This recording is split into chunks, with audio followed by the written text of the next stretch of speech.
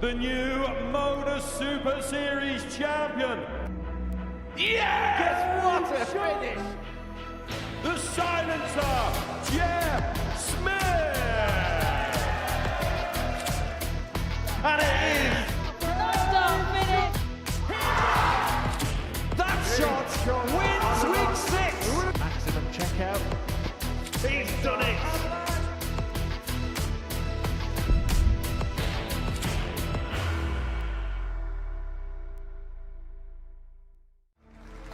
It's Cole Wilkinson! It's a win for Wilkie! And another one for Yorkshire. Keegan rolls back the years. Neil Duff will get a match start at the Game ball, shot. and there it is! Neil Duff. David Pallett! At long last, it's glory for David Pallett. Jensen Walker! Young man, our champion. David Evans! And he finds tops.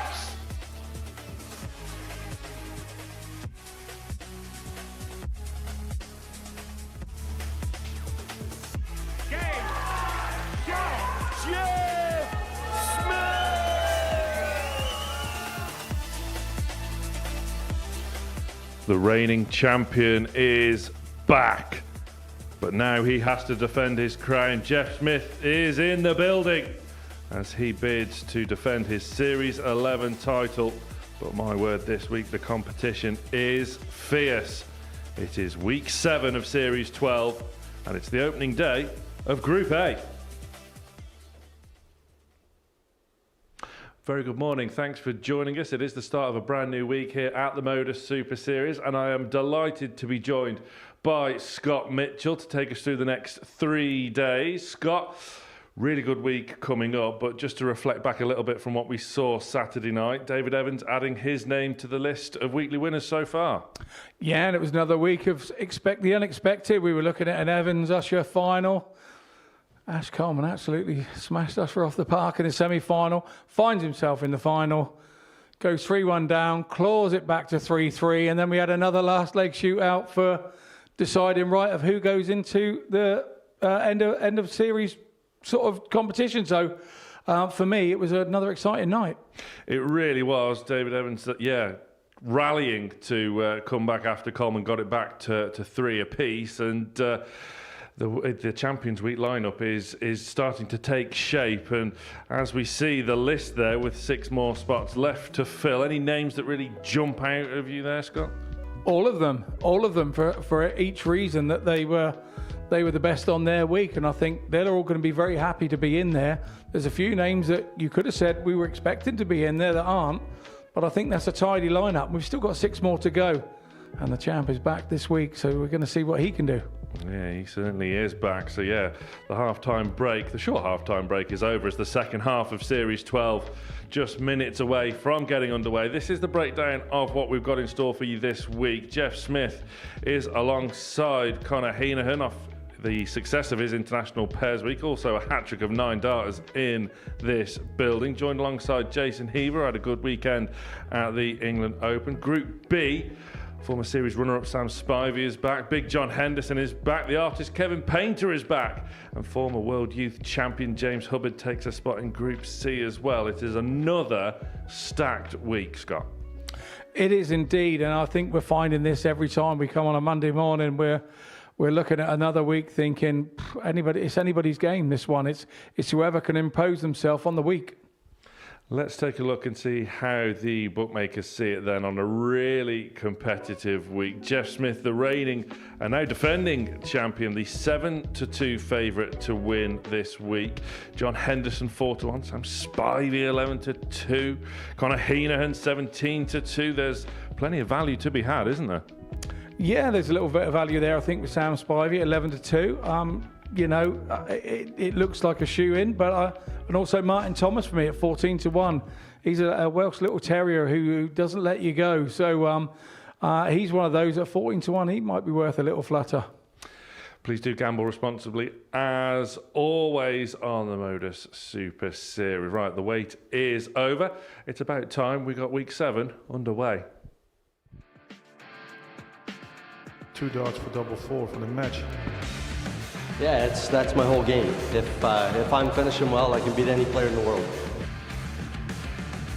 I achieved most things here. This is last on the list. Just get the name on the trophy. Yeah, I take all these wins as though I win a major. I kid you not, I really do. But I will still keep giving it as much as I can, as long as I can. Samuel Spivey. Oh, he gets it. That's incredible. And Halbert's going to climb the ladder, denying Alan the chance. The drum roll finishes, and the target is hit. What a moment! Here we go then. Week 7 about to get underway, and we start with the match between Jason Heaver and Joe Croft. And this isn't the first time they've played each other this past week. They played each other yesterday in Chelsea in the England Classic. Jason Heaver came out on top by 4 legs to 1. So Joe Croft, the 32-year-old, looking to reverse the form here at the Modus Live Lounge. And also at Chelsea this past weekend was Scott Mitchell. How was it? Yeah, as always, it's a really good competition. It's one that I haven't been to for a few years, obviously. And but yeah, the competition was amazing, and the standard was just mind-blowing on the floor. First leg is Jason to throw first. So, Game on. yeah, we're expecting a bit more of the same here this week. Anton Mays, our referee for Group A, gets us underway then. 125. Jason Heaver had a good day yesterday in Chelsea. Got to the semi-final, in fact, before losing in a last leg decider to Jimmy Bristow, who went on to lose the final in a last leg decider himself to David Pallett. So already form lines emerging, Super Series form lines emerging from this past weekend at Chelsea.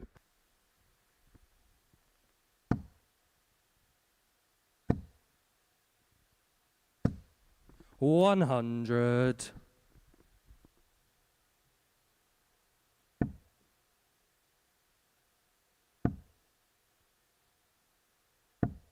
100.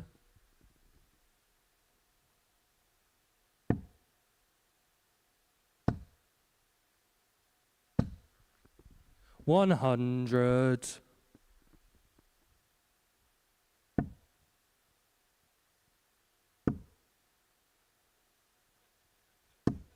100. So these days at these big field opens, it can be quite tiring though, can't they? 100. So with Jason getting all the way to the 151. semi-final, would he be feeling fresh this Monday morning? Early signs suggest he could be tops for an opening 1-5-1. What a way to start the week. That is Jason Heaver. I would actually say yes, he is feeling it. Second leg is Joe to obviously throw there's first. the momentum. Game he was probably on. playing less than sort of 12 or so hours ago. Yeah, it's one of those. I think the momentum from yesterday will come into today. Whether the fatigue kicks in, usually it's the day after the first day. It's the adrenaline kicks in today while you're sort of on the first day and excited to get going.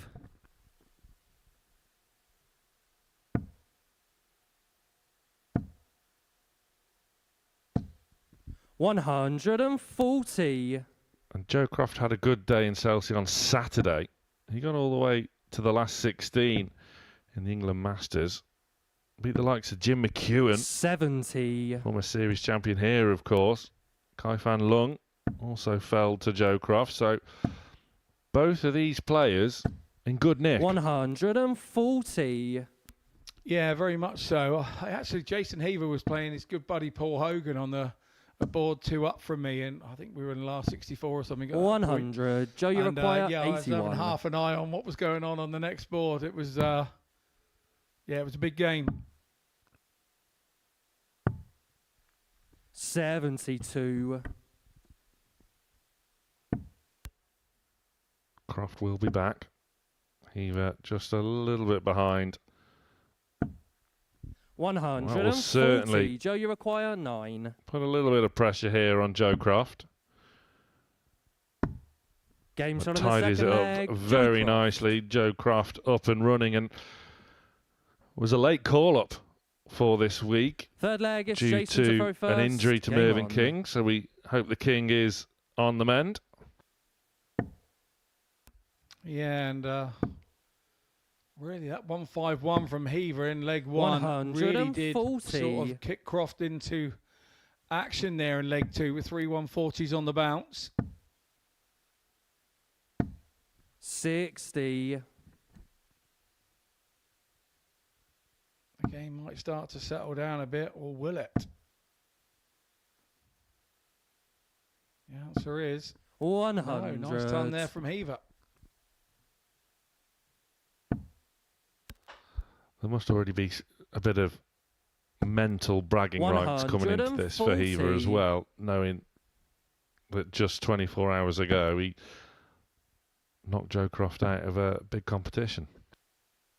Yeah, but there's that other thing where you don't really want to be beat twice in a row by the same player, so there's a little bit of sort of heady sort of stuff there as well. You know, Joe will be fully aware that he doesn't want to lose 45. 2 in a row to Heaver. Jason, you require 161. I have to say Heaver's found a bit of form in the last couple of months, started to play well again. It's always difficult once you come back off the tour to settle back into what I call his regular darts.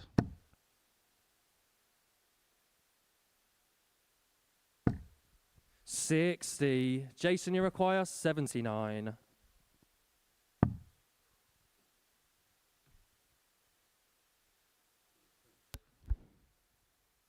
Both players starting strong on their own throws.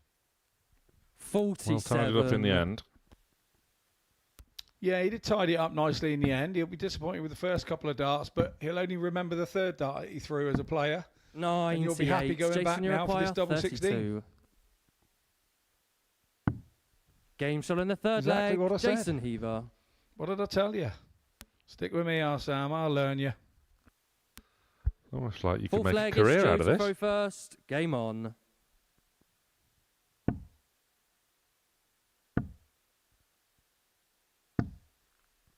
$55.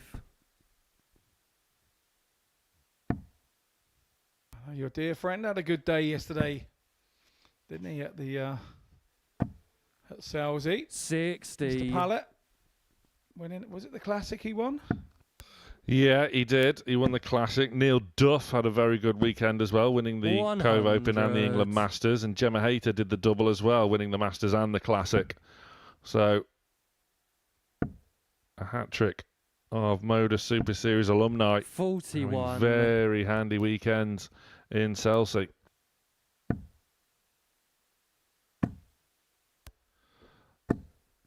As Joe Croft fills it up. It's our first max of the week.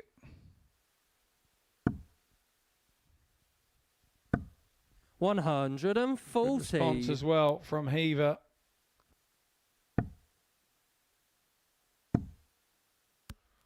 Look at this from Croft. 130. Really good stuff.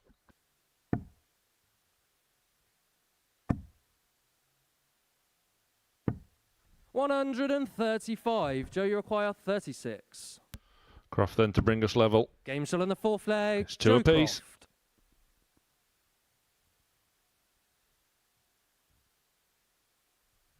Fifth leg, Yeah, Jason Joe's to one of throw those first. that's burst onto Game the on. scene in the last couple of years and kind of got to the top level with his county stuff and doing the averages, and it's 85. So then allowing him, because he's got the Croft name, which is synonymous with obviously grandfather Ollie Croft, you can see It's the Ealey Croft Foundation. There's a logo on his shirt, and for him, he was having to. We had to allow him to find his feet. We had to allow him to. Once you get up there, you then got to establish yourself there. And I believe Joe's beginning to do that now. He's far more consistent than he used to be. Doesn't quite lose his head so much. He's a lot calmer player 9 times out of 10. There are always times where it still gets you, no matter what player, no matter who you are. But the tech game sometimes upset you a little bit. But it kind of, he's developing, and he's there and thereabouts now all the time. He's not just being there now and again. 140. He's there and thereabouts all the time, and so he's establishing himself in his own right to the game. 140.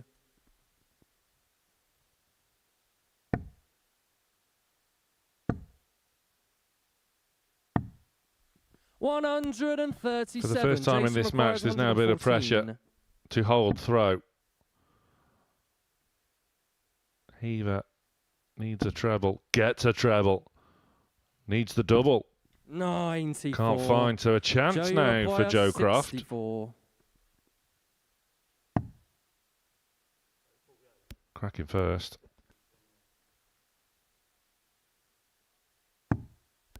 And the second wasn't too shabby either. Break a throw. Yeah, 5 legs in, and the averages here 97 also. Sixth leg, see, look at the leg throws. Game 14, on. 13, 14 for Croft, 15 and 16 for Heaver. This is some opening game.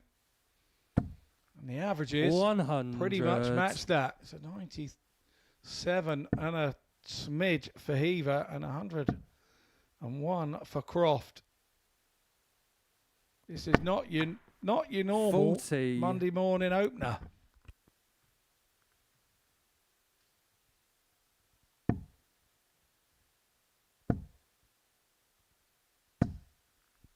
$100.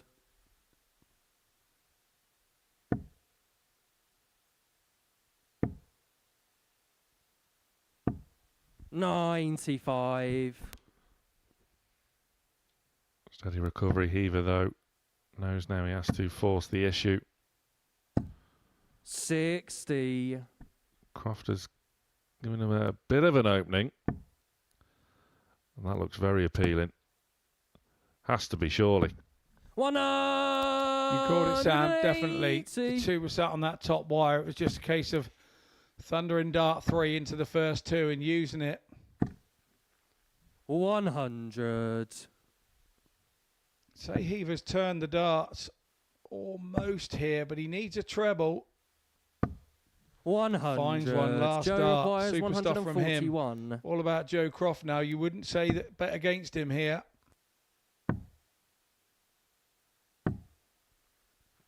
$85. Big Jason moment in the match incoming 86. then. Can Heaver bring us level and send us all the way to a decider? It deserves it, this match. Both have played so well, despite it being just after 9:45 in the AM. 61. Joe, you require 56. So Will Croft, he's been favouring 18s here, but he goes 16s for tops. 36. Oh, 2 match Jason, starts miss for Croft. 25. Is he going to rue that miss?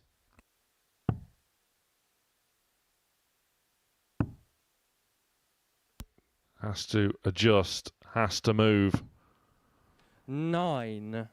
Joe, you require Can't 20. find it. So more match darts incoming for Joe Croft. Game This shot time and the match, he Joe takes it, Croft. and Joe Croft gets his own back on Jason Heaver after Heaver knocked him out of the England Classic yesterday. It's a win for Crofty, and it was a very good performance to boot. A 96 average to start the week, 50% on the outer ring as well. But coming up after the break, the champ is back, and earlier on this morning I caught up with Mr. Jeff Smith. Jeff Smith, the reigning and now defending Modus Super Series champion. Good to be back. Yeah, I'm looking forward to this. Again, always enjoy coming here to the Modus Live Lounge, and hopefully we can see what we can do again this week. Great memories from the previous series. I'm guessing you want to go back-to-back like a certain Luke Littler did. I wouldn't say no, that's for sure. I'll definitely be giving it my best. When did you come across? Because I noticed that you had a nice little ease into this campaign with the week at the England Open. How was it? Yeah, it's played some pretty consistent darts for the most part through the weekend. Found a way to lose a couple of games, but yeah, it was more or less try to get used to the time change again and get a little tune up for my game and be ready for this week. Stuff like that, though, must be really good preparation. Yeah, it's good fun. It's nice seeing people that you haven't seen in a long time, and like I said, I was fortunate I played there last year on the back of a Modus, and I really enjoy Salsa. It's good times. Group A for you then this week. What do you make of your opponents in this group? Yeah, most of these are new fellas to me. Obviously, I know Connor well and Jason from the PDC Pro Tour, but like I said, it's going to be some new faces for me and hopefully some good competition and hopefully the room's as fun as it has been since I've been here. Are you a player that sort of prefers a full week of things, or have you got your eyes on winning this group and having 2 days off before Saturday? Yeah, I've got my wife over with me, so it'd be nice to have a couple of days, show her around town, but at the same time, I'm here to play darts, and if it's 5 days, 6 days, or 3 days, you don't know. So hopefully it goes the right way, and I'm looking forward to it. Wish you the best of luck. Thanks for talking to me. My pleasure.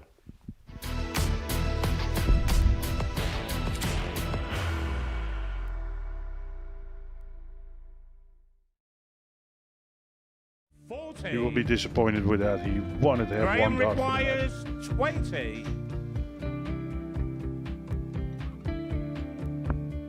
Graham Usher wins the first game of Champions Night, and it was an absolute ripper. He hit one of them on tops. He missed one on double 12. Which one is it? It's the hit! Outside opportunity for Andy Hamilton. Van der Velde should be getting a match start again here. He's already had one. Mr. Dart at tops for the match to win 4-1. And he Dart at double 16, gets the job done there for Jurgen van der Velde. He gets over the line with a 4-2. Did he go for tops, or did he just overshoot the single? Jimmy doesn't care. Jimmy just looks to eat this up to make the semi-finals for the second time. Adam Kaplas has been eliminated.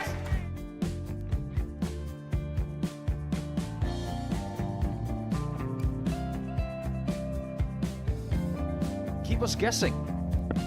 This time he's trying to leave double 18. He knows best, and he takes the lead.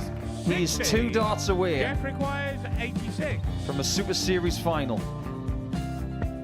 He's 1 dart away. He doesn't need any more darts. Jeff Smith makes the Series 11 final.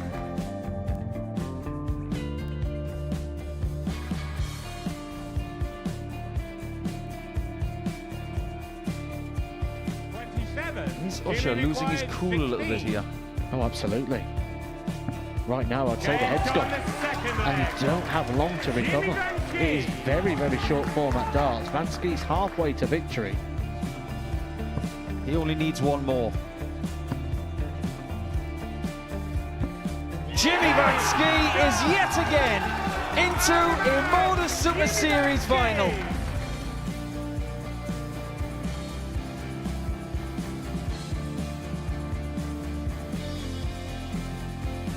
Flashback vibes. Can Jimmy Vansky do the same? Just needs the one treble here on the 19s. Finds it.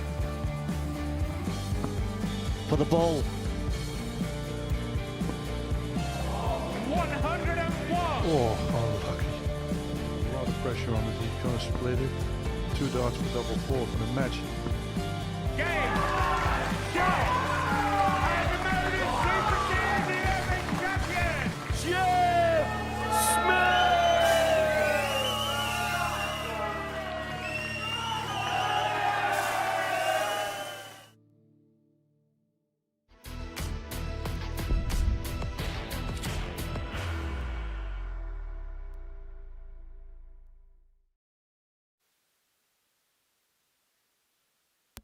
Welcome back. We are underway for week 7 of Series 12 here at the Modus Super Series.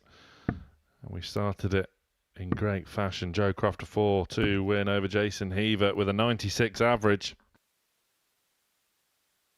But now it's time for the champion to start his title defence. The last time Jeff Smith was on that stage there, he was lifting the Modus Super Series trophy above his head after defeating Jimmy Van Schie, surviving a match start at the bull from the Dutchman. He gets his title defence off to the start against Conor Heneghan, who himself, when last on that stage, was winning the international pairs alongside John O'Shea. And he's a bit of a legend on that stage himself. Not one 9-darter, not two, but 3 9-darters Conor Heneghan has hit in this building. So it's not exactly a straightforward title defence for Mr. Smith. First leg is Conor to throw first. Game on. Yeah, I think you're right. I think this is a really stacked week. And I think we're finding that now as the weeks go on. The later we get in the series, the closer you're getting to the end of the series, and obviously the tenser it gets for the players to try and get that place in Champions Week. So back in the early days, you were getting a couple of hits at it. Nowadays, you seem to get one go at it, and that's it. You get one chance. And that's probably how it should be, in all fairness. Whether it's a full-week campaign from Group A. Doesn't always work like that, because obviously we have a few dropouts and stuff. 70. But, yeah, you know, through varying, like you say, with Merv this week being not very well, you can't come and do it. That's as simple as that. I actually had a marker that wasn't very well halfway through the game at the weekend. Young lad was marking. He just came over white as a sheet, and I said, "Are you all right, fella?" He said, "No, I think I'm going to fall over." 93. Conor requires okay, 100. we need to find another chalker then. Lovely jubbly. Can't beat grassroots darts. Game shot on the first leg. Conor Heneghan starting his week with a ton checkout. And an 11-dart leg. Heneghan means Jeff business. First. Game on. The one thing he hasn't done on this stage is win a series. One more thing to tick off 57. for Conor Heneghan.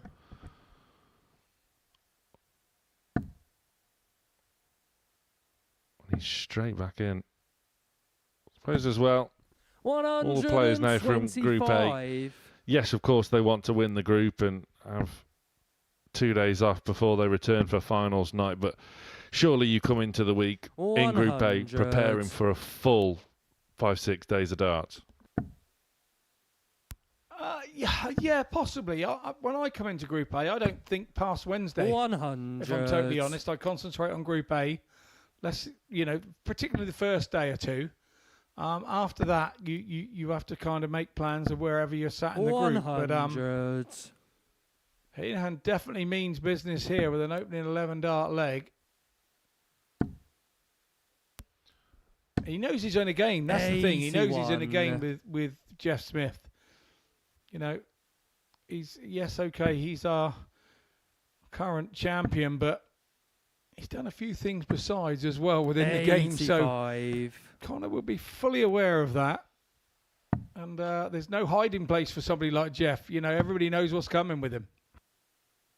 Yeah, Jeff Smith with 79. A fantastic darting CV, of course. The 2016 BDO World Championship runner-up, losing out to Scott Waits. The year before 43. That, he got to the semi-final where he lost to Mr. S. Mitchell of Dorset.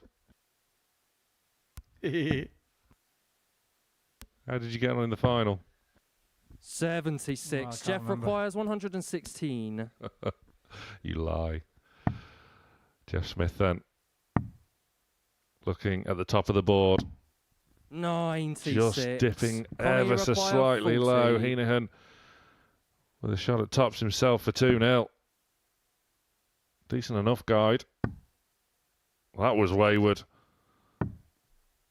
25. Jeff, well, that's an opportunity 20. missed. And it could be a bit of a gift for Jeff Smith.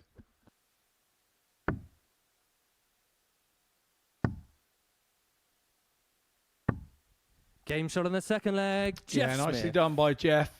He knows you cannot turn those opportunities down on the second time. Third leg, it's Connor to throw One of first. the things I've noticed, he's Game wearing on. the shirt that he actually won that series in.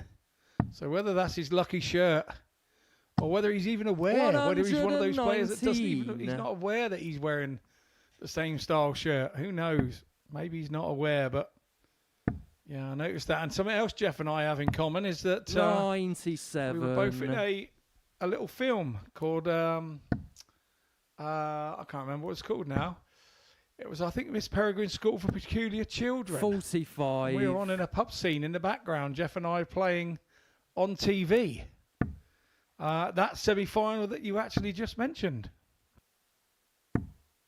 45. You've gone so Hollywood. You could barely remember the name of the film. Yeah, I did remember it just then. But I said to 81. Jeff, what are we going to do about payment for this? And so obviously it was a Tim Burton film. So my people, my wife, got hold of the Tim Burton's people, the famous 83. director, and we ended up, because Jeff had already done the deal, we ended up with a Blu-ray DVD of it for free for our 32nd appearance in the background 60. on TV. And mine is still within its cellophane as it arrived because I don't actually have a Blu-ray player and I've never seen the film. 180. First match of the week from the reigning champ.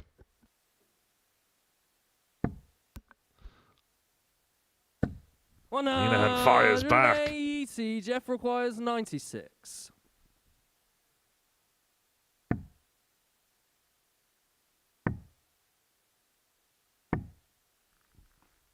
$60. Connor, you require 16.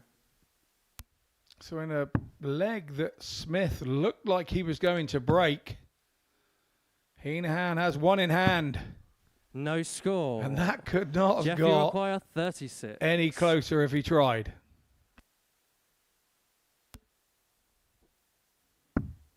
Game shot on the third leg. Jeff Smith.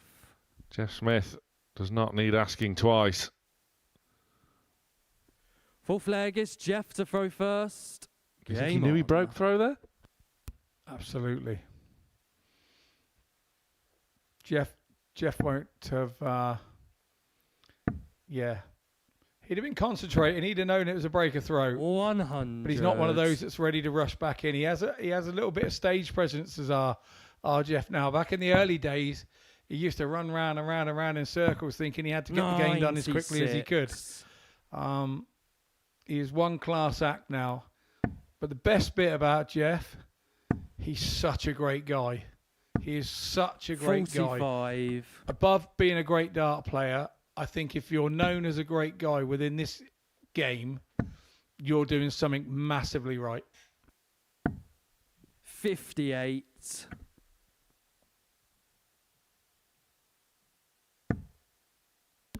Yeah, it's great to see him back here. 134. Well versed in the PDC side of things as well. 5 appearances at Alexandra Palace. 100. Held a tour card on a couple of occasions.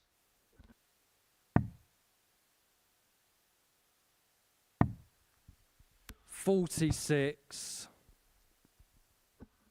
He's one of those that just loves the game. He loves the game for the game, and that's what comes across with Jeff. 44. He will throw darts anywhere. It would be alley-pally right at the top end of it, or just down your local club for a practice. He just loves throwing darts. He's one of those guys. 60. It never gets tired for him, and I think he probably has to force himself at times to have breaks to make sure that he does have downtime. But you know, we're having an influx of Canadians, aren't we? Jim Long's been here, and Dave Cameron. There's a good bunch of Canadians around at the minute, and it's kind of all been left. Dawson Michelle as well, who came here in the International Pairs Week with Jeff. Great to see him back playing. So it's all good stuff out there at the moment. 56. Jeff, you require 40. Smith then for 3-1.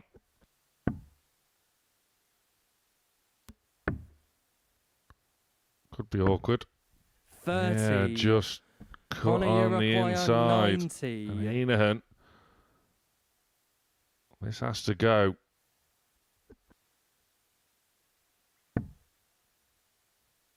Treble 20 for double 5, and he went at it a bit hard. You can see the disappointment. 25. Now he's got to bounce Jeff, out. you require 10. Where does Smith go here? He has to go straight at it still, in my opinion.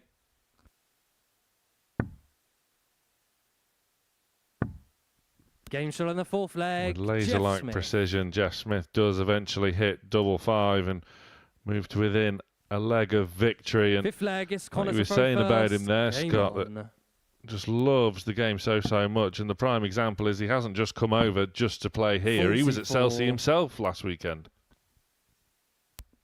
Yeah, very much so. I think the guys are getting really good now at timing things.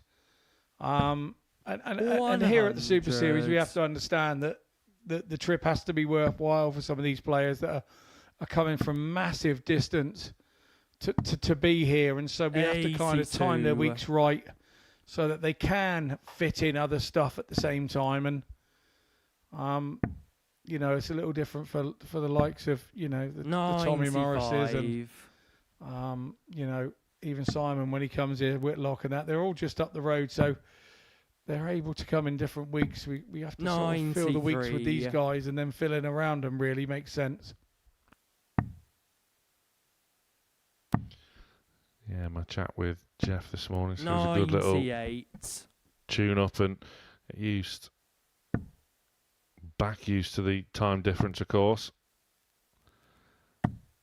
Some good runs as well. Saturday in the Masters got to the last 32. In the Classic yesterday got to the last 16. So primed. And that is the epitome of primed. 148. That sums up Jeff Smith in a nutshell. That's what he does, and this is what Connor does. Absolutely amazing. Back at you. Appreciation from both guys there. Sixth leg is Jeff to We're 2 games in, and we've had a 151 and a 148. Yeah, 1 second he can't hit a 20 to get himself a shot at the ball there, Connor Heneghan, and then he goes and has a 148, which makes 44. Him very difficult to predict whilst you're playing him. Just when you thought Jeff Smith had set it up perfectly, 55. Which he did, and he didn't even have a shot. Just a reminder 54. Of how dangerous a player Connor Heneghan is.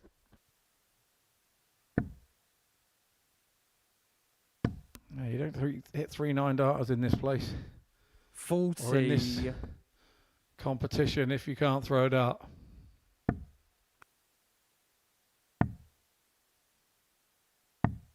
$96.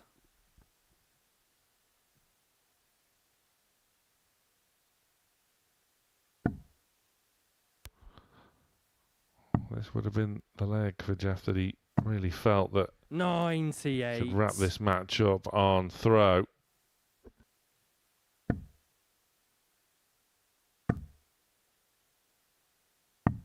$99.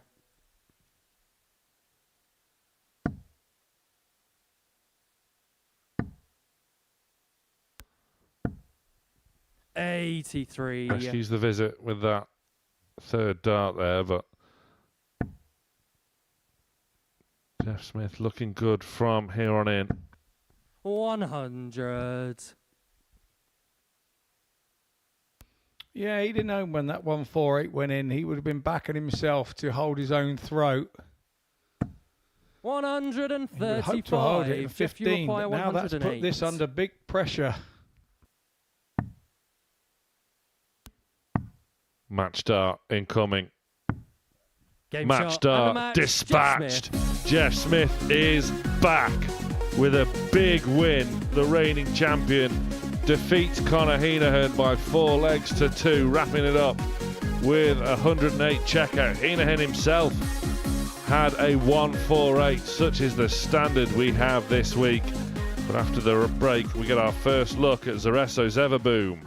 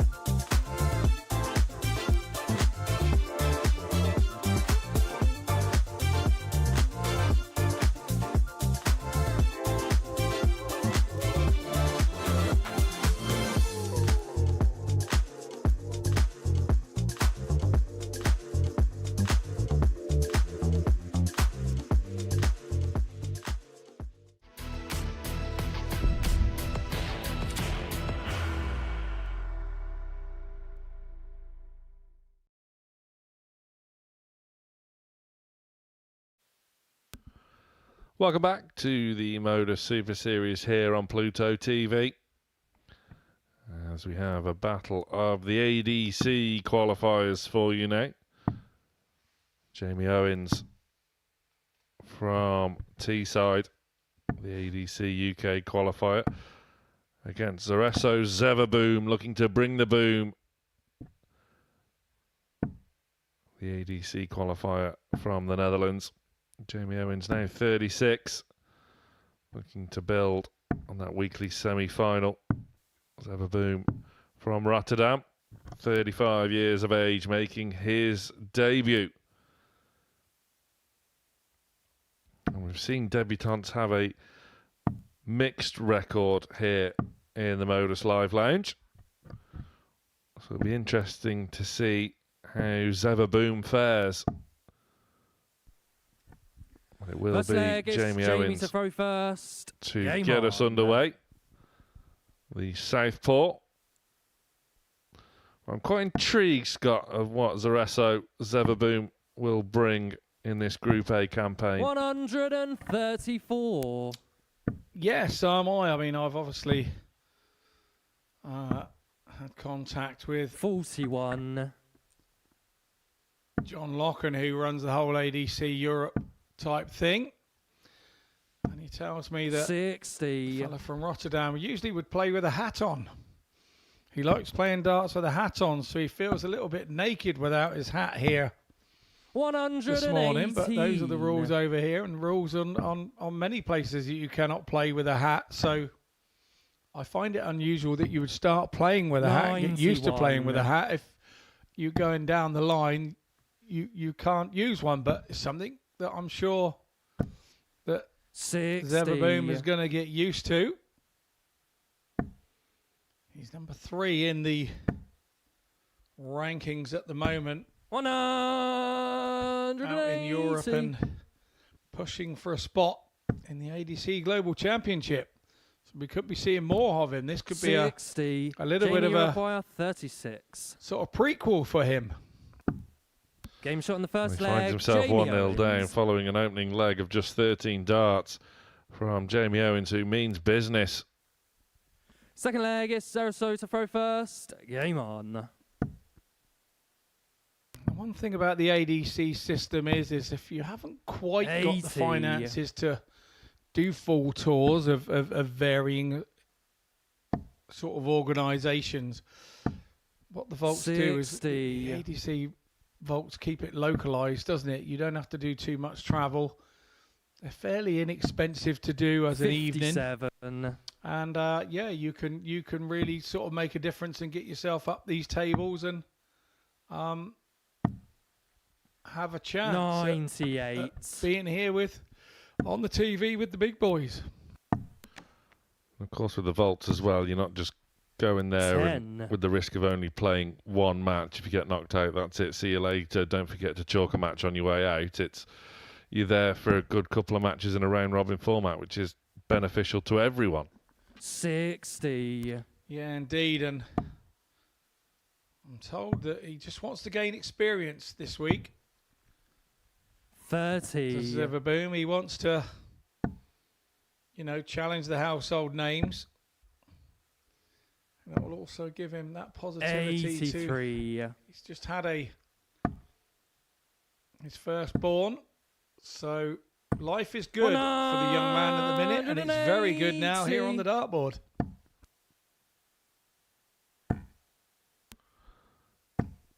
$135. Zereso, you acquire 144. Jamie Owens starting off very, very well. But look at this from Zeverboom. Game Oh, that is leg. ridiculously good. A 180 followed by a 144 out. The boom has arrived. Jamie to throw first. Game on. Is that the Sonic Boom? 180 followed by 144. Well, we've been told the boy can play, and I'm telling you now, that's impressive. 59.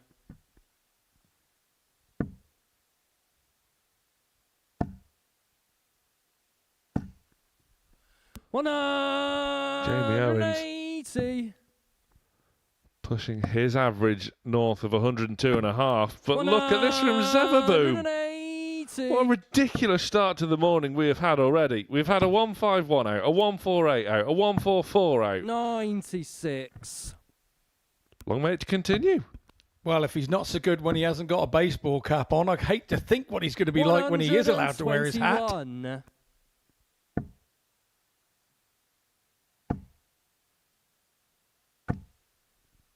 140. Zereso, you acquire 141.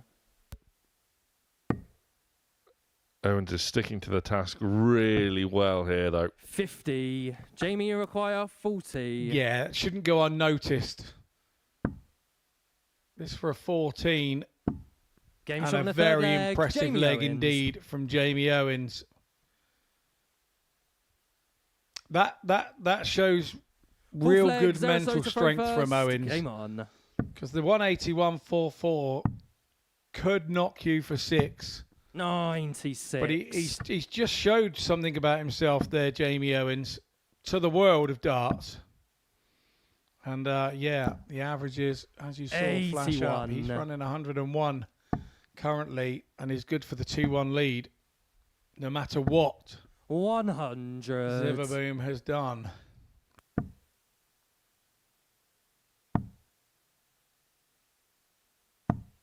$96.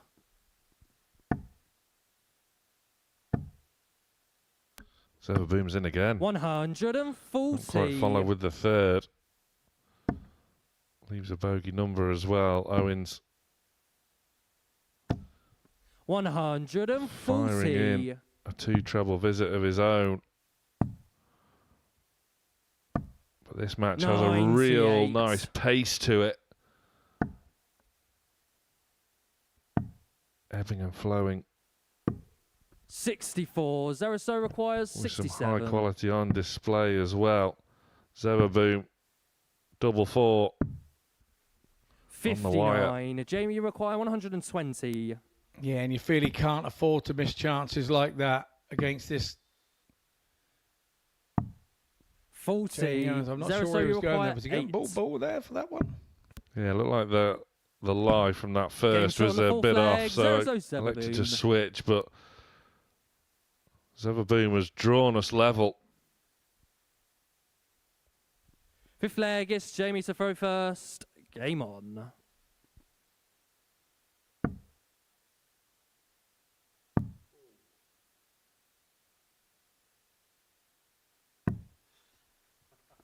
Six. Wry smile there from Owens. 140. Duly punished by Zereso. 134. Owens with a good response, but we'll still have work to do. Especially with Zeverboom booming them in like that.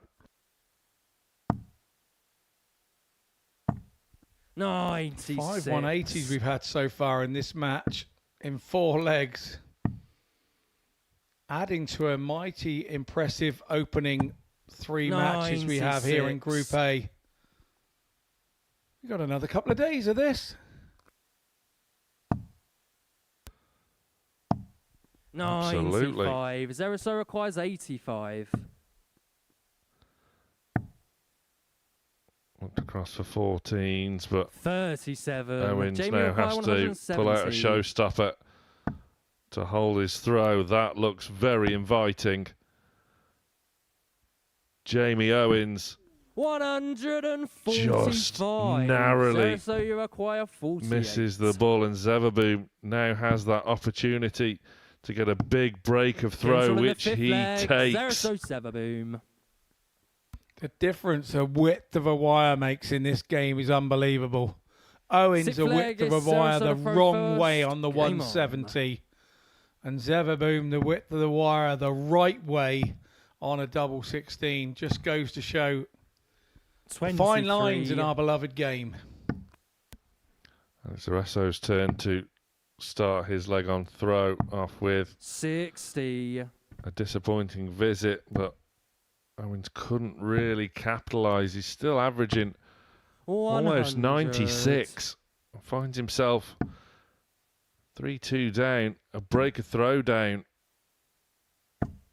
55. And what I've been noticing is a very direct throw as well. And we say that averages don't win games. There's another 180 goes in. Number 4 for Zeverboom. And I think he's announced himself onto the darting scene.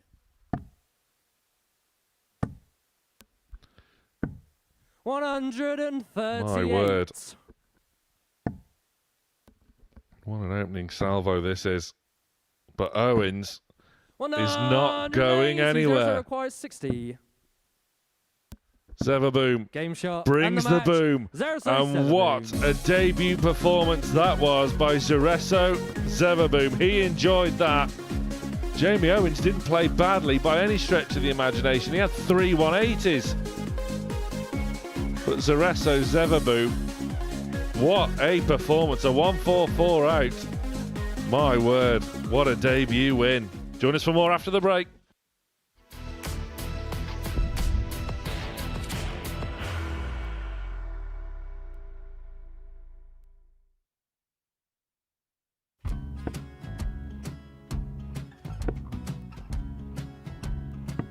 54. Charlie McGuire, 164.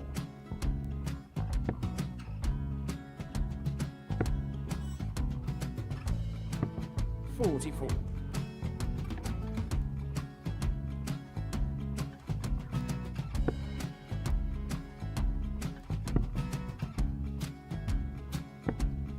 32. Charlie required 120. Well, 120. He's got a fair, at least 2 handfuls of this. Just needs to stay 60. there. That's a good shot. Halves his score. Leaves himself on a 2-darter.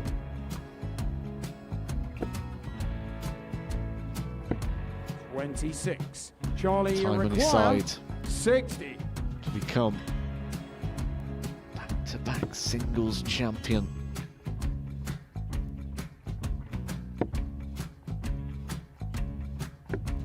$40. Definitely a couple of nerves in those last 2 darts. But he'll be coming back. The moment he's been in before this situation. Standing at the back of the stage, Charlie approaching the required Yoki with a 20. chance to win the title.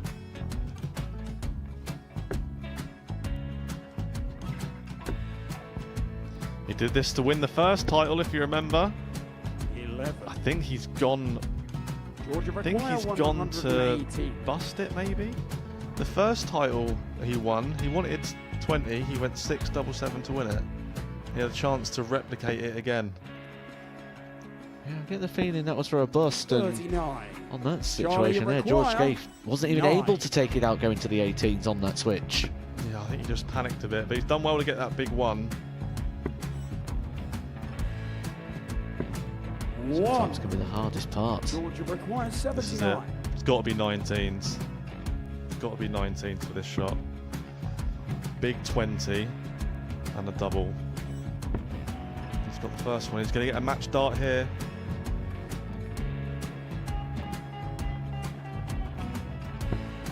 $59. Charlie Threw the entire required body into that 8. one. Just didn't want to let go of the dart.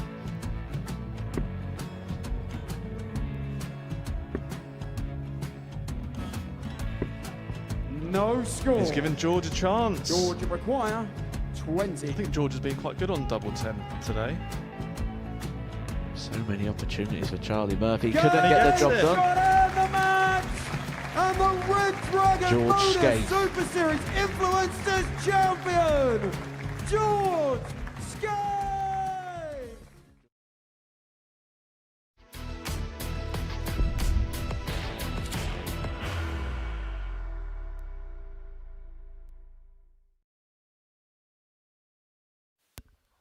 Well, if you're just joining us, where have you been? After the first round of matches, you have missed absolute fireworks.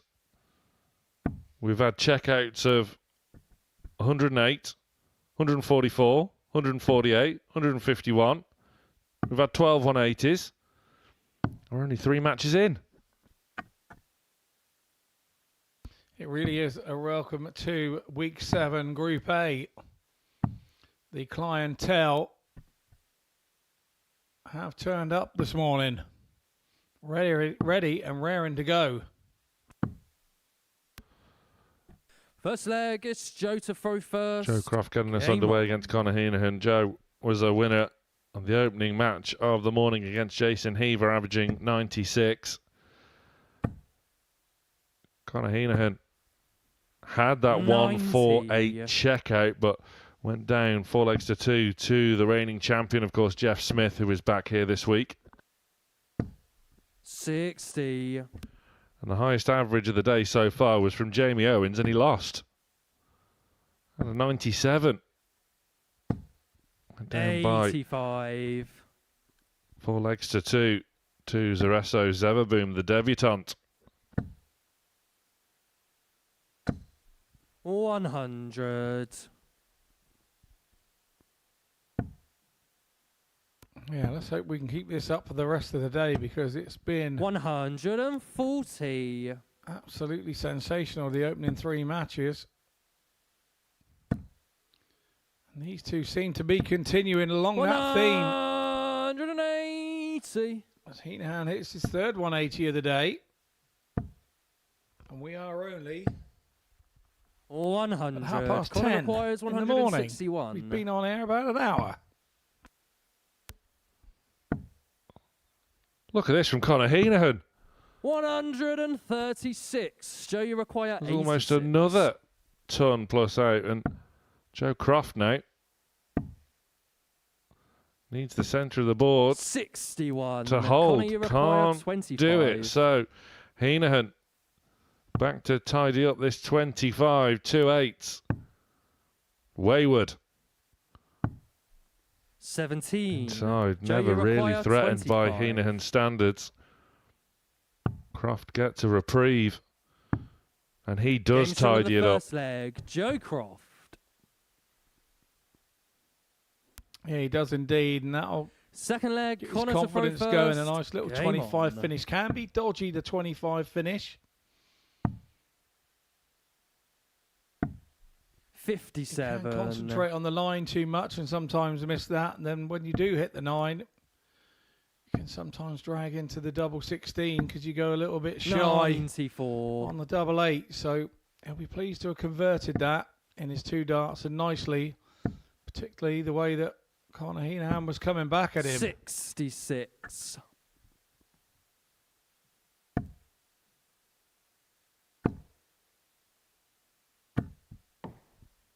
$40. 13 180s so far this morning. Is it too early 140. to start looking at records?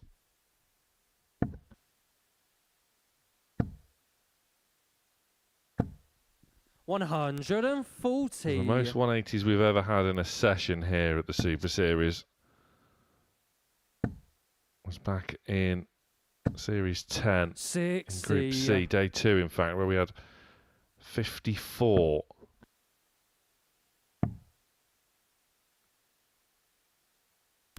The record of a Group A is 51 in a day, and that's happened twice. Back in Series 8 of Champions Week and Week 8 of Series 11. 138. We are on our way, So you but require 170. still a long way away. Croft just failing to reel in Connor requires 40. the big fish. Game shot in the second Second leg. attempt at Conor that big Heneghan. fish today. Conor Heneghan takes out the tops to go 1-1. You feel it's going to go today, that 170, don't you? The big fish Third leg, and the it's Joe to throw first. casting Game of on. the rods, which Luke Littler has made synonymous now with the 170. 140. He does bring other things to the game other than playing brilliantly, does that man Littler? 2-time series champion here, of course. 96. Right, you feel as though it could be a bit of a special day at the Super Series today. Plenty of maximums flying in. Conor Heneghan in the building. 41. A 3-time 9-darter hitter here.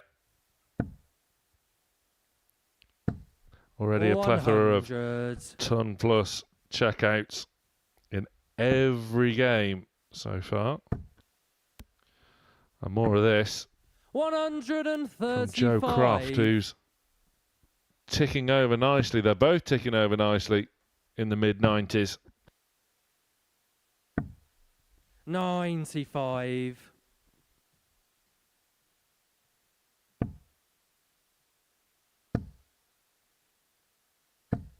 $140.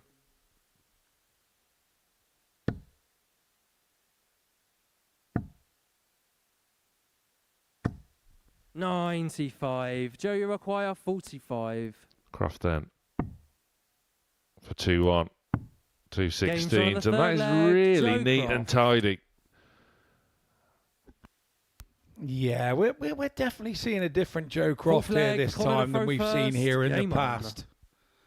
Early signs are showing us and telling us how he's developed as a player. 134. Really like enjoying what I'm seeing. He's not getting flustered by what the opponent is doing, because he understands you 45. can't do anything about that.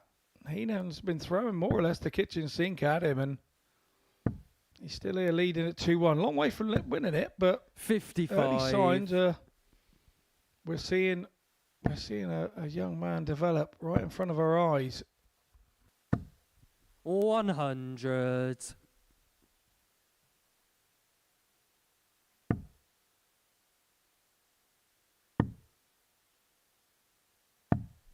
$81.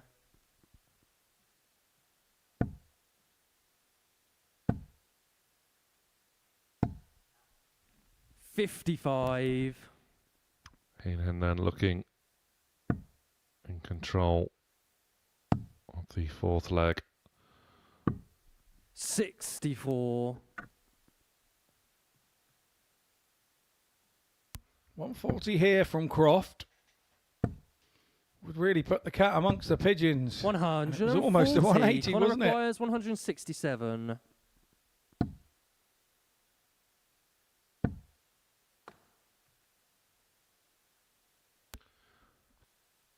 That's when you stand behind him and go, "Did you throw that?" Just to take his eye off the prize. 59. Joe, you require 161. So Croft on the 161. Treble 17. Bullseye again for Croft. This time takes it. It's another ton plus finish that this group have produced already in just 4 games. Fifth leg is Joe to throw first. Shake of the head from Heneghan, but should be shake of the hand. Lovely shot from Joe Croft, 161. It's a breaker throw. And now you have to say the match is in 56. Joe Croft's hands. That 161, the biggest checkout of the morning so far.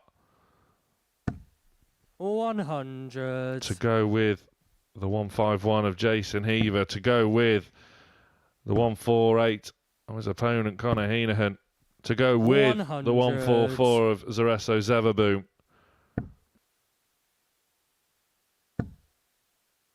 Well, I do all my little bits of 60. recording with highlighters, if those of you don't know and don't follow on social media. And I've just had to open a new packet of highlighters today, and my pink pen is in all sorts of problems already.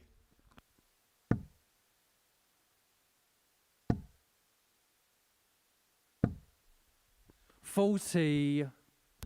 And a bit of a slack visit from Heneghan. Croft really asserting. 99. Looks rock solid. Stood up at the hockey this morning. Really impressive stuff from Joe Croft early doors. 96. Joe, you require 66. And this is to wrap it up. There's no pressure on this 66. Heneghan not on a finish. But Joe Croft is in imperious form. Crofty, it's another win. 4-1 against Conor Heneghan. And Joe Croft lays down a marker. It's the highest average of the day so far. It's a 161 checkout. Coming up after the break, the boom is back.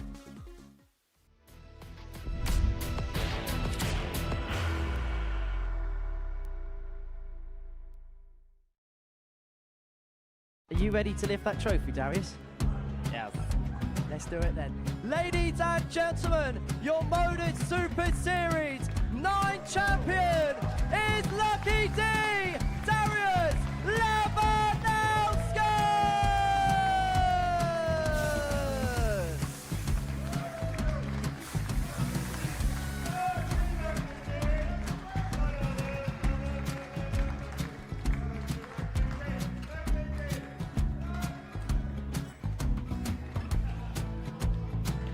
Well, what a wonderful night of darts we have seen, and we are ready. Our champion is ready, and it's trophy time. So receive the trophy.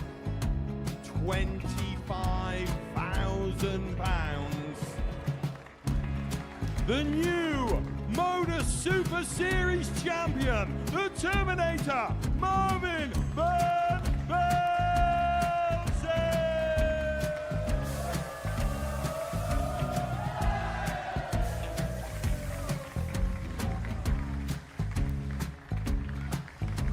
And one more time, the 8th Modus Super Series champion, fighter, Marvin Van Velzen. And the new Modus Super Series champion is Andreas Dirty Harrison.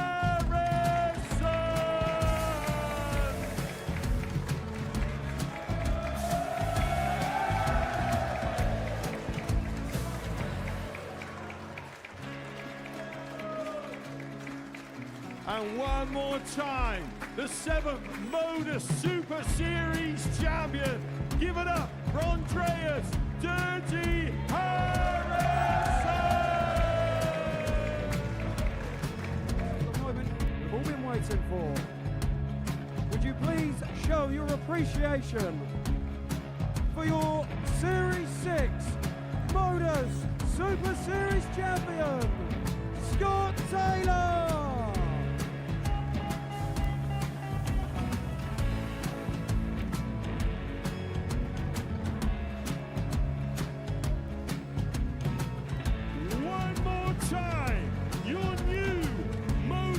Super Series champion. He is Chucky. He is Jim McGuire. Ladies and gentlemen, your Modus Super Series champion, retaining his title, the Luke Lidlow.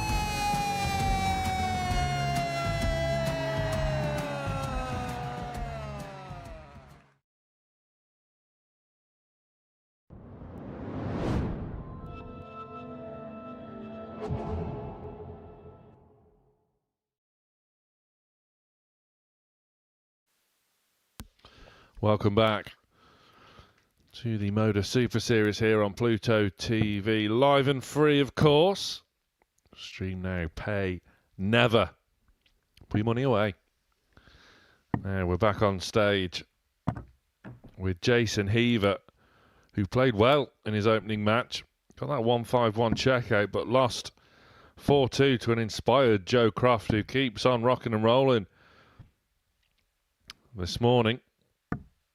And he faces now Zereso Zeverboom, the debutant, the Dutch ADC European qualifier, who announced himself just 2 matches ago with a 4-2 win over Jamie Owens in seriously impressive fashion. Can he do the same and build on it? 100. Or can Jason Heaver pick up his first win of the week?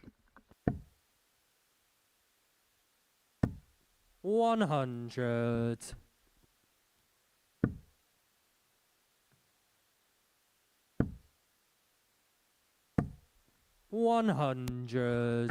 Mentioned Jason Heaver playing some nice stuff of late. Former tour card holder, of course. Made an appearance at the World Championships as well at Alexandra 41. Palace at 2022. Regular in the UK Open as well. 97.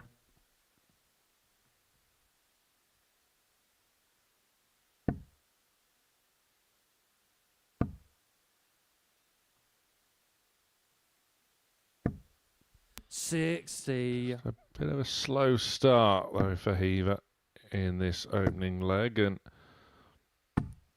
100. Zereso playing very nicely, continuing that good form. Obviously, haven't had 45. long to wait Zereso in the back room. 104. Can it be another ton plus checkout? 72. Not quite, but Zeverboom will be back. Heaver all the way back on 255. 58. Zereso, you require 32. Has to shimmy across. No score. That was unlucky.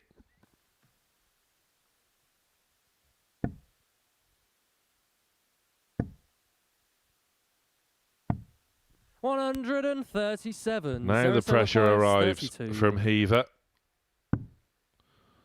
Zeverboom One more, has to shuffle across once again, Game but shot on the finds first it this leg. time. Zereso, Zeverboom. Just when Jason Heaver thought he had a chance of nicking the leg, Second leg is Zeverboom Jason finds to the throw double with the first. final dart in Game hand. on.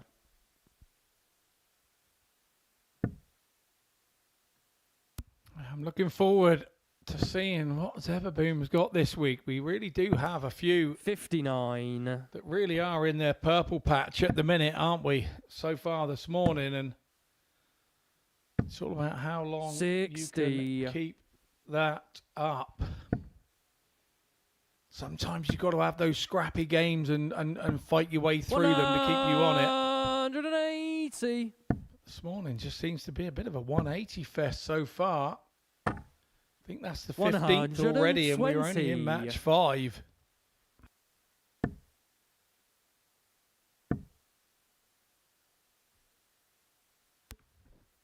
Zeverboom was slightly unlucky there not to get one of his own. But 134. he's back in there again. See a bit of a 140. annoyance at that second Jason dart, McGuire, but 128. gets a 140. Doesn't leave a finish. Heaver. Oh, great dart. It's in all right. 108. The double 10 just wide. Fantastic attempt from Heaver. And a fantastic setup 127. from Jason Zeverboom. 20. What's going on here? He doesn't like that, does he? Look to go left, but shuffles right. Now he has to go left.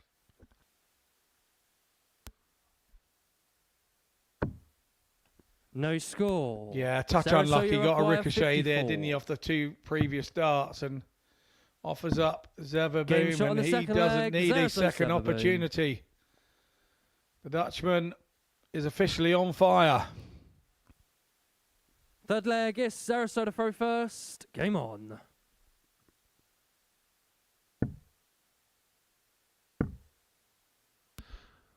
What do you make of 41. Zereso's throwing action there, Scott? Because it's quite rapid and it's awfully interesting. 55. It is, and this angle shows how interesting it is. He kind of lines his dart up towards our referee, who 140. looks in the firing line initially, Anton, but then as he draws it back, it all comes into line and place, and 45. Zeverboom, it goes into the board. It's and he doesn't mess around at throwing it either.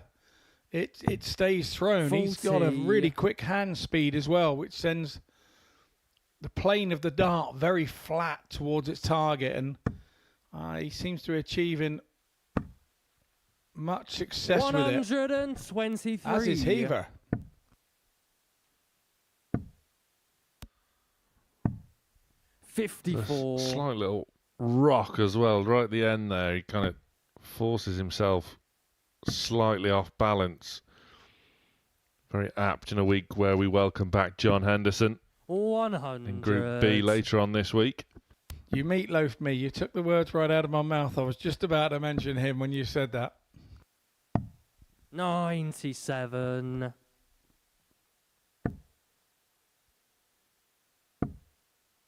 Anybody under the age of 40 years old won't recognise that 138. meatloaf Zereso, you reference. I acquire do apologise. 129. Zeverboom needs a treble. Can't find one this time. 56. Jason, you require Jason 40. Heaver can finally get himself back into this match. Double 10 once more. Interesting that he readjusts there and may not have done himself much favours. Does it again to 30. take aim at 2 5s, and it doesn't go. And Zereso, you Zeverboom require now with a chance 73. to almost go out of sight.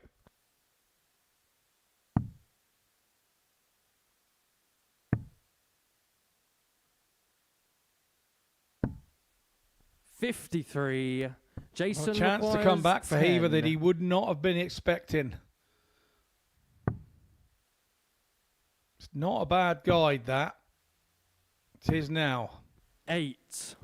Zereso, you require I 20. think going for the 3 also shows how much he's not into going for double 2, but is he going to get back? Oh, that was a big bouncer. But that one wasn't. Straight in. Zeverboom. Bit of a back leg lift there as well as it went with it. A bit of styled it out a little bit, didn't he there? But it's Full flag is Zeverboom Jason to throw first. Game on. So far, the surprise of the day.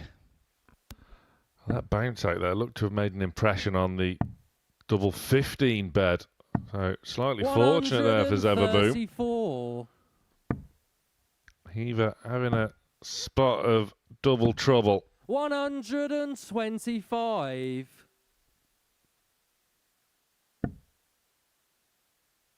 I'm interested to see if Zeverboom is a bit of a front runner. 120. Unfortunate for Heaver there, the last thing he wanted was a bounce out. I suppose it could have been worse. The 2 in the treble 20 could have bounced out and left 1 in the 20. We've seen that many a time before.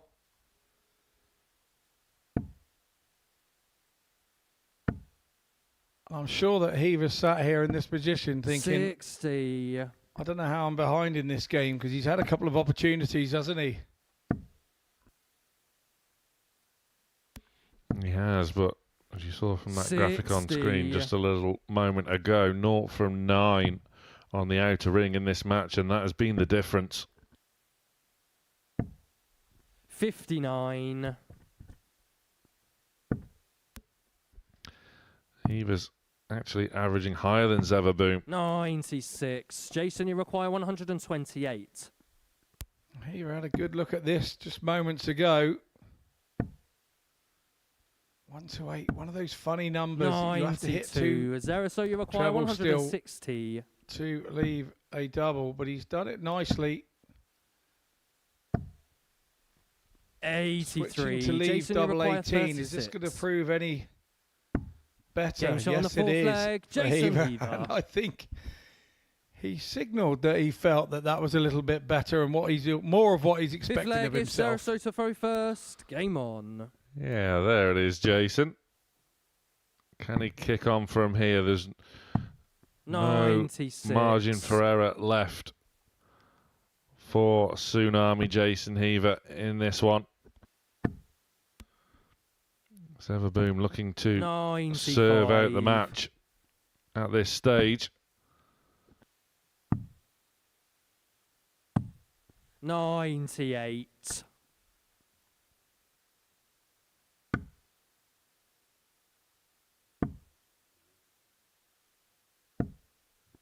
$41. A resigned look there on the face of Jason Heaver following that below par visit, but 85. can rally with a big visit this time around, and that's the perfect start. But whereas in his previous match 100. the darts would follow that first one, this time around they're just not really playing ball. 56. Zeverboom just starting to fall off it a little bit here. Offering an opportunity 83. to level up. That last dart at the bullseye was for a 25. 77. Again, a slight mistake with the last dart. Still offering Heaver a little bit of hope, but he needed a treble Zereso, there, you I require believe. 89.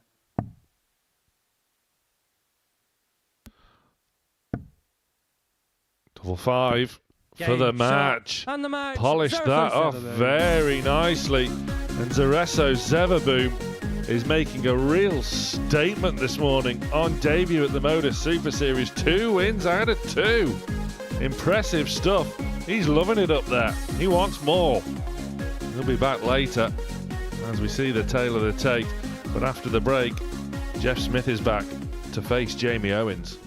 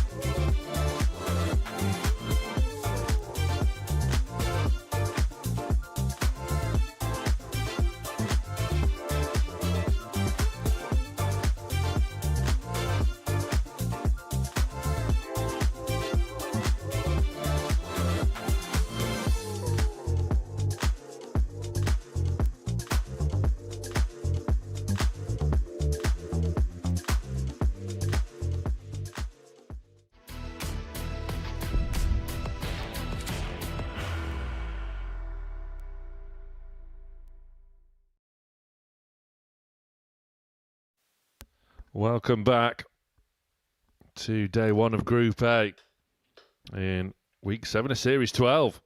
The second half of Series 12 is underway. But just approaching the oche is our Series 11 champion, Canada's Jeff Smith. Kicked off his title defence with a 4-2 win over Conor Heneghan. Can he do the same over Jamie Owens, who played really well in his opening match in defeat? Averaged 97. First leg, hit 3 180s. to throw first. Game on. But ran into an inspired Zereso Zeverboom. He'll be looking to bounce back as Jeff gets us underway. 60.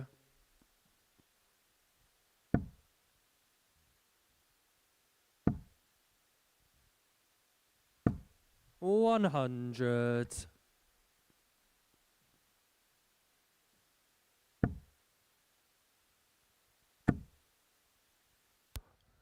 In a morning 57. littered with ton plus checkouts, Jeff had one of his own, just a nice little steady 108. 60. In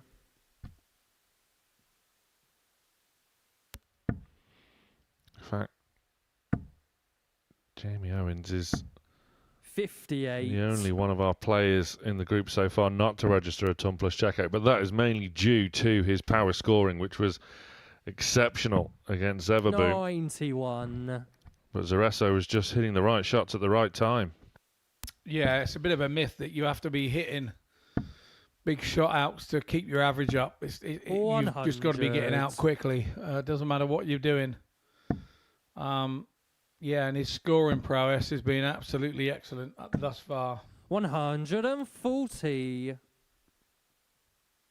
And you feel he's going to need to continue that with the way that the rest of the group is open up. There's another 180. Jamie requires 110. From Jeff Smith.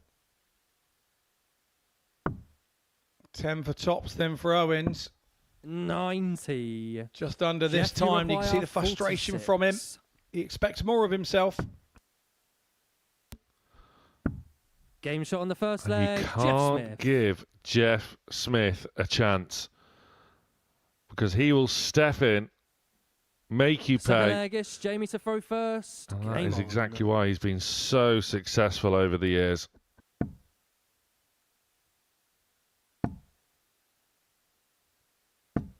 $60.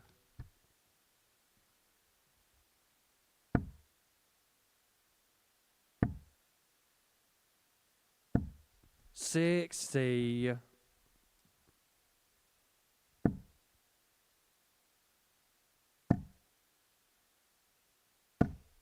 $140. Owens continuing to score nicely, but as of yet has nothing to show for it. But 100. no doubt about it, that will change over the course of the day. He's playing very, very well. 140.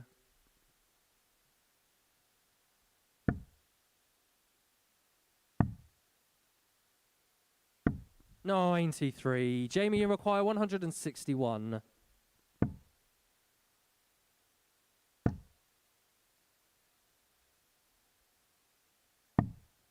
$137. Yeah, nicely found by Owens there. Down to 24 after 12 is not too shabby at all. And 56. Jamie, what you I'm liking require about 24. Owens, I've not seen a lot of him play, but what I'm liking about him, the things that happened to him the leg before don't seem to affect him the leg after. Game shot on the Very second impressive. leg. Jamie Very Owens. impressive from him.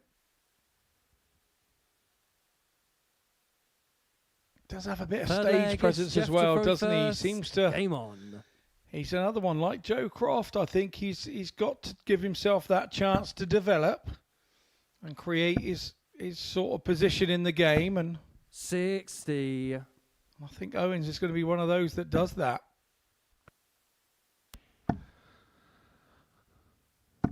Yeah, Jamie Owens, 100. a talented footballer as well. A lethal striker in the non-league.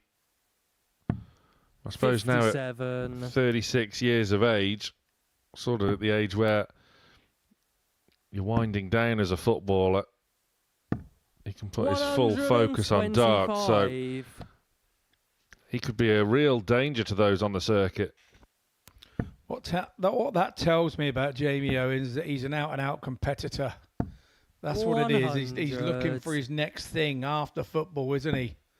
Trying to line a few things up, and maybe darts is going to be his thing.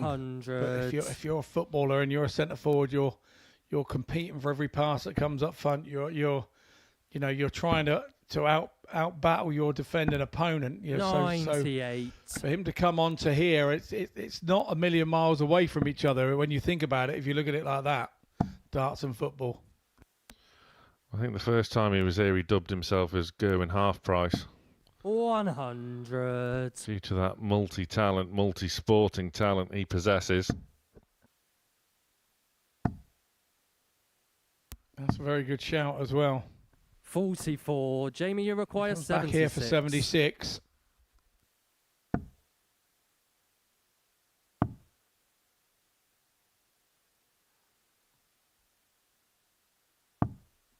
$36. Jeff, you require 142. Smith then needing something special for this leg at least. 62. Owens Jamie, you require 40. returns, and this would be a break. Game shot on And the a third break leg. it is. Jamie Owens. That was nice from Owens. He's deserved a bit of that. He's played well all morning so far. Fourth leg is Jamie to throw He first. finds himself Game 2-1 up, on. a break up over the defending champion, who's still 100% on the outer ring. I had a little chat about the 77. football darts relationship, and I was very fortunate enough to actually get to speak to Eddie Howe about it when he was Bournemouth manager. And I know you're a big Newcastle fan, Sam, and 140. and I explained that was what it was about, and we were going to go in, and I was going to go in and chat and do a little seminar with them about the way that darts works 45. and how football and any sport is not dissimilar. But it never ever came off. It never came round. But it was lovely to go and sit in Eddie Howe's office for about half an hour, 25 minutes, and chat about darts as a game and what it is, the art of combat between two. And yeah, I wish it had come off because it would have been something lovely to have done. Still in contact with Eddie Howe by any chance? Just to, maybe set up a meeting? Just, me and Howe? No, unfortunately not, mate. Unfortunately, I'm not. I actually went to the Bournemouth training ground and put up their dartboard and stuff Jeff, in you require 170. in the sort of players' downtime lounge where they eat and everything. And here goes Jeff Smith. Said this 170 was going to go. 129. Jovial Jeff Smith, we're calling from there on in.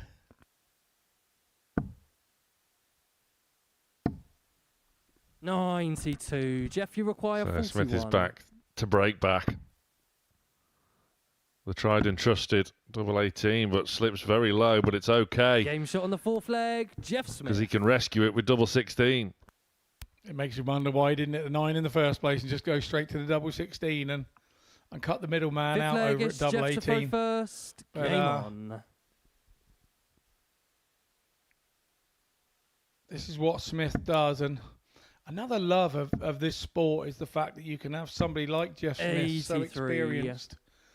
And no disrespect to Jamie Owens, who's a little bit less experienced at the game at this level. 131. Being able to play on the same board and do the same thing and enable Jamie to learn from what's going on. If you're able to learn. Sometimes I was never able to learn. My head was all too squirrely for all that. Wondering what I was doing wrong. But sometimes you're not doing anything wrong. Sometimes it's your opponent is doing an awful lot right. And sometimes you have to just doff your cap to him and say, hey, you were better than me today, mate. I'll make sure I'm not that bad next time. As Jeff Smith fires in a 180. His second of this match. 60. Jeff, you require 158. Owens will be hoping he gets a chance at the big fish. 58. Jamie, you Smith require rounds off 170. his score nicely, leaving an even ton. Can Owens provide something special? Not on this occasion, but can apply a bit of pressure to this 100 for Smith. 84. Jeff, you require 100. Yeah, I think he has. He would have liked that second treble 19, wouldn't he, Owens? But not to be. Now it's being 80. careful, don't bust, and he doesn't Jamie, bust you all up require there on double top. 86.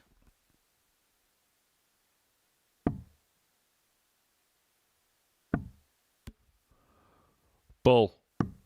For Owens, it was a 61. good effort. He knew Jeff, it as you well. require 20. Yeah, when he left his hand, he would have felt that was going in. He really would have done. When you're missing by that close, Smith would have had the same feeling there on double 10. Game shot on the He fifth does leg. get it on the Jeff second Smith. dart. Takes a 3-2 lead. Owens now has to pull out all the stops. Sixth leg is Shaking his Jamie head to a throw little first. in Game disappointment. on. But if you hit 25% chances at the ball, you'd be still a happy man. There's maybe a bit of 97. disbelief in there as well with that shake of the head from Owens. Once again, playing well. Once again, having the higher average. 44. Such fine margins. And again, you cannot allow Jeff Smith 100. to be afforded a chance to win a leg.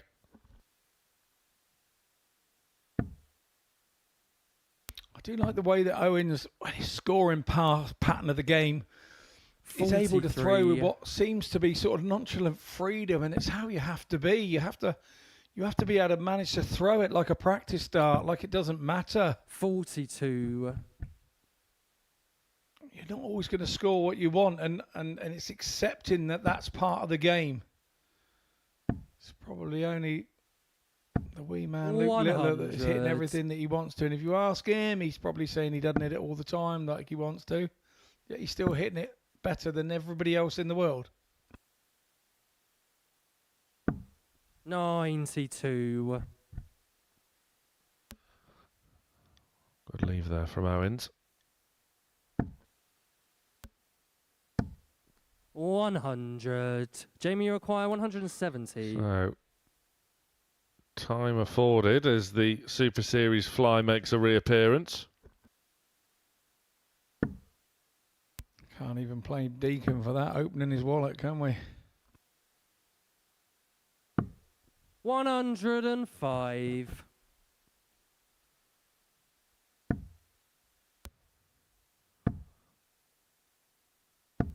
100. Jamie, you require Can 65. Jamie Owens send us all the way?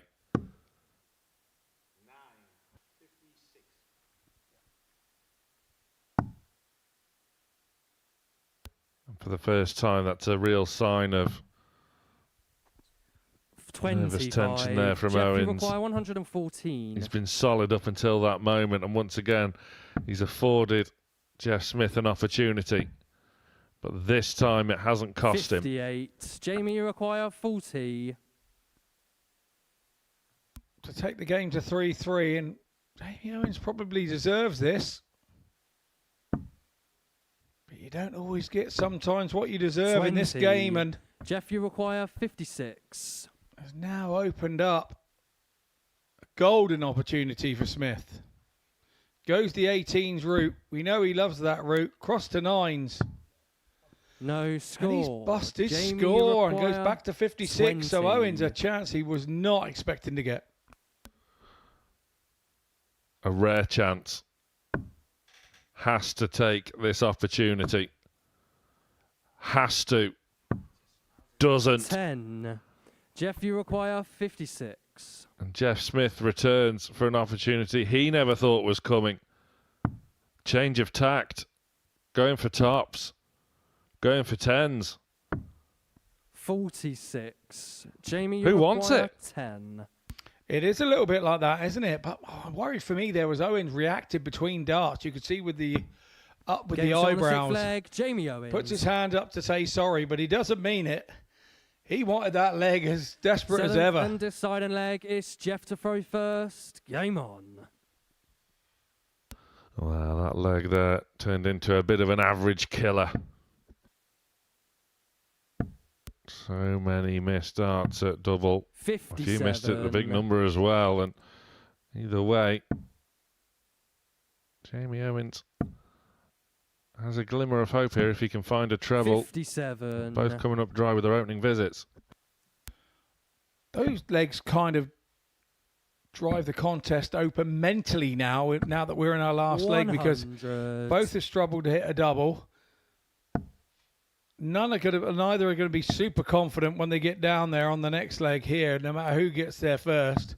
60. 9 times out of 10, when you have a leg that's gone for ages and ages and ages of players trying to get out, usually the next leg goes first dart. We will see.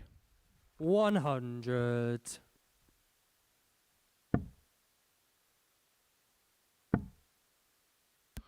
Smith looking to maintain a 100% record alongside Joe Croft and Zereso Zeverboom. Jamie Owens looking to get his first win of the week. 44. It's got very nervy and tense, this match. It's what we call a bitsy leg, isn't it? Needs somebody to grab it by the throat. Was that the moment that it happened for Owens?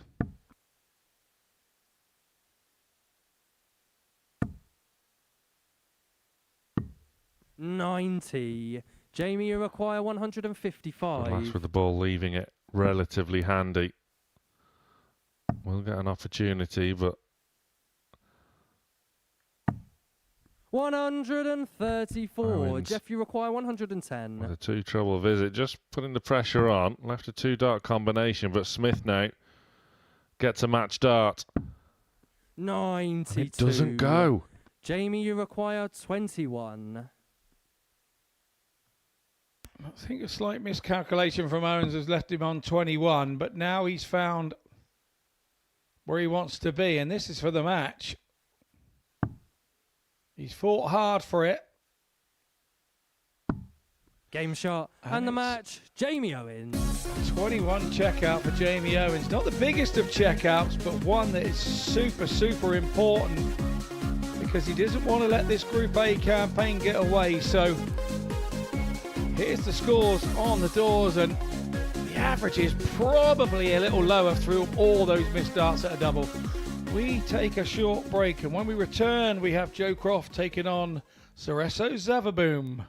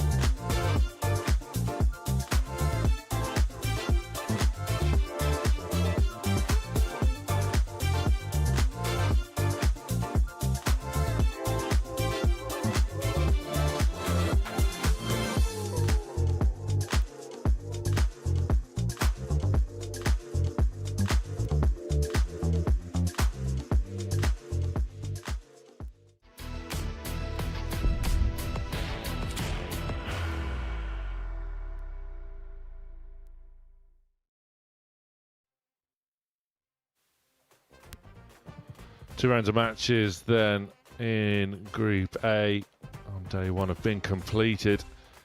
And Zereso Zeverboom, along with Joe Croft, are the early front runners.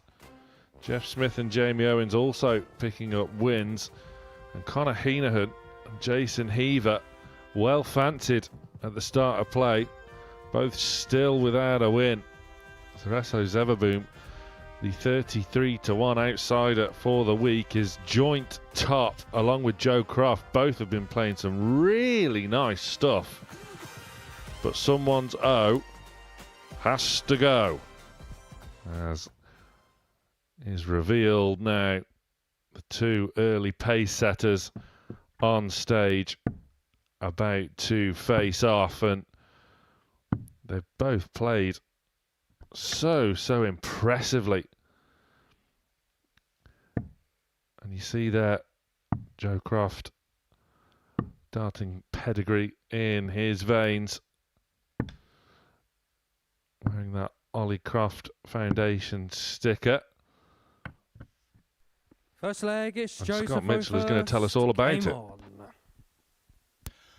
Yeah, it's something that when Ollie Croft OBE passed away, I'm told by the family, going back through his bank records, it 100 seems that Ollie was putting an awful lot of money into youth darts when it wasn't around out of his own pocket for over 40 years. And so Joe, having found this out, wishing to continue it on, they've set up an Ollie Croft Centre of Excellence for youth players to continue youth development. And I know he's being helped by Peter and Kirsty Brent and Stephen Beasley with this.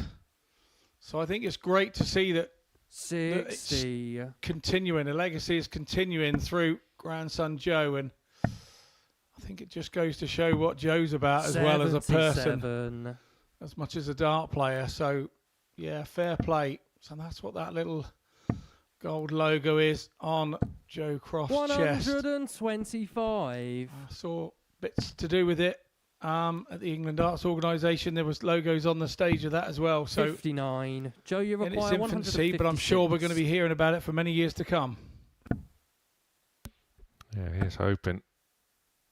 Fantastic 100 initiative. And yeah, as you rightly say, when I popped into the venue at Chelsea last night, there was 92.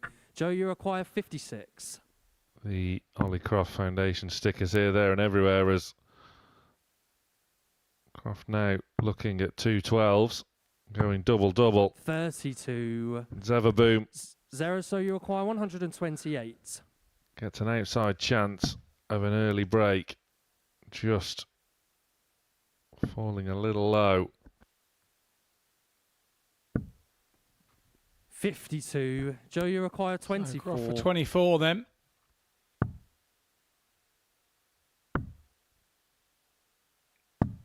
Game shot of the Gets first it with his leg, last, Joe and that could be vital in the way that the outlook of this game goes. Second leg is Joe's Zereso to throw also first. an ambassador Game down on. at the Painting Darts Academy. And a darts academy that I visited myself a few years ago.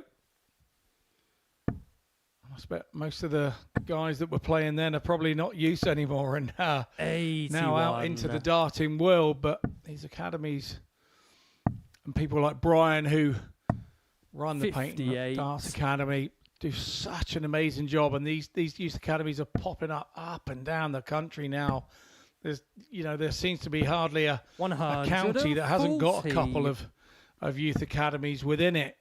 Is the littler effect of what Luke's done in the last 2.5 years. So, long may it continue. And you're seeing, like you say, we do sort of keep on here about the one up the road at Chelsea a couple of weeks ago. You're just seeing younger players playing in all these tournaments. It is coming through. It is starting to make a difference. And 57. Yeah, great to see that Joe wants to be part of that as well, and a big part of it. Yeah, tremendous, isn't it? And we see 94. so much of these promising youngsters, World Youth Finals underway today, of course, and a former World Youth Champion 121. re-entering the Live Lounge later this week in the shape of James Hubbard, but Croft now second leg, doubles his advantage. He's just playing so solid, minding his own business and throwing some total darts. This is really good stuff from Croft. 140. Yeah, really nice stuff from him in the first two games. And 40. 96 and 97 average. So he set his stall out. Sometimes we do get hung up on averages a little bit and what you're doing. 45. I'm a little bit more old school. I do like to get hung up on the W's next to my name. This is what I like to do. 58. And, yeah, you're going to go up and down with averages. It's just natural, but there are very few that are super consistent. You can be super consistent 60. On a day, but day to day it'll be very different. But if Joe can manage to 58, get a W on his name here, no matter the average, he will feel that he is setting himself up nicely in this Group A campaign and would have had a dream start.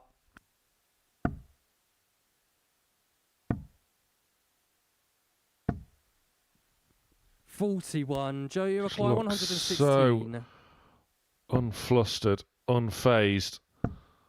It gets hot on that stage, but not a bead of sweat 60. At all from Joe Croft. 180. Joe requires 56. Pressure arrives from Zeverboom. Well, is it too little, too late? 2 10s for 3-0. In the third leg, Joe Croft.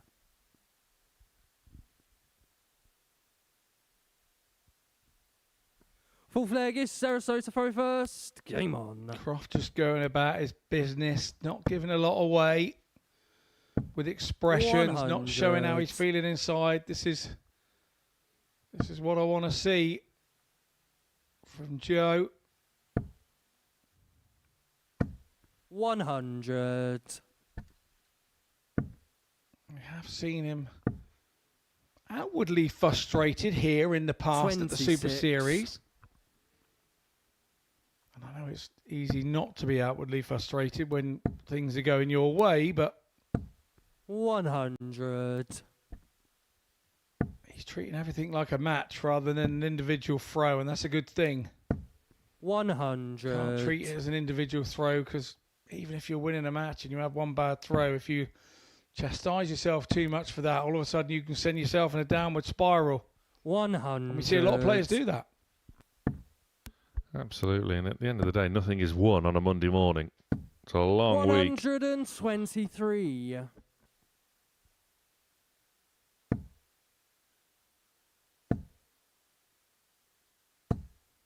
140. Joe Croft Zereso looking requires so 152. composed up there.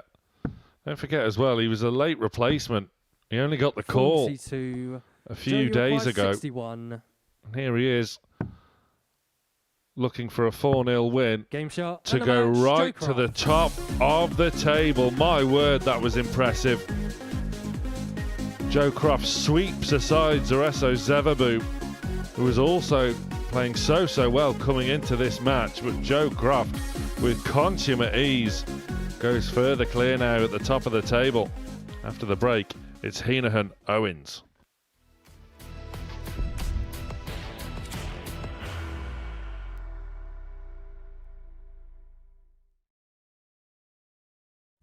You will be disappointed with that. He wanted to have Graham one dart for the requires 20.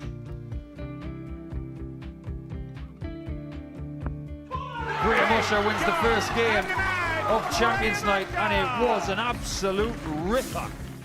He hit one of them on tops. He missed one on double 12.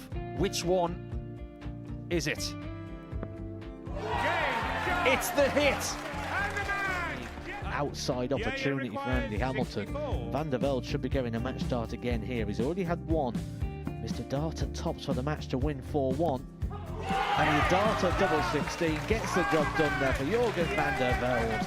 He gets over the line with a 4-2-6. Did he go over the top, or did he just overshoot the single? Jimmy doesn't care. Jimmy just looks to eat this up, to make the semi-finals for the second time. Adam Kaplas has been eliminated.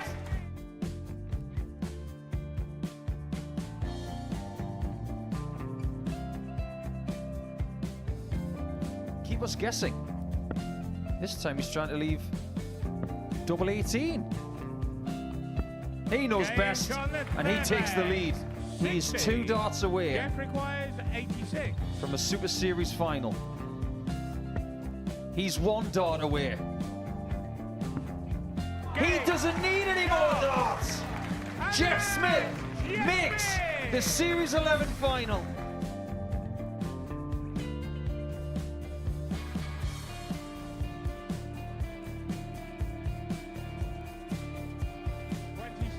Is Usher losing his cool a little bit here? Oh, absolutely. Right now, I'd say the head's gone, and you don't have long to recover. It is very, very short format darts. Vansky's halfway to victory. He only needs 1 more. Jimmy Vansky is yet again into a Modus Super Series final.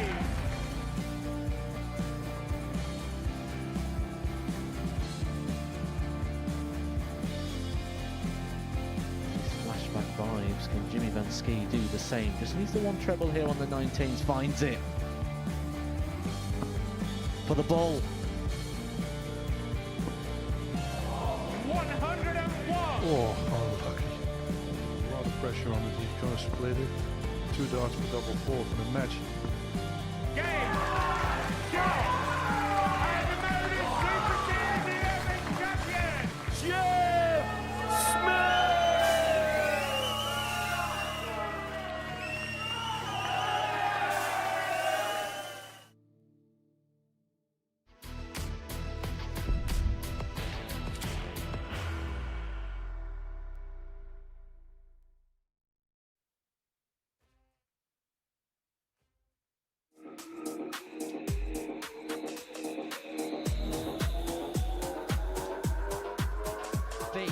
Is he the player that prevails?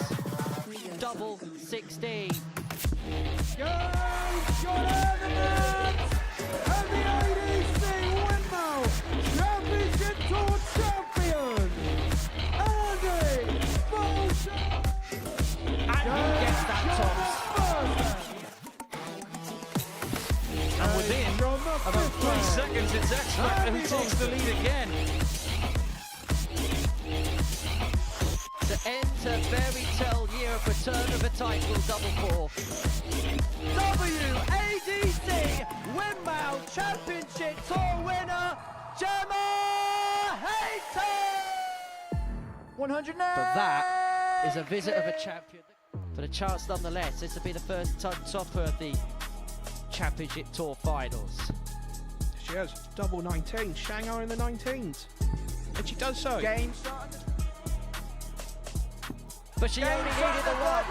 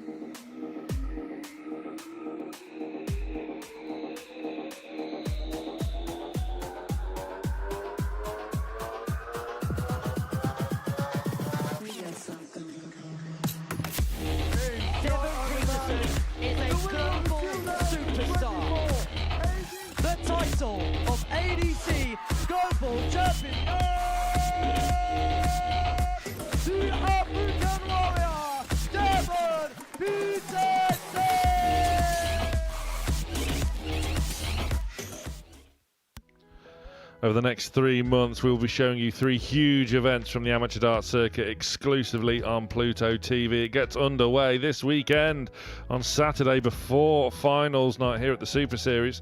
The Winmau ADC Tour Grand Final will take place from 12:30 p.m. The likes of Kurt Parry, Jamie Hughes and Jack Tweddle all in action. On the 22nd of November, the WADC Tour comes to its conclusion. 8 women will be looking for glory, including Women's Week stars Gemma Hayter, who did the double at Chelsea this weekend. She is playing very well. She's alongside Lisa Ashton, of course, Steph Clark, who's fresh off the back of the World Cup appearance in South Korea, alongside my colleague and co-commentator Scott Mitchell. Then in December, the second staging of the ADC Global Championship will be taking place, offering the biggest prize fund in amateur darts. 56 players will do battle for their share of £150,000. Super Series champions Jensen Walker and Jeff Smith will both be in action, as will the next 2 players on stage now. All 3 of those events from the ADC will be available to watch live and free here on the Modus Super Series Darts channel on Pluto TV.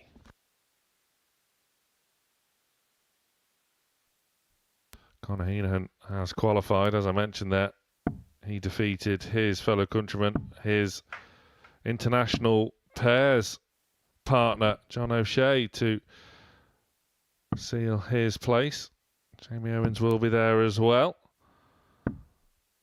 You spent some time with Steph Clark in South Korea. Scott, she in good form? Yes, she was. Particularly in pairs with Laura Turner, our co-commentator here. Lost out in the final of that. Got a silver medal, but I think she's on holiday at the minute, actually. I think she's taking a break. So she'll be back off a holiday and back into the baptism of fire, which is the game against Gemma Hayter, which, as you said, she dominated the England Classic in England last weekend on the women's side of it. 100. So she's looking in good form going in. Yeah, I was there to watch a final against Eileen de Graaf last night. It's one of them matches where you think, oof, this will be a close match. This will be a really good game, but Gemma Hayter was in inspired form doing the double.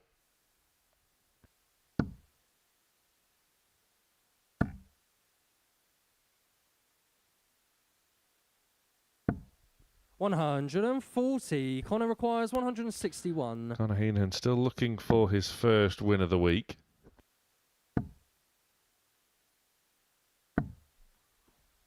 $41.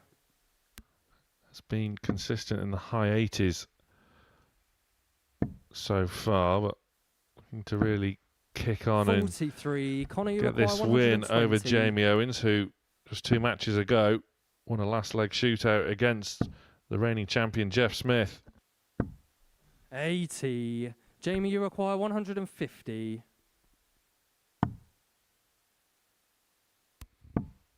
A bit wayward there from Owens. 98. Conor, you require 40. Opportunity at tops.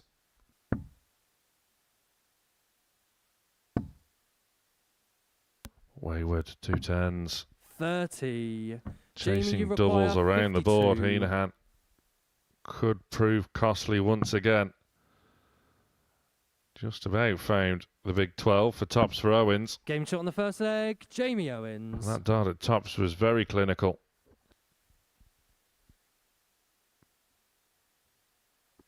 Second leg, it's Jamie to throw first. Heneghan there, Game we can see pulling his socks up already. He knows he's in a battle. I thought Owens was the footballer. It looked like Heneghan was adjusting his shin pads. 95.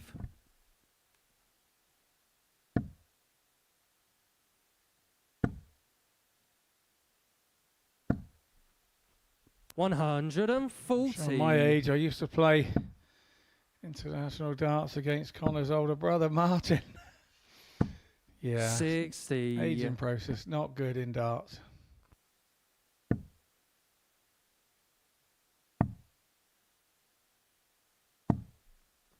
58. Heneghan running below 25% on the double so far this morning. 99.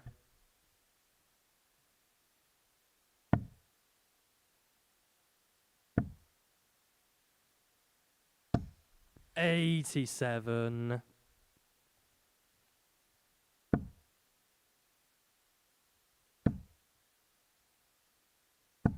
60. A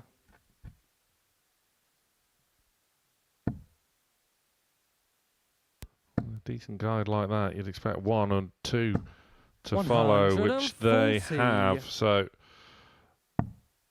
Heneghan in pole position to break back straight away, but 133. Owens will be ready to step in should this 76 not go.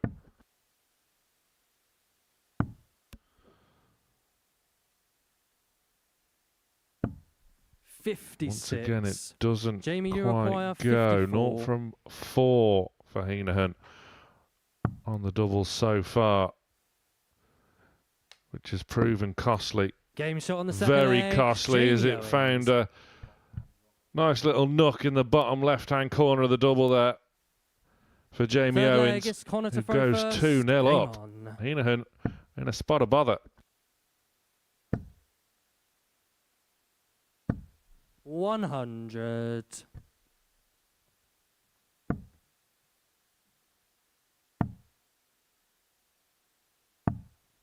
39. Here we go. 2 out of 2 on doubles for Owens.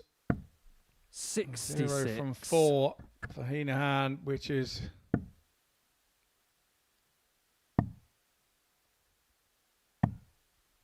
Achilles heel so far to this game for Heneghan. It's those doubling stats.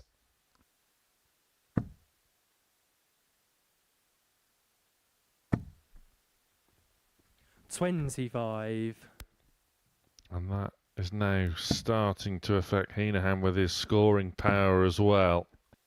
Yeah, and it can. It sort of spreads through your 100. game like a Australian bushfire. You know, it just starts from nowhere, and then all of a sudden, the one part of your game gets weakened. 100. It spreads through, and you have to put it out quickly.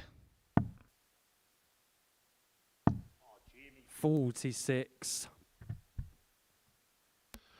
Fortunately, though, for Heneghan, Owens hasn't kicked on himself in this leg, but with his 125. doubling stats so far, he just has to be there ready to take advantage once again as Heneghan puts in a good visit.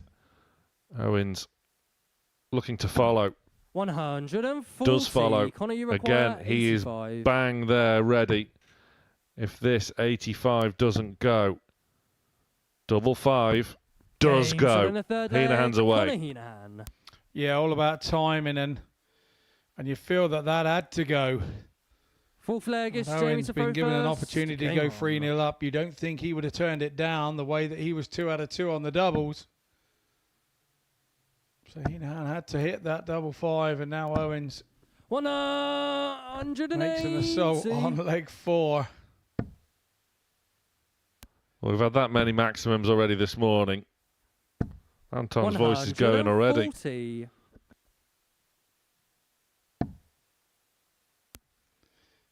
Yeah, with his so many 180s. It's right at that point of the breaking point, isn't it? 60. But yeah, absolutely good stuff from Anton, doing a grand job. 33.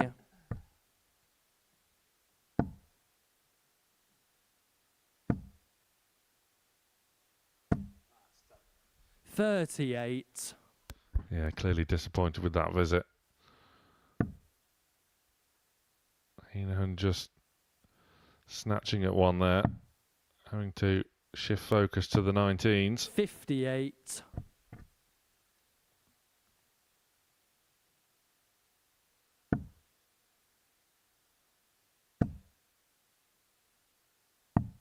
99.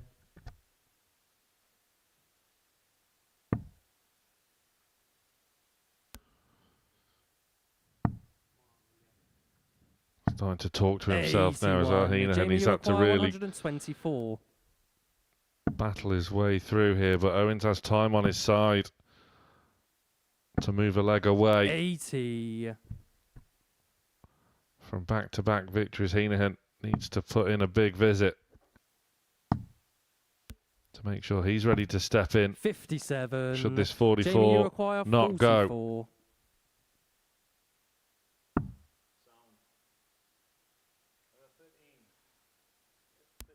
$31 left in for Owens. He's disappointed to miss a big number, but you got to gather your thoughts. Across the double eight. Game shot on Nicely the done. fourth leg. Nicely Jamie done. Owens. That's not the easiest thing to do. Look, he made it look very easy, but having missed the Fifth big leg is number, Connor to throw first. Game that on. is not an easy finish. Mentally, more than anything. And there we go. He's 3 from 3. 140. That really is the tale of this game so far. It's all about Heneghan been offering opportunities. 115. 17, 17 and 18, so it's been all about that doubling. Yeah. 100. So many of these legs have been there for Heneghan, but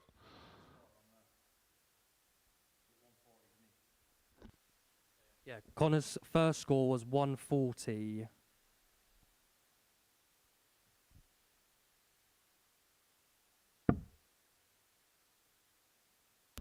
a bit of adjustment there. Nice to see from 56. the players there, just waiting for the old scoreboard to catch up, but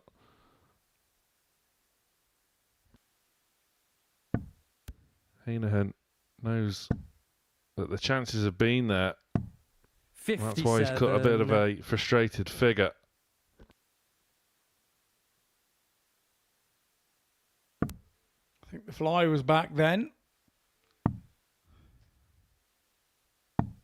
58. Somebody must have a very attractive hair product on to attract the fly.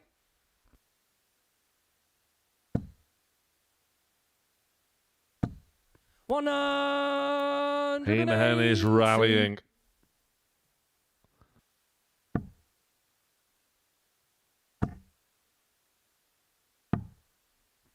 $91. Connor, you require 24. Will the double go, though? That shot on will the fifth make leg, him Connor feel Heneghan. a lot better.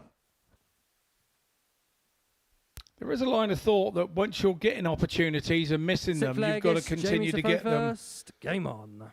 Because eventually, then you give me enough darts at it, I'll get it. And I think that's your attitude, and it has to be that attitude. He's still got a mountain to climb here. He's got to 92. break the throw of Owens.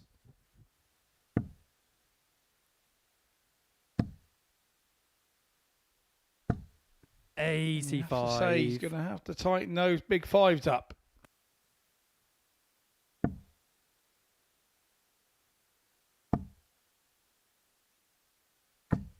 $140.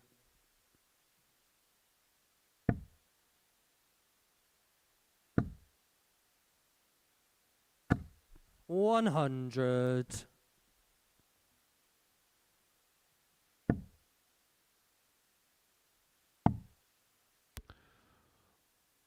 Looking to go back up then, Owens. 59. Can't find the treble, so not being able to leave a finish just gives Heneghan a glimmer of hope, but Owens very much in control. 85. Very much in control.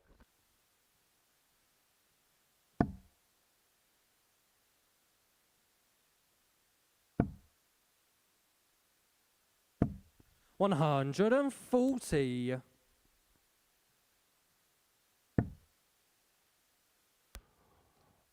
Heneghan needs a biggie to put the pressure on. 140. That'll Jamie do, but require 70. Owens now should have 1 or even 2 match darts. It looks like 2.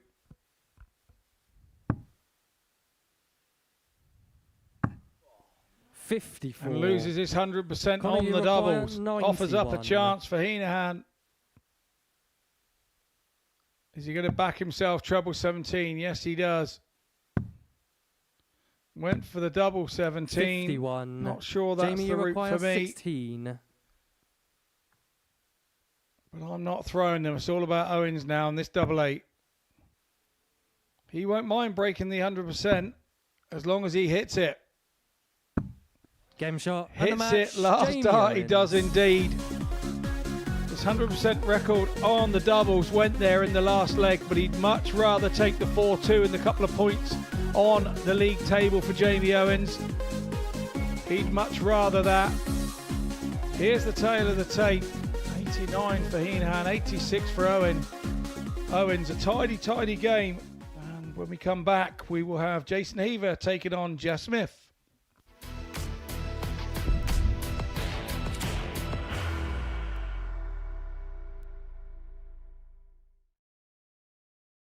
Are you ready to lift that trophy, Darius? Yeah. Let's do it then. Ladies and gentlemen, your Modus Super Series 9 champion is Lucky D, Darius Labanowski!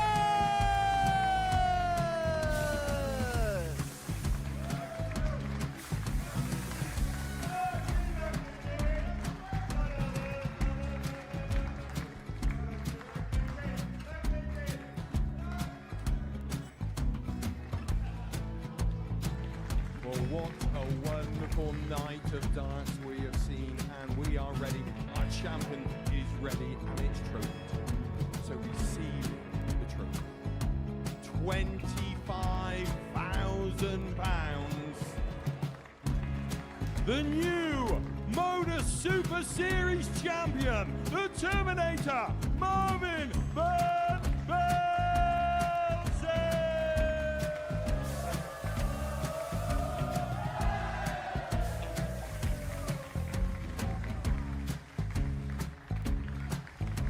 And one more time, the 8th Modus Super Series champion, the Terminator, Marvin Van Velzen.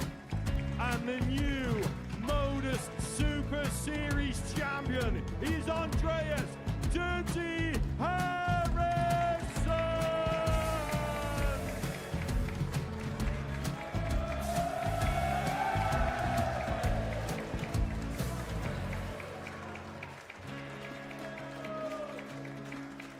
And one more time, the 7th Modus Super Series champion. Give it up for Andreas Dirty Harrison. The moment we've all been waiting for. Would you please show your appreciation for your Series 6 Modus Super Series champion, Scott Taylor?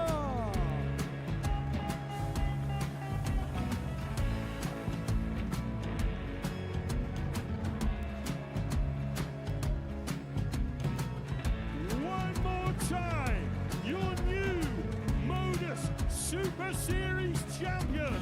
He is Chucky. He is Jim McGuire. Ladies and gentlemen, your Modus Super Series champion, retaining his title, the Luke Lidlow!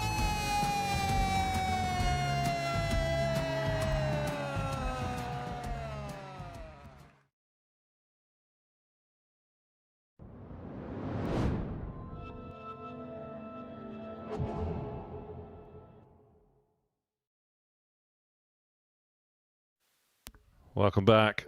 Conor Heneghan still searching for his first win of the week following a 4-2 defeat against Jamie Owens. That man there, Jason Heaver, also still searching for his first success as he now takes on Jeff Smith, the Series 11 champion, starting his title defence here at the Live First leg, Lounge. it's Jason to throw first. Game on.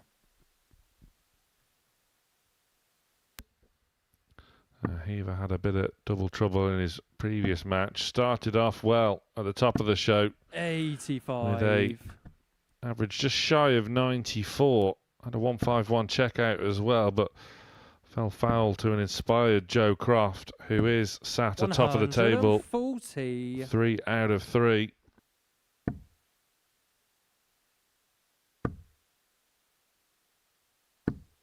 $140.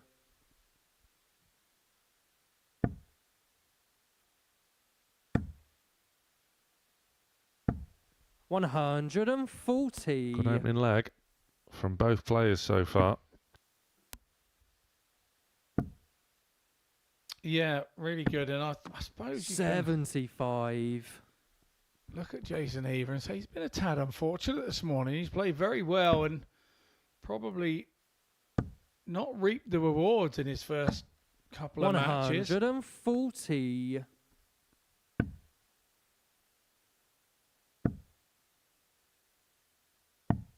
$99. Jeff, you require 81.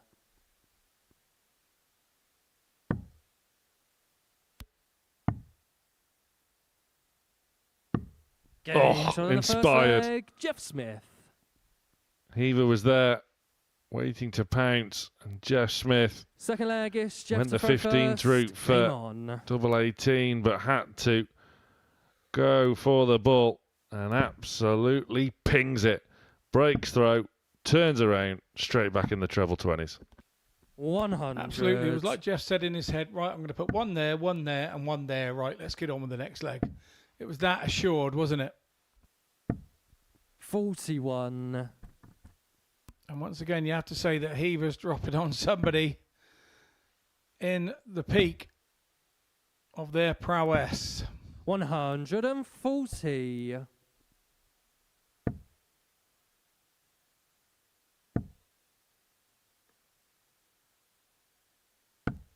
$100.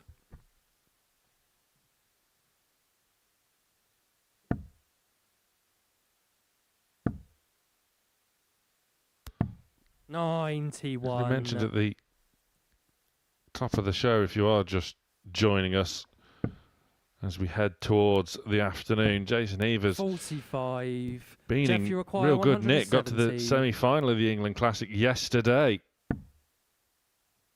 Beat Joe Croft, who's currently top of the table. 100. On the way to that semi-final, but on the bare form, you could question maybe a bit of fatigue, but he's not playing badly at all. 134. Jeff, you require 70. No, not at all. Lost out to with a 93 average to Joe Croft with a 96 in the early first game of the day, and then 38. ran into Zeverboom with an 81. But he missed a few doubles in that one that harmed his 89. progress. Jeff, you require 32.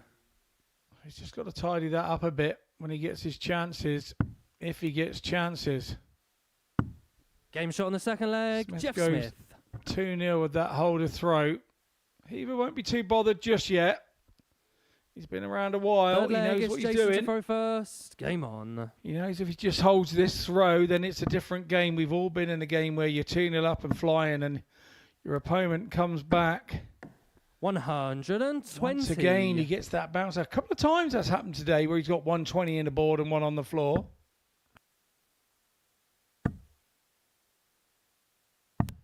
$59. Yeah. He'd be thinking, how's your luck? Speaking of which, Kevin Painter is back at the Super Series this week in Group B 100. alongside John Henderson and former series runner-up Sam Spivey. Yeah, reportedly had a 82. few dartitis issues and has been pretty public about that to try and help others get past it, which I think is great from Kev because, you know, people still 81. have a hell of an amount of respect for Kevin Painter and what he's doing and how he's the way he's been within the game. And so for him to 96. sort of open up about the dart sort of issues that he's had, is great, so that other players don't feel they're the only ones to it. And I think 60. He visited, I think, a mine coach in the former Chris O'Connor, who is sort of registered as the PDPA person that they go to man. So 122. Yeah, Jason, good for Kev. It's great to see him back playing sort of at this end of the game again, because he was contemplating retirement. So it's good to see him back. 100. Jeff, you require 142. Great last start there from Heaver. But can Jeff Smith break the heart and spirit? 100. Heaver has had Jason, you to require earn this 40. opportunity. Can he take it? Yes, Game he shot on the third can. leg. Jason Heaver. And that just changes the complexion ever so slightly. Smith still in command, yes, but Full flag is Jeff to throw first. Game Heaver on. back in this contest.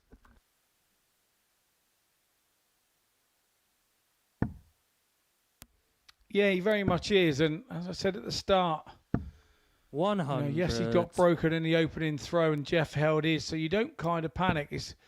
It's from now where you kind of know that you need to break the Smith throw. And you can 60. probably see there that Heaver threw a split second slower and was trying to overcompensate to try and make sure that he hits Stonewall treble 20s, and probably needs to relax a little bit more and throw a bit quicker. 95.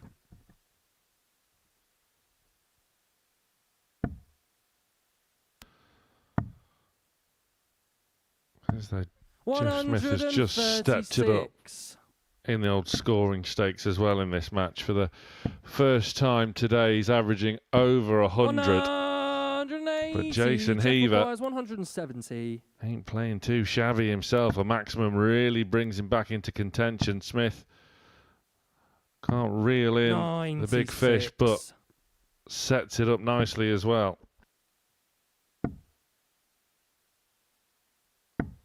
134. Jeff, you require Great stuff 74. from Heaver there, showing he's not going away. Smith now 74. Back on those 18s, he loves it over there, Game and shot that's on the exactly fourth leg, why he Jeff chose Smith. that route. Fantastic from Jeff Smith. Fifth leg is Jason to throw first. That Game on. was a huge dart. That is why he's a series champion. Heaver was ready to square this match back up. 85. Jeff found a way. Look at those averages.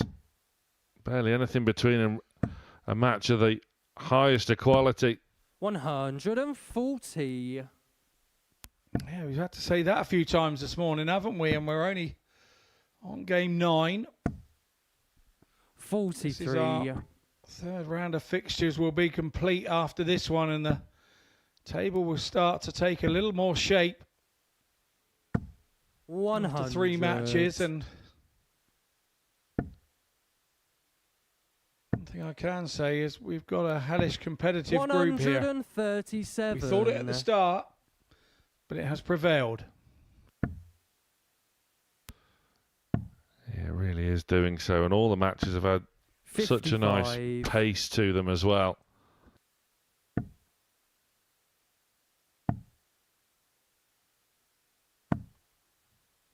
$58.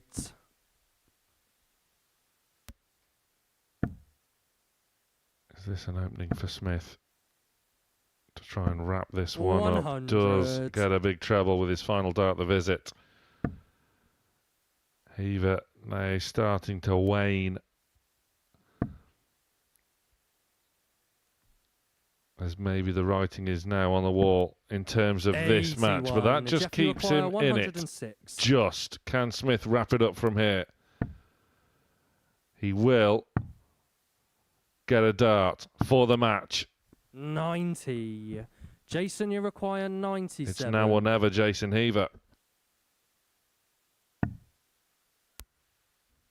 78 left, so treble 18. It's not going to be. So Smith will return. 77. Jeff, you require 16. Match starts incoming. He's missed the first of which. He's missed the second. And the third, one more. Game shot. Oh, and the look at match, that, Jeff Smith. right in the bottom of the double, just when Jason Heaver thought he was going to get a chance. He's been silenced by the silencer. Really, really impressive display from Jeff Smith. Just shy of a 96 in the end. That was real solid stuff. After the break, Zereso Zeverboom returns against Connor Heneghan.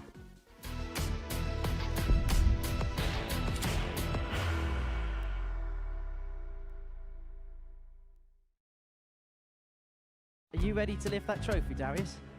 Yeah. Let's do it then. Ladies and gentlemen, your Modus Super Series 9 champion is Lucky D, Darius Labanowski!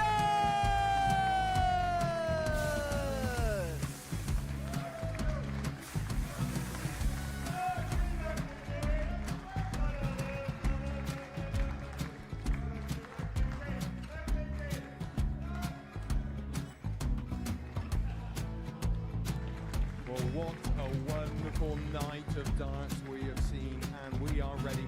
Our champion is ready, and it's trophy time. So receive the trophy. £25,000. The new Modus Super Series champion, the Terminator, Marvin Van Velzen.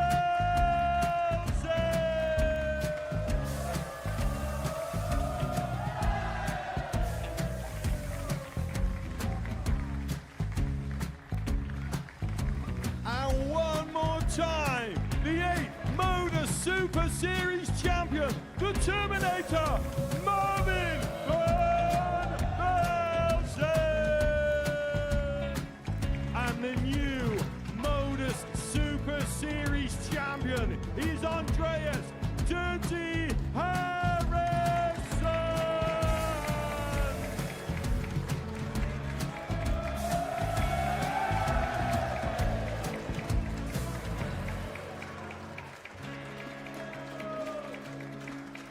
And one more time, the 7th Modus Super Series champion.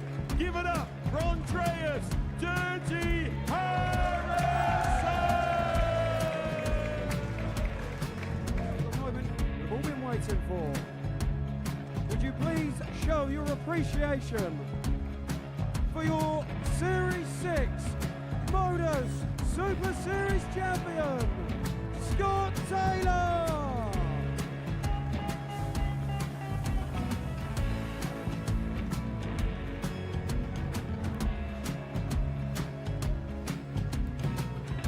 One more time, your new Modus Super Series champion.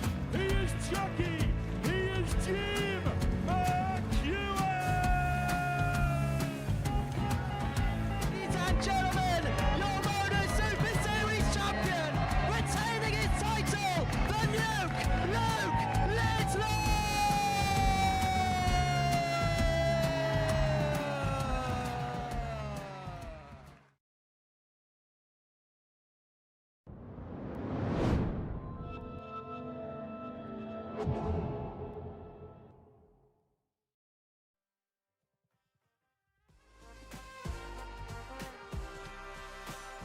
The fixtures done and dusted. 2 more rounds to go on a really enjoyable opening morning here at the Modus Super Series.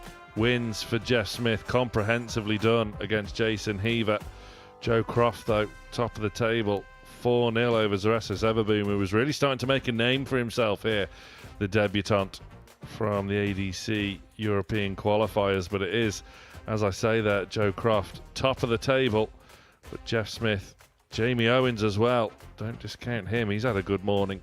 And Zereso Zeverboom hunting down Croft with Connor Heneghan and Heaver still awaiting their first wins of the week. Neither of whom have played badly whatsoever.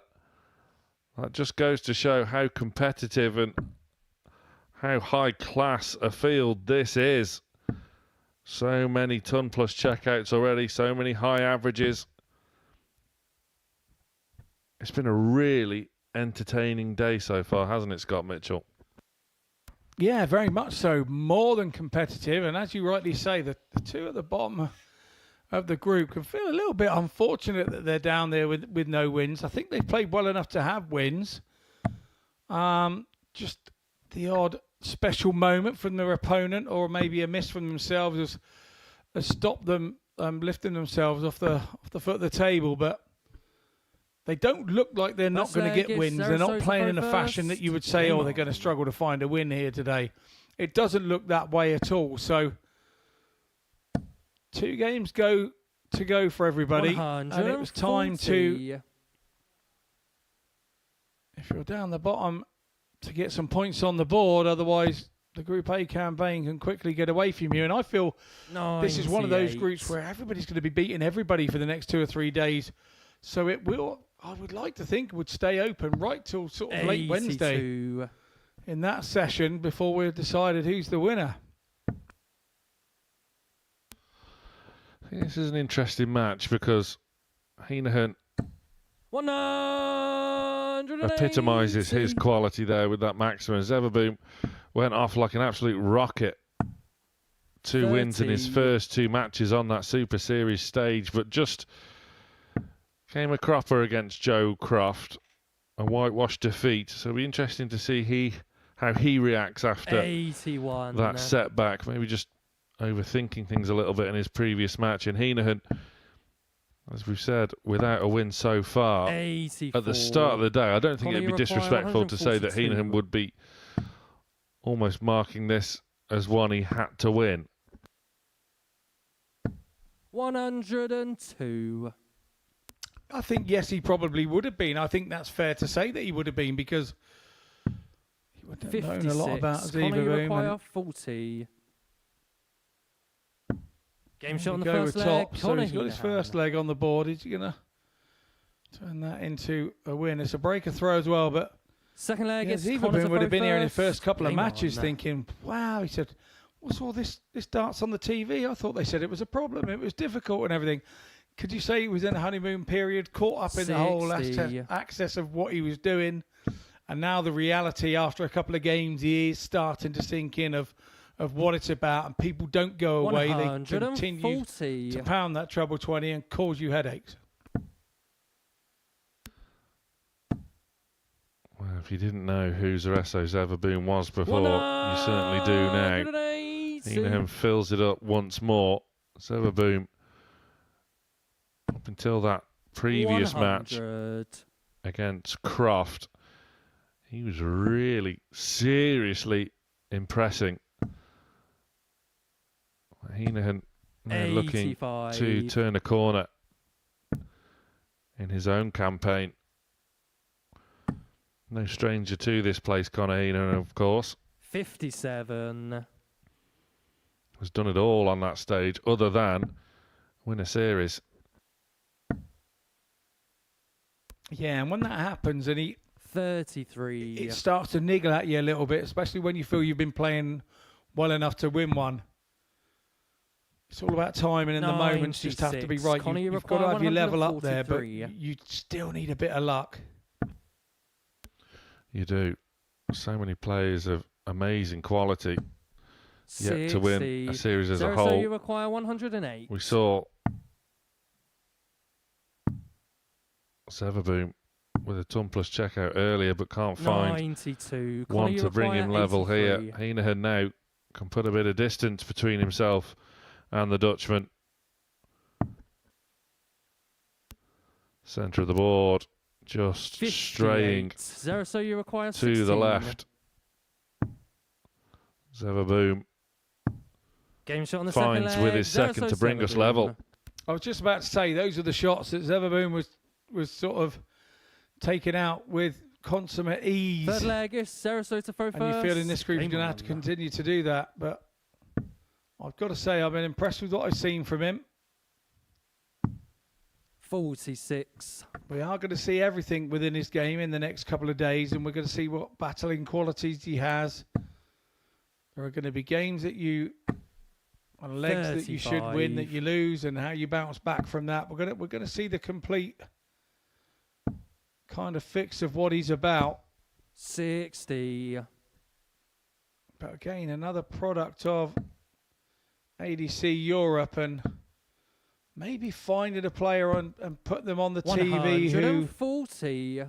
you know, without the funding to travel, we may not have ever seen. It's, you know, this is what the Super Series is bringing to the game for players, and I don't think it's any, you know, yes, okay, it's the Littler effect, and there's but I think this kind 55. of Super Series opens up doors for players who previously probably never ever thought they were going to get in front of the cameras.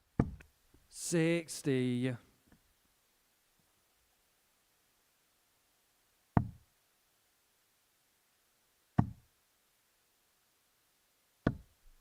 $58.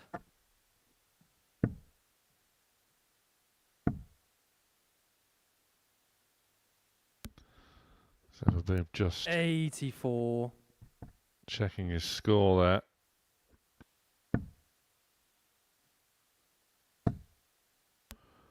Heneghan 100. Zereso, you require sensing an opportunity 156. for a potential break opportunity.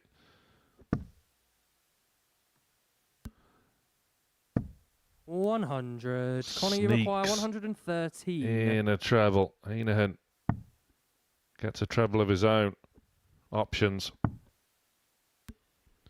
Big moment. Game Big shot on dart. the third leg. Connor Heneghan. Great dart from Heneghan. Another Fourth leg, ton plus Connor to throw checkout. first. Game on. Such quality that we've seen all morning and now into the afternoon as 100. well. Yeah, second for Heneghan. He did a beautiful 148, didn't he? 100. In the session in game 2 against Jess Smith. It didn't fall, and he didn't go on to win the 85. game, but trying to set himself up here to get his first win of the day. 96. Tell you what though, Zeverboom certainly acquitted himself well, not wearing his lucky hat. As you mentioned earlier, Scott, Zereso, Zeverboom 81. normally plays in a cap, but obviously dress code rules 60. dictate that he can't wear it today, unless maybe we have a hat week at the Super Series and Zeverboom can return his baseball cap. You can wear your farmer's flat cap. 65. I don't know who would make up the rest of the field. Maybe Mervyn King in a sombrero. Hey, mate, I'm not a farmer's flat cap. I'm a 65. Connor, you require 10-gallon 170. cowboy hat, me, mate. I'm a cowboy hat wearer. I don't mess around with those flat caps. That surprises me. I didn't realise Dorset looked like Yellowstone. It does in my part.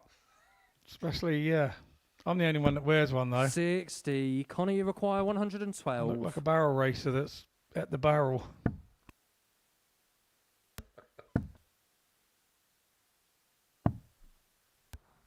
$56. Just Zereso, you require allowing 120. Zeverboom back into things, but that was a real poor first dart, 40. and Connor, you Heneghan can require return 56. now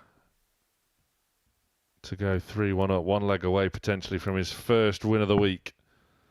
Connor Heneghan tops once more for 2 10s. Wires it. 36. Zeverboom is back. Zereso, you require 80. I get the feeling you don't want to give this fella chances. Oh, yes, please. Game shot on the fourth leg. Lovely, Zereso, lovely. Zeverboom. Oh, I do like a little bit of Fifth leg something is like that, Zereso's throw because it was first. plainly went for. He didn't go for a big 20 and hit the double. It was, that's the way I'm going. It looked positive from the start 100. and a positive outcome. I think that was the most casual tops I've ever seen.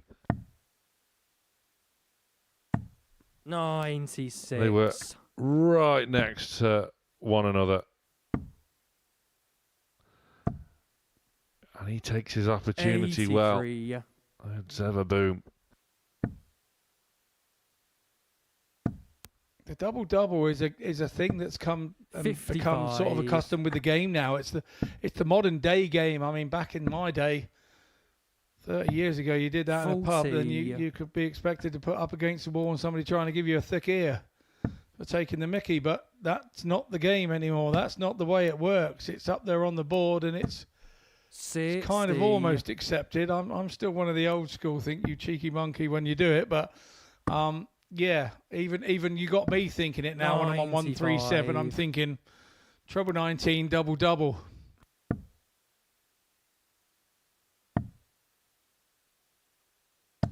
96.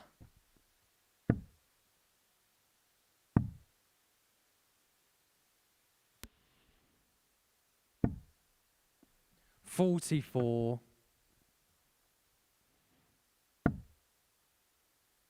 An opportunity once more for Heneghan. 126. Zereso, you require 139. Good visit, but can Zeverboom do something here? 99. Connor, He you sets it require up, 68. but will he be back? Heneghan should get a darter double. He's going to get 2. Game shot on the 5th Only leg. needs 1. Connor Heneghan. I think that's just as impressive as double for me. A nice little 68 pop like that. 6th leg is Connor to throw first. Those previous double trouble woes look now to be a thing of the past for Connor Heneghan. Is this where his Group A campaign really begins?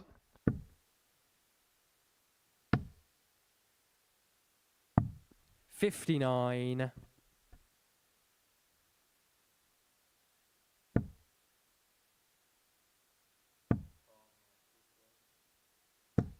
$85.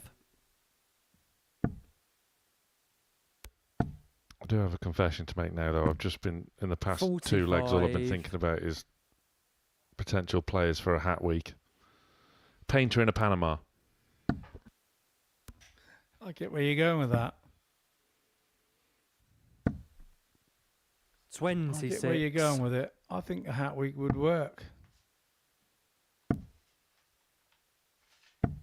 95. It would be something that would be very, very different. They have the Trilby tour, don't they, on the golf? Twiddling a Trilby. 100.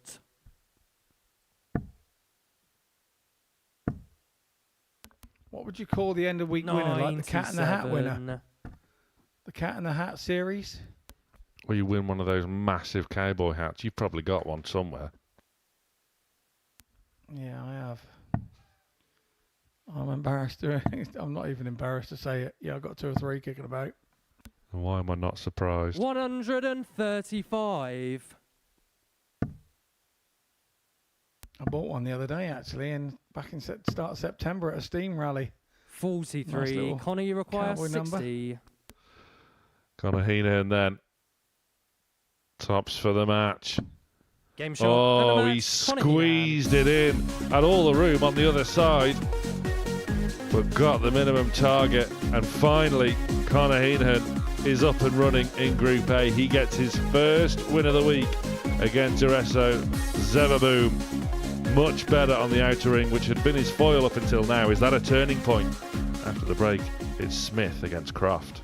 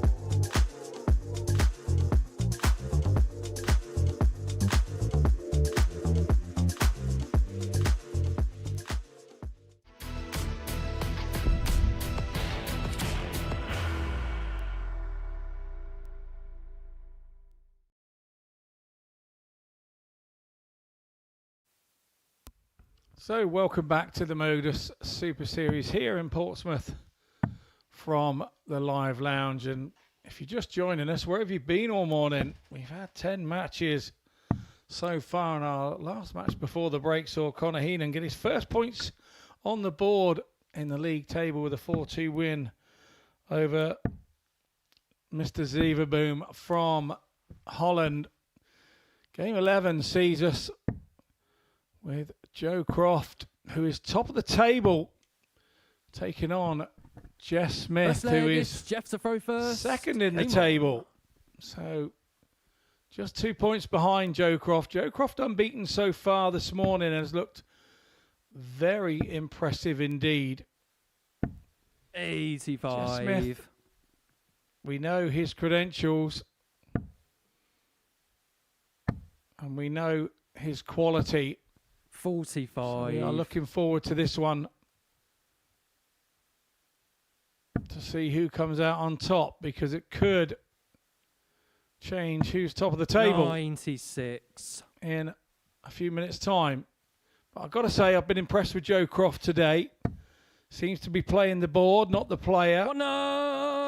There, right on cue. Thank you, Joe, making me look like I know what I'm talking about.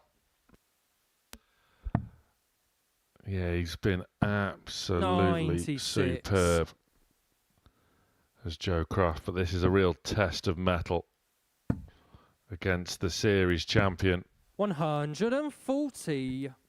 who in his most recent win, Jeff Smith, put in his best performance of the day so far with a 4-1 win over Jason Heaver, a 96 54. average Joe, you in require doing so. 136. Croft looking so composed up there. 96. I've been Jeff, you really require impressed with Crofty so far 170. today. Yeah, you're not the only one. I had a text from his dad saying he looks comfortable up there 57. today. Joe, you require And 40. I tend to agree with you, young Ollie. 20. These are the moments that he's got to Jeff, you get require right. 130. Now he's offered up a chance to Smith. And when you walk back round behind Jeff Smith on an opportunity like this, you think it's going to go. It's not. 57. So he returns for Joe, double you 10. require 20. Yeah, it's a let-off. Has to take full advantage. Good guide with one more left in Game shot on hand, the first and he leg, does Joe get it. Croft.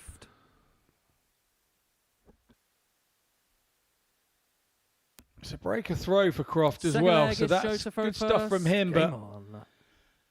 what I love about that last shot is on that third dart, you can break your throwing form. You can 100. lurch a little bit trying to get the last dart in. And he's staying dead still and throwing his third dart exactly the same as his first dart. If there's any kids out there watching, 125. that's the kind of way to do it. You want to make it sure that you throw each individual dart exactly the same. Don't let the body movement. We can't all be John Henderson. 140. We can't all be rocking about and it all working and getting the timing right. Good stuff from Joe Croft there. And now he's opened up 140. with a ton and a 140. But you know with Jeff Smith, he's never gone till that very last dart goes in. 140. Just so pleased with the way that just Croft's outlook to it. Just his mannerisms around the board, his positivity going to throw. It's been a marked improvement on when we've seen him here in the past. It's a totally different Joe Croft we're seeing. 97. Jeff, you require 111. The only opportunities Jeff Smith is getting at the moment are for ton plus checkouts, which he takes Jeff Smith for a 12-dart break of throw back. This match is quality. Third leg is Jeff to throw first. Game on. It's what we were expecting. And it hasn't failed to deliver so far, this one, has it?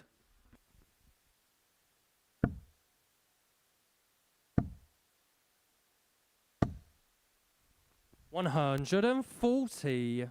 Both with strong visits in leg number 3, and this will probably go a long way in telling us who will top the table overnight. Smith already suffering a defeat earlier on. 100. That came in a last leg shootout against Jamie Owens.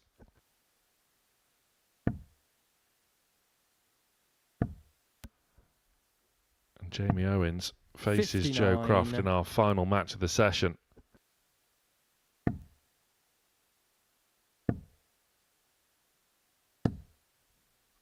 $55.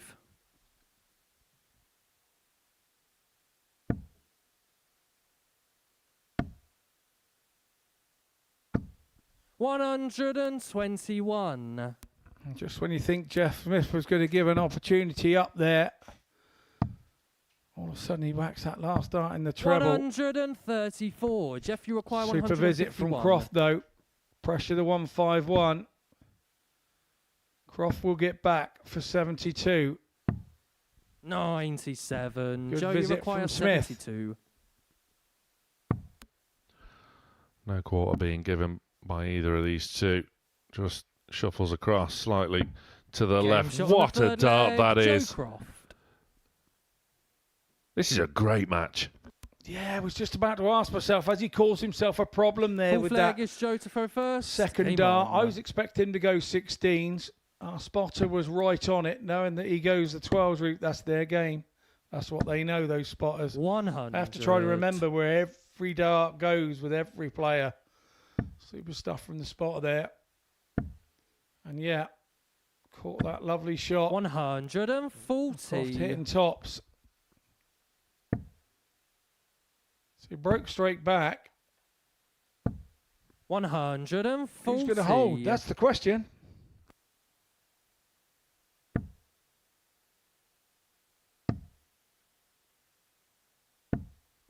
$45.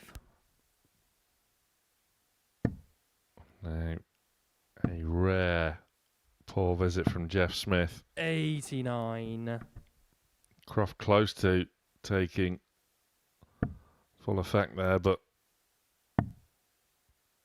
ever so slightly wayward. 96. By the finest of margins with the third dart of that visit. Still in command, still in control. 60. Can Jeff Smith find something?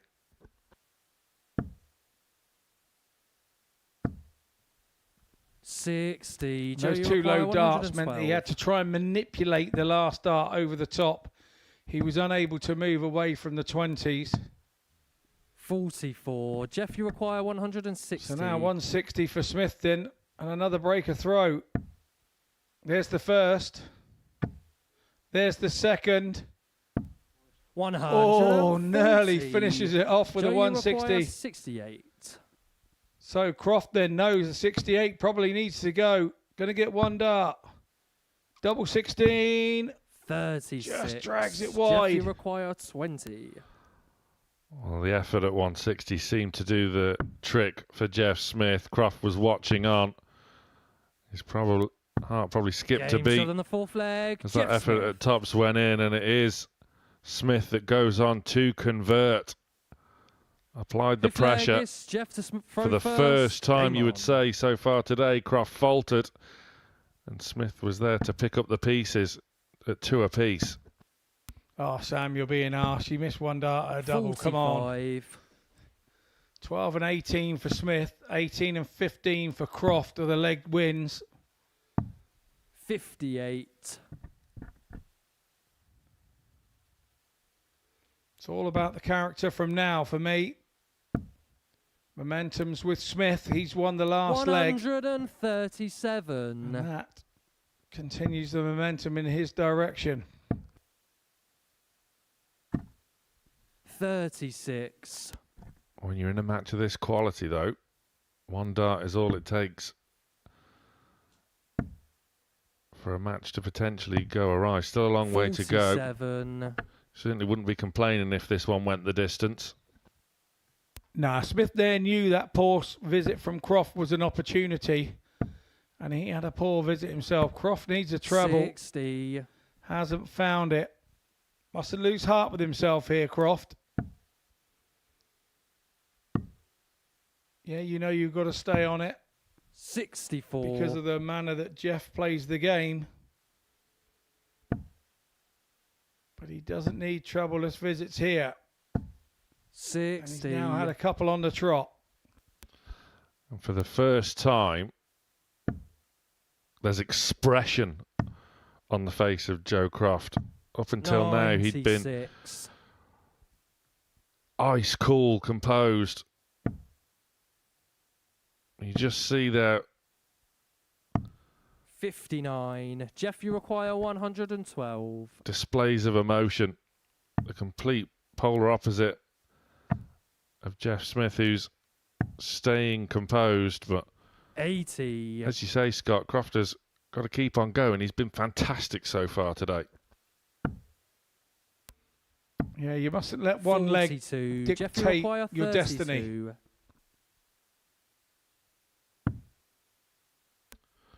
For a rare hold of throw. Game shot on the fifth Smith leg. finds Jeff Smith. with his final dart in hand. It wasn't the prettiest of legs in the context of this match. Sixth leg, it's Joe to throw first. Game on.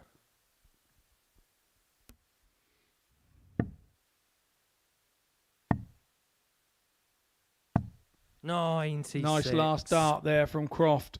Really needed that.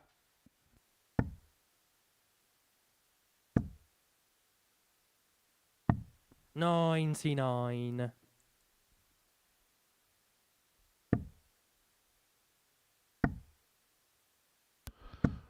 Once again, excellent cover shot from Crofty. Yeah, I like to see him doing that as well. You know, you don't have to keep drilling away at the one that is blocked. 120. That one's definitely not touching the board, swinging about all out there. Bit of running repairs for the silencer. Just showing a bit of respect there to Joe, not wanting to make a noise whilst he's throwing. Yeah, well, that's Jeff all over. He's the nice guy. He never wants to do anything untoward to put anybody off. Especially, obviously, with it only being a Monday, no crowd in. So 85. You'll hear every single bit of noise up on that stage. 85. Once again, gets that big treble.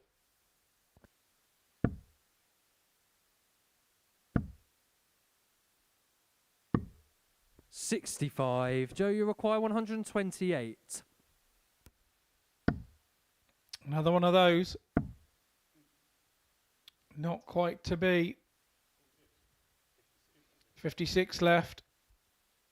Down for the 16s. Make sure of the big number. 88. Jeff, you now require the pressure's all on Smith. If he hits the 132, he deserves to win it. If he gets this treble 19, would have been interesting, as that looked a bit of a blocker. 104. But Joe, to send us all the way, which this match has more than deserved. Game shot on the sixth leg. Joe Croft. On we go. Yeah, Croft recovered there for me. Seventh and their deciding best leg. leg It's of Jeff the to throw match. first. Game on. It was a 16 dart holder throw all the same. So tidy. Now it's all on 100. Can Croft break Smith again?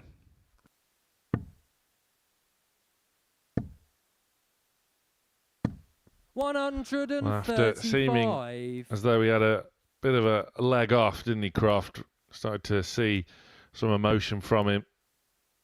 Some facial expressions of things not going well. The ice-cold composure seemed to have made a welcome return at a crucial stage of the match. 138.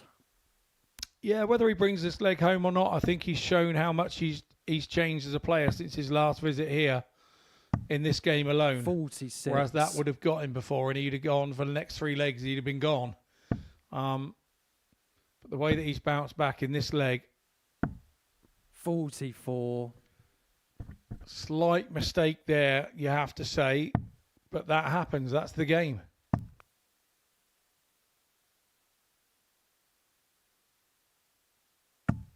$95.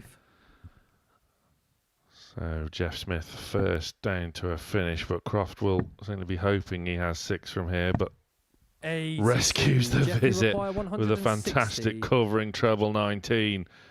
But can Jeff Smith make him pay? Croft will be back for a 102. 45. Joe, you require 102. Yeah, throw well and truly turned, but a rare mistake from Smith there. Always risky going for the ball for me. I rather head 66. for a treble. Jeff, you require 115. But he's got where he wants to be. Is he going to get back to it? The answer is he may not. Tops for Smith. Game shot. And tops goes with Jeff Smith. A massive 115 to hold throw. What a super game of darts from two super guys. Really enjoyed that one. To and throw, breaking throw constantly. Came down to a holder throw in the end. Look at the averages, nothing between them. 86 apiece. We head off into our next game after the break, which is Jamie Owens taking on Jason Heaver.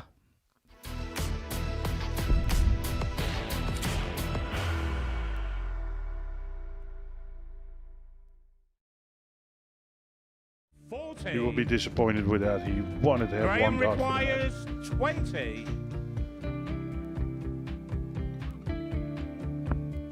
Graham Usher wins the first game of Champions Night, and it was an absolute ripper. He hit one of them on tops. He missed one on double 12. Which one is it? It's the hit. Outside opportunity for Andy Hamilton. Van der Velde should be getting a match start again here. He's already had one.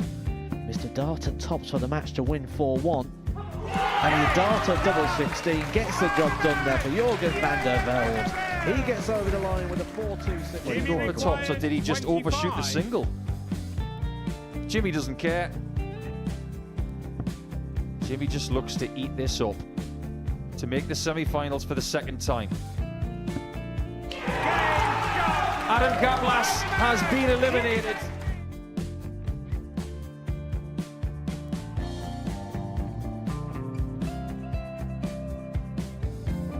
Keep us guessing. This time he's trying to leave double 18.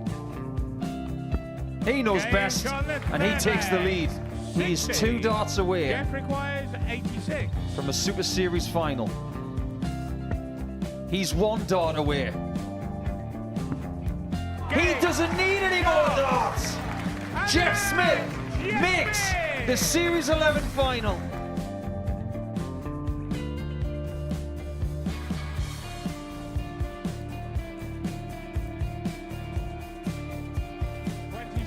Is Usher losing his cool a little bit here? Oh, absolutely. Right now, I'd say the head's gone, and you don't have long to recover.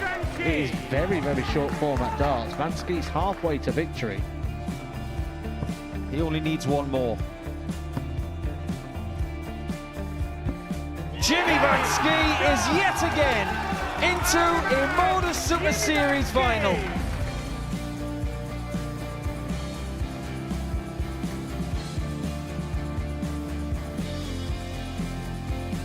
Flashback vibes. Can Jimmy Van Ski do the same? Just needs the one treble here on the 19s. Finds it. For the ball. 101. Oh, unlucky. A lot of pressure on it. He's going to split it.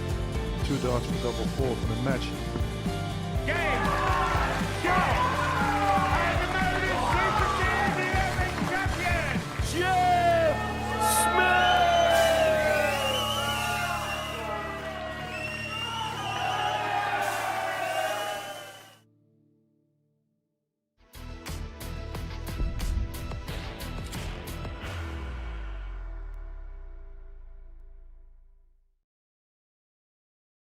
This is a great moment for me.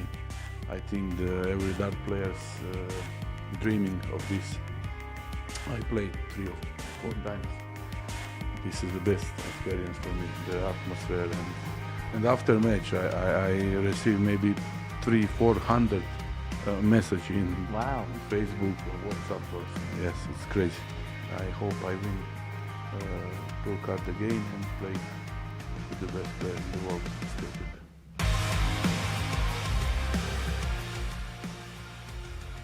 In Steel Tip Circuit, our Tungsten Talk premiere with Boris Kirchmar follows the live action this afternoon. You do not want to miss it.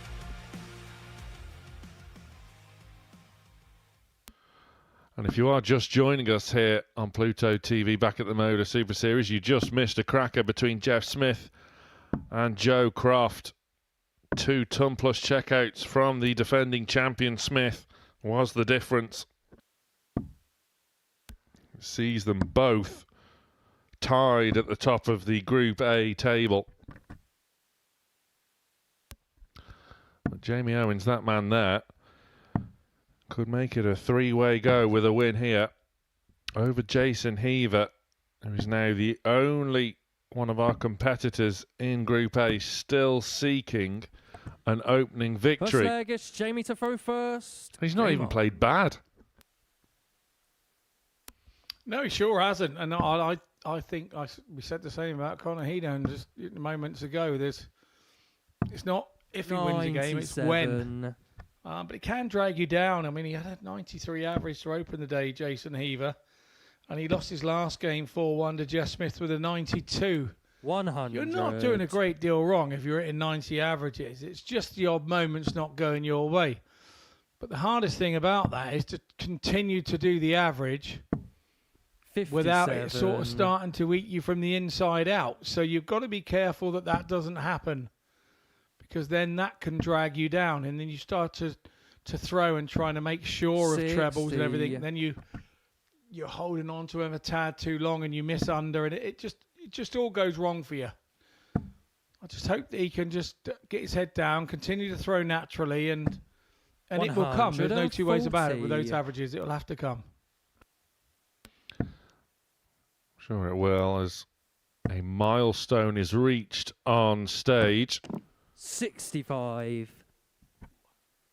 As Anton Mays there just picking up a dart for Jason Heaver, is officiating his 100th game here at the Live Lounge at the Modus Super Series. Anton has reached his century. So fantastic achievement for one of the best young referees in the sport.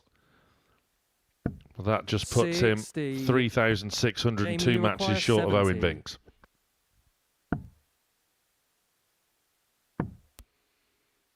Anybody being short of Owen Binks? 46. That's a new one on me, because he is a tiny little fella, isn't he?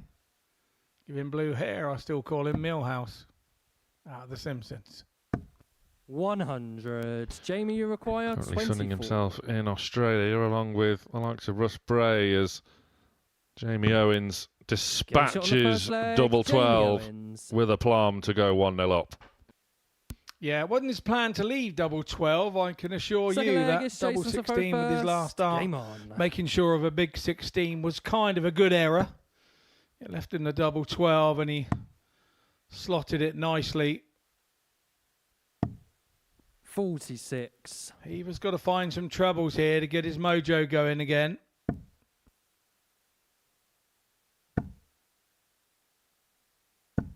$60.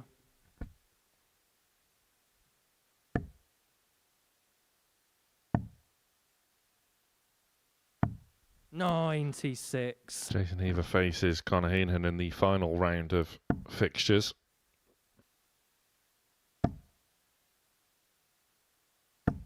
$140.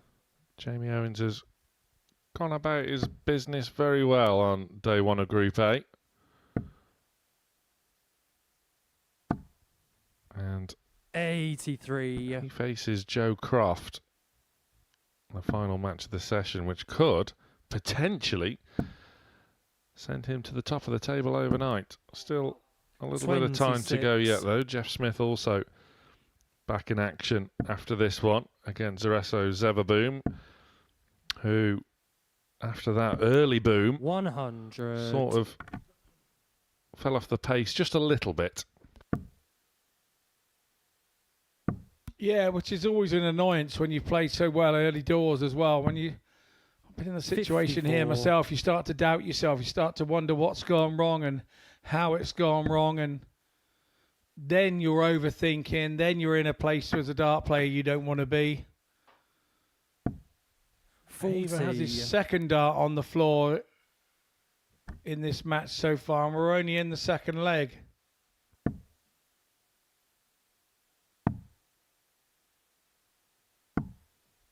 $57. Jason, you require 136.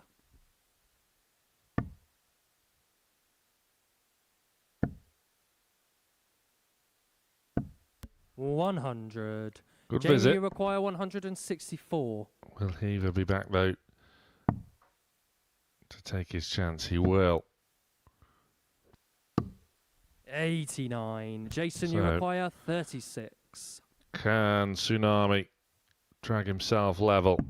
He Game shot on the can. second leg. Jason Heaver. Yeah, and that'll give him a lift. That'll give him a lift. It's just a hold a throw. He knows Third he's got to leg, try it's and Jamie to throw first. Game break on. Owens here somewhere along the line to be able to get his first win on the board, but he's more than capable. 42. Is that the slip that's let him in?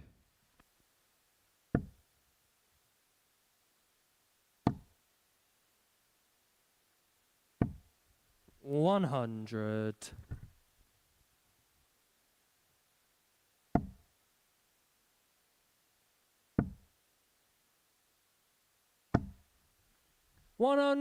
$121. Much better visit from Owens there, who's started quite slowly in this match 100. compared to his previous matches in the session.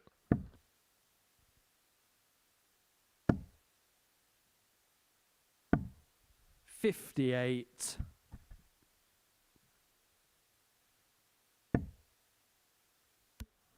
Has to have another in there, surely. Surely. 95. Yeah, unlucky for more. Has almost turned the throw, depending on what happens here. He has now 58. turned the throw. So Heaver, if he can hit a treble here, turn the corner big. If he hits another one, it's advantage Heaver 140. in this leg.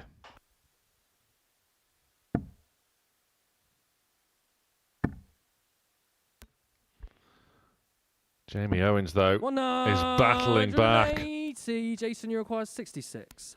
Still advantage Heaver here with the 66. 20 for tops. Got to go around the corner.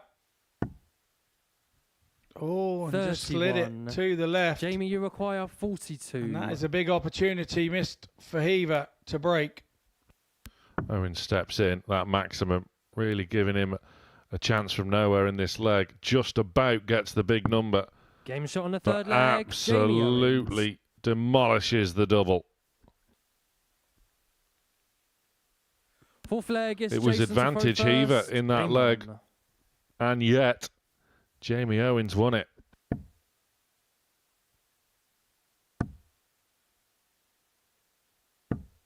$85. Yeah, it was indeed, and it's how much has that hurt Heaver? That's the question.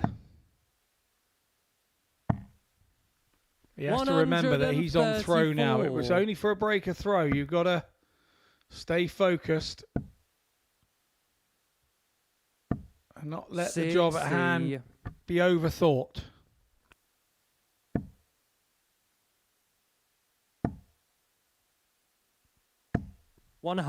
$140. Owens really has recaptured his scoring form now. 78. And after he himself was looking vulnerable in the previous leg, he's now in pole position to get a breaker throw of his own. 57. Yeah, he's kind of turned the tables on Heaver, hasn't he? Heaver could have hit another one of those, and another one.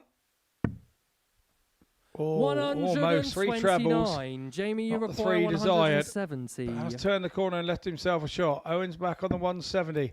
Leaves that 170 a fair bit, doesn't he, Owens?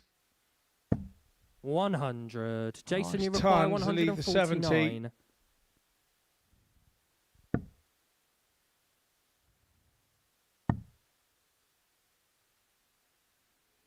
$72 left then. Goes for the treble 12 for the double 18, but leaves himself 70. tidily on 60. But Owens should get a dart here.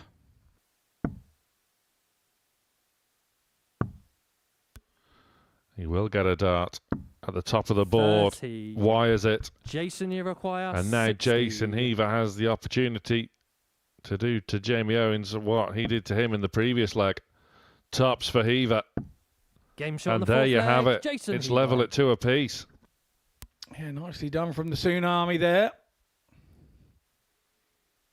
Fifth leg is Jamie to throw first. Game on. Held his own throw. Asked a question, didn't he? Owens asked the question. And Heaver answered it nicely. And now 180. Owens is setting the questions with that 180. Does Heaver have the answers? 140. Sticking to the task well, which he has done throughout the day, and it's almost remarkable that Jason Heaver is still without a win so far.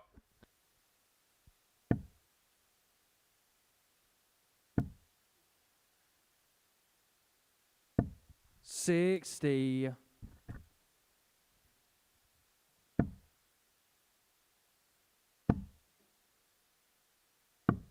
$65.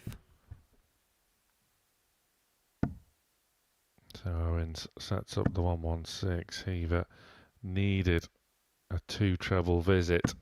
60. Jamie, you Doesn't require get 116. any. So time now for Owens. Does he need the time? 76. He does. It was a valiant effort, nevertheless, and he will return. 96. Heaver Jamie, just you require about 40. claws a treble to leave a big 3-dart outshot, but Owens Game shot on the fifth leg. finds Jamie tops Owens. to go 3-2 up. Yeah, 13 dart hold there, a more than positive hold.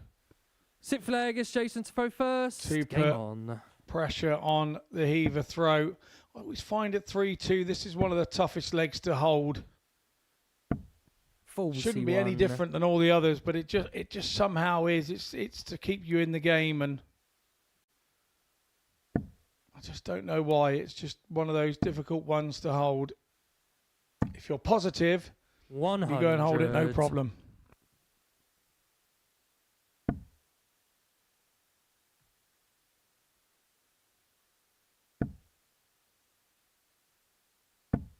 $41. Heaver now really up against it. 58. Owens isn't disappearing into the horizon just yet, and Heaver knows this. 140. Fires himself back into the leg. Yeah, if he gets that first one right, Heaver does follow it well. 60. Which I suppose is a statement that you could say with a lot of players. 54.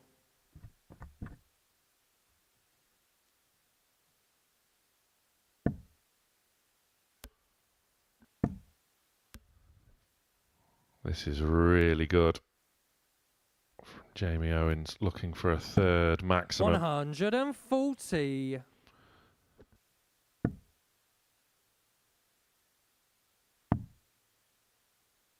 Needs a treble with this last one. But not that treble. Jamie, you require 140. One with slightly more significance. looking at the 17s, but once again, time on the side of Jamie Owens. 83. The T-side man looking good for another win here to put him level at the top of the table with Joe Croft and Jeff Smith. Jamie, you require Can he now 60. go on to convert? 2 darts, 2 match darts for tops. 20. Jason, you require 132. Well, Heaver has a lifeline. He had a bounce out dart in that last visit. That could be oh so crucial. Another one of those. Oh, the right smile. He knows he didn't quite right. He knows he didn't release it right. And the dart was sat there in perfect position for the next one to go as well. 82. The most frustrating Jamie, you require thing. 40. Owens then. More match darts incoming for tops, and Game this shot and time match, finds. Jamie Owens. And Jamie Owens is tied at the top of the table with Joe Croft and Jeff Smith, the early pace setters in Group A this week. Another win for Owens. Heaver still looking for his first success. 88.5 in the averages for Owens. After the break, it's Jeff Smith against Zeverboom.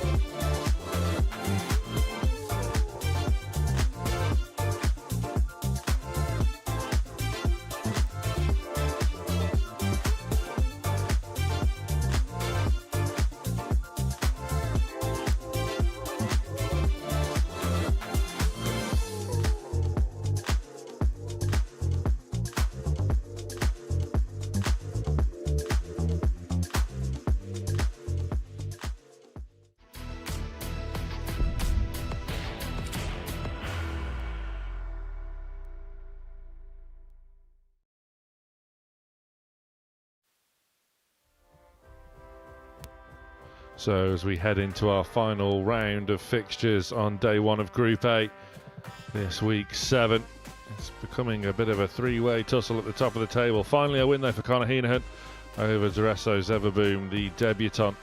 Jeff Smith, 4-3 victory. Big 4-3 victory over Joe Croft, the early pace setter. And Jason Heaver still looking for his first win of the week. He went down 4-2 to Jamie Owens, and here is how the table currently looks. Joe Croft still on top on leg difference. Jeff Smith and Owens just behind, and we see poor Jason Heaver, who's not done a lot wrong so far today, still without a point.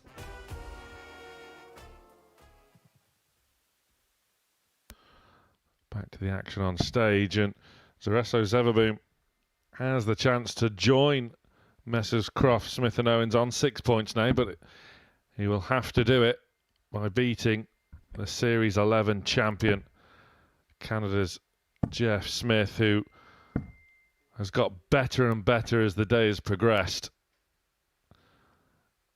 2 ton plus checkouts in his win over Joe Croft. That was the difference. That was all the difference.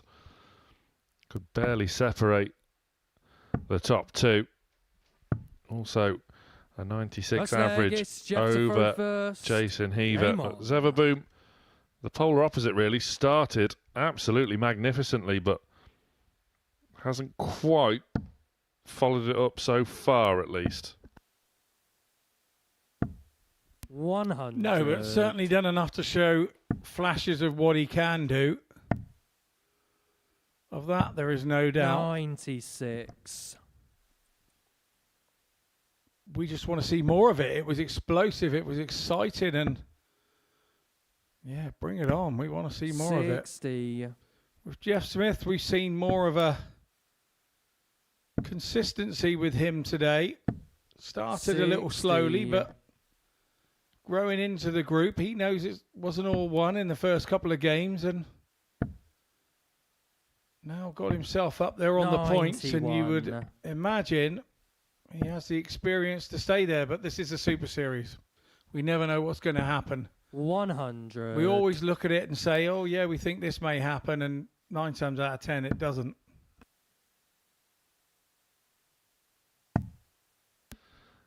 Yeah, and Zeverboom's 80 opening performance of the day, a 97 average and 3 180s and a 50% checkout success, wasn't enough for Jamie Owens to beat Zereso. 85. The ADC Dutch qualifier won by 4 legs to 2. He hit 4 maximums and a 144, but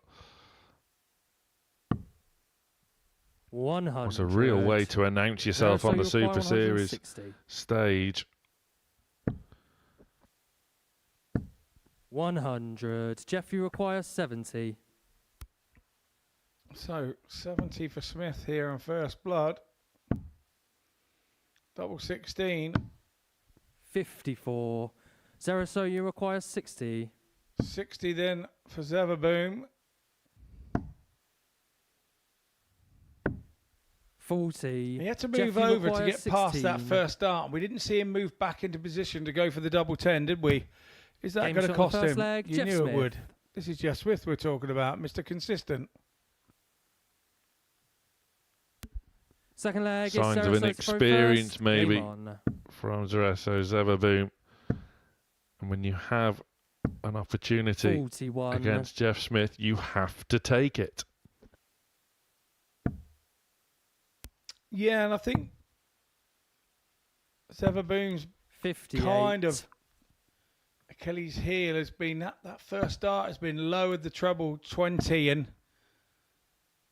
although he can get by it, it still makes it difficult.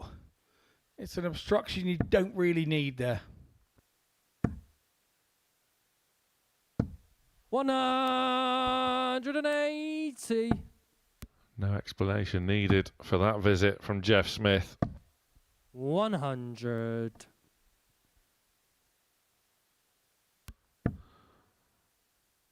He has just got better and better as the day has progressed. He won't want the session to end. This is his final match of the day. 100. The way he's starting to play now, just getting into his groove. He'll be on the hunt for an ADC tonight, the way he's going. Already spent the weekend in 58. Chelsea, of Zereso, course, you at require the 160. England Masters and England Classic. Looks to have put him in real good stead. 81. Jeff, you require 146. I would say that, yes, he would be able to go and hunt an ADC out, but he's got his good lady with him this time round, 57. so maybe he'll take her out for a Zereso, nice you require dinner this 79. evening.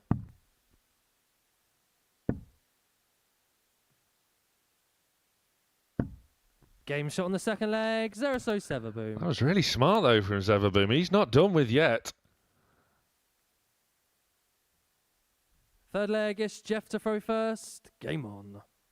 And debutants often struggle here, but Zeverboom has been really impressive with the way he's gone about things. 41. Yeah, he's looking to want... He started the day with a bit of a crash bang wallop, didn't he? And now he's wanting to end the day on a similar note. Jeff Smith just having got himself to the top of the group. 100. Is looking to join them on 6 points if he possibly can. 64.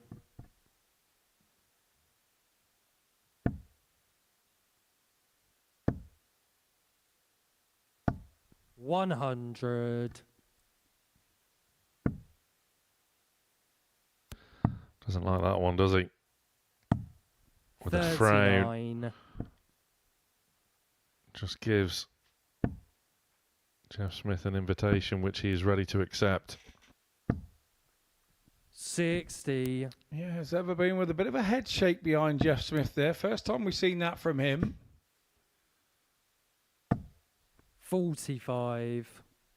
It's just not quite going his way here in this leg. And as we were saying about Joe Croft earlier, you've got to go and find something. 168. Once again, Jeff Smith, that's the second time we've seen him do that today to leave that 32, that 168.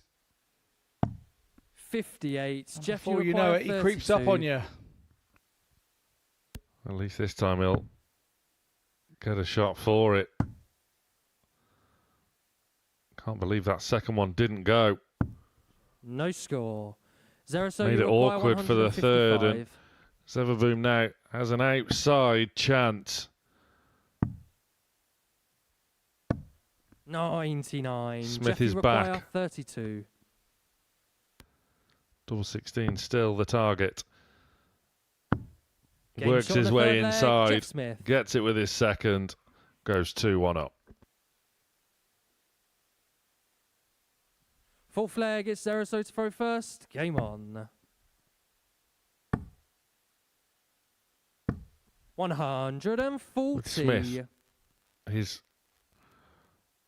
demeanour and composure is unmatched. 180. Hardly a flicker of emotion, whether he's scored 180 or 40. 60. Yeah, and as a player, if you don't watch your opponent and you only look at the floor, or you look at their heels and look at their feet, you can learn how a player bounces in to collect his darts, whether he's hit a decent score or not, without a caller. On the floor, you don't hear. There isn't a caller. You have to look up to see what he scored. But with Jeff, I don't think you ever notice whether he's hit 26 or 180. I think he walks to the board exactly the same way. 91. No matter how he's thrown it, no matter what he scored.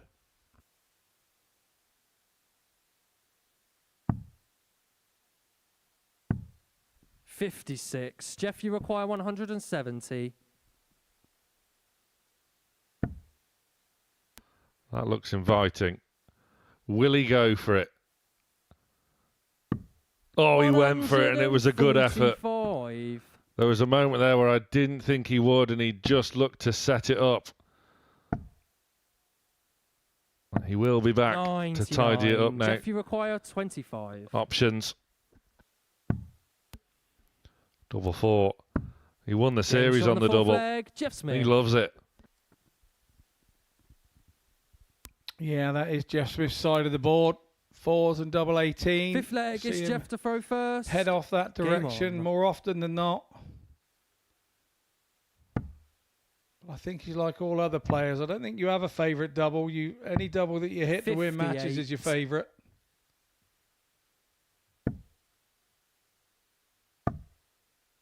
That 1-1, what looked like a very difficult situation that Jeff had got himself in. He seems to have shot his way out of it. 43.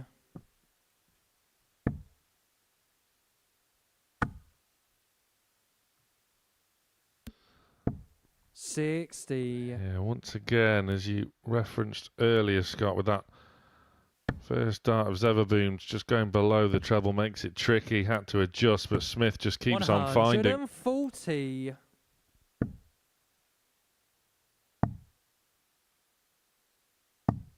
$96. Moved away with a bit more success there, hitting the treble 19, but when you're up against it and you look up, Jeff Smith's first dart always seems to hit that treble 20.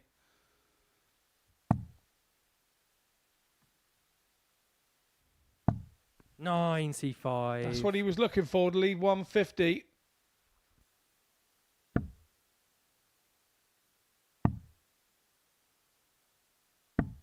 $57. Zereso requires 150. Which way will he go? He went for the flashy way. 51. Jeff, you require 118. I was left a bit of a tricky outshot. Smith. Now then, what a way that would have been. 82.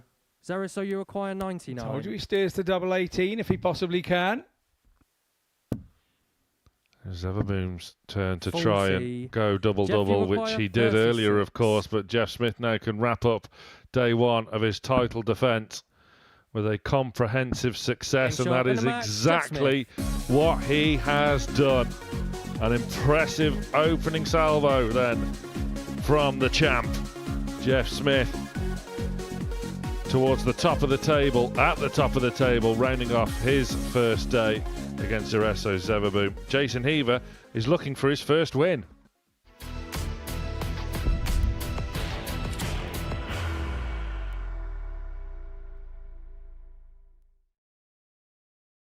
Are you ready to lift that trophy, Darius? Yes. Let's do it then. Ladies and gentlemen, your Modus Super Series 9 champion is Lucky D, Darius Levanowski!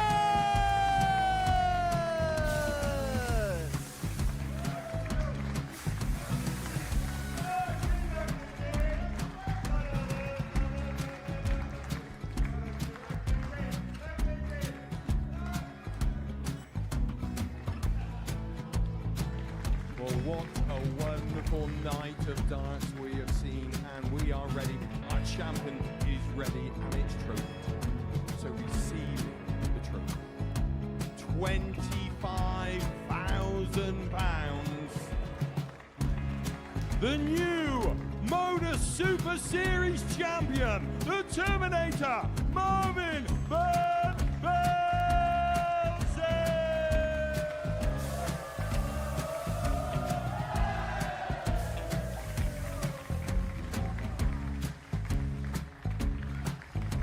And one more time, the 8th Modus Super Series champion, the Terminator, Marvin Van Velzen. And the new Modus Super Series champion is Andreas Dirty Harrison.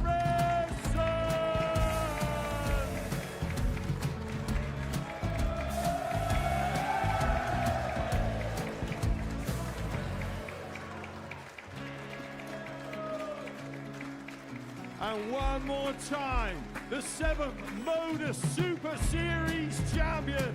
Give it up for Andreas Dirty Harrison. The moment we've all been waiting for.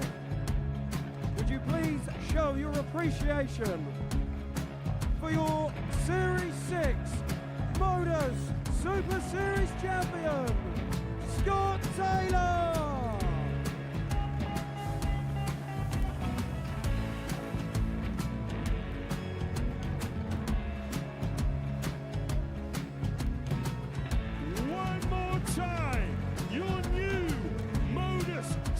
Super Series champion. He is Chucky. He is Jim McGuire.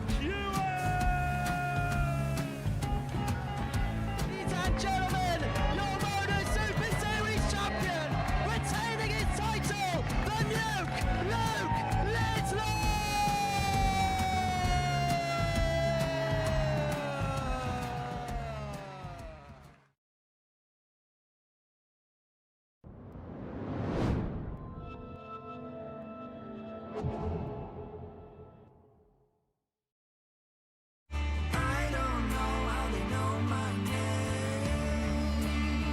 It's double 16. James Darts. on the full.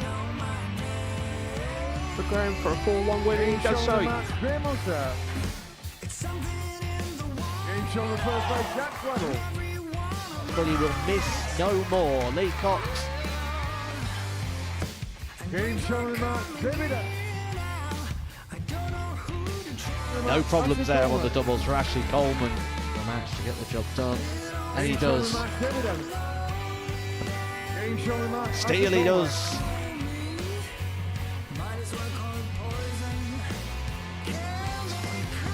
What a shot, David Evans.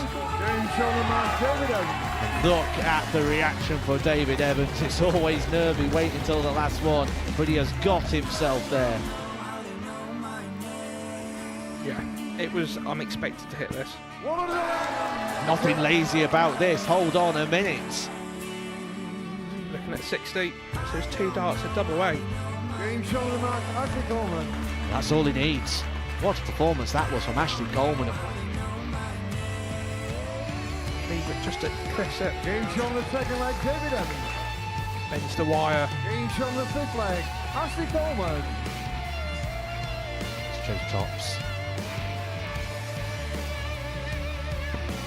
And he finds tops. The winner of the Modus Super Series, Series 12, Week 6, it's Stretch David Evans! It's Stretch David Evans!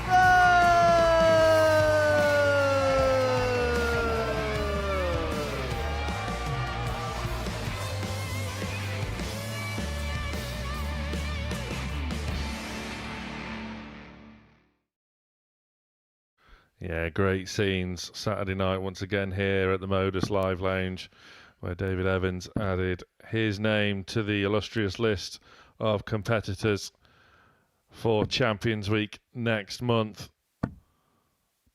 who will be joining the likes of Evans, Neil Duff, David Pallet, Keegan Brown, Jensen Walker, former series champion himself, and don't forget Carl Wilkinson as well. First leg is Jason to throw first. Meanwhile, Game on. Jason Heaver has his last chance to get a win on day one of Group A. He faces Conor Heneghan, who has only got one win himself, but an extra win here will certainly rescue his day's efforts. Yeah, well, indeed, it's 45. Start thinking differently as you come to the end of the day. You start reflecting on what's already gone before you, and you can start dictating your own game to your previous games. If you're not careful, you need to really draw a line in the sand and jump over 100. it. And see it as a fresh game.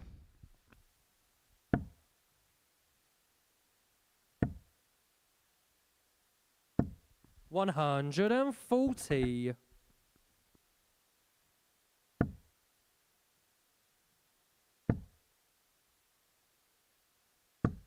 83. Jason, you require 161.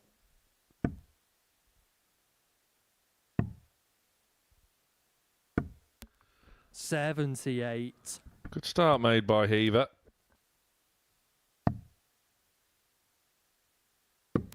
Yeah, very, very positive start. 52. Jason, you require 83. At the start of the day, he had a really sort of good day yesterday over at Selsey at the England Classic.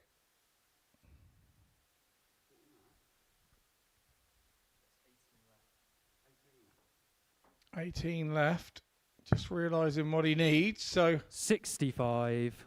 Hurls one in the general direction, but I don't suppose he needed to go for it. He could have sort of made an easier double for himself by 2-ing it up. Maybe that's not his way. Jason, you require 18. Maybe just a sign of no score. Desperation, perhaps. You require 136. Just anything. Get over the line.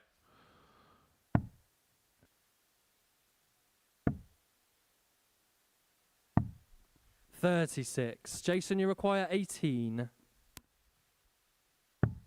Game shot on the first nicely leg. done. Well, Jason he had Heaver. practice darts at it, and he put it on the wire. So, yeah, no problem for a Heaver there. Second leg, it's Connor to throw first. Game on. It's a 19 dart holder throw. Bearing in mind he had 3 darts at it in the previous leg. And one before that, previous throw, visit, and one before that. So he could have been talking 15 dart leg that. Turned into a 19 darter. 95.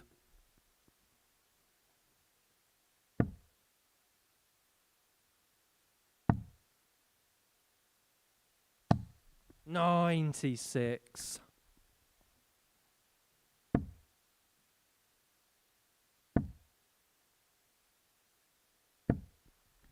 $41.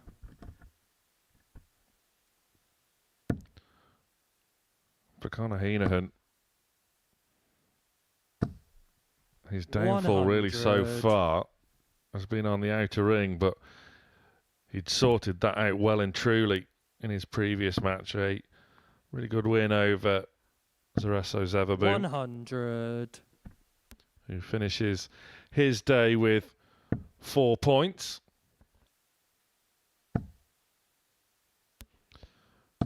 And not a bad 100. opening day's work, really, from the Dutch debutant.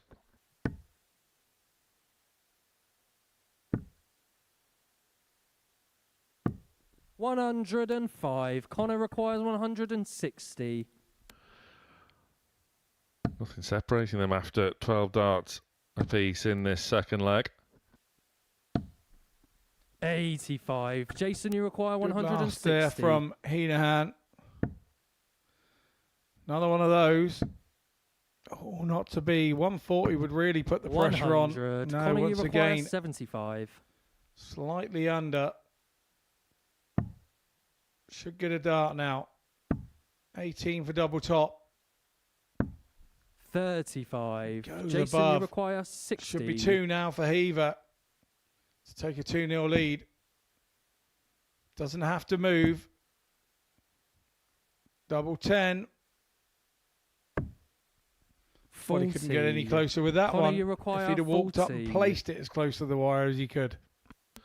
And it's a reprieve for Heneghan, Game shot in the second who leg. pings Connor tops, Heneghan. which Heaver couldn't do.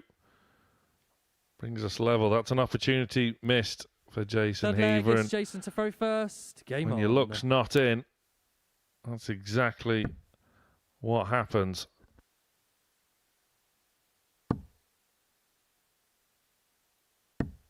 $81.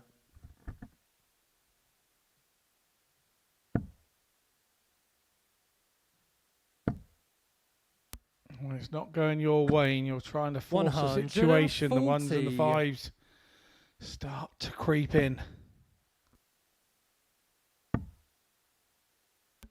This is better, though. 140.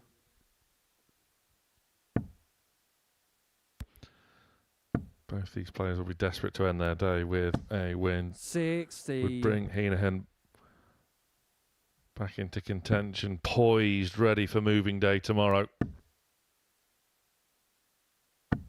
60.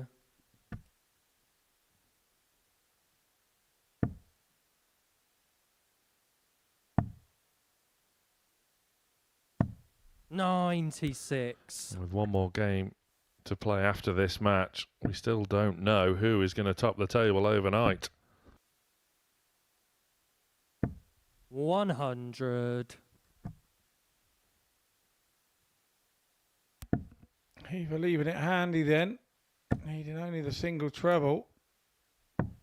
165. He's under Jason big requires pressure here. 120.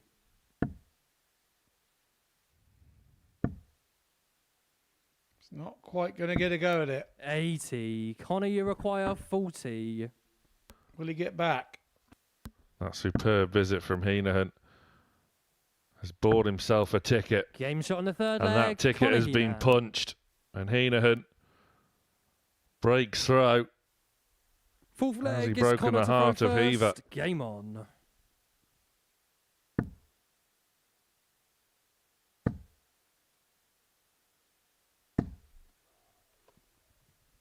$25. Straight away, an opportunity of redemption for Jason Heaver. $55. But can't find a big treble of his own. And that's a let-off for Heneghan. And with every treble 20 scored is a dagger to the heart of Heaver, who could end up finishing without a win on day one.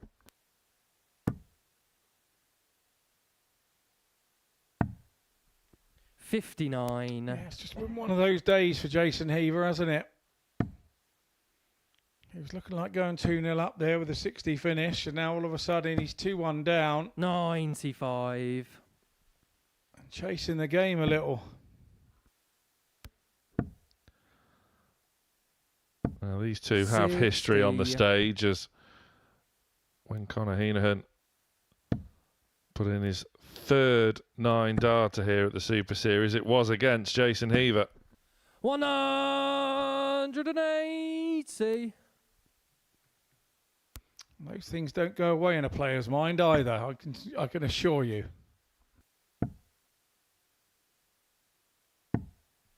$50. Connor, you require 61.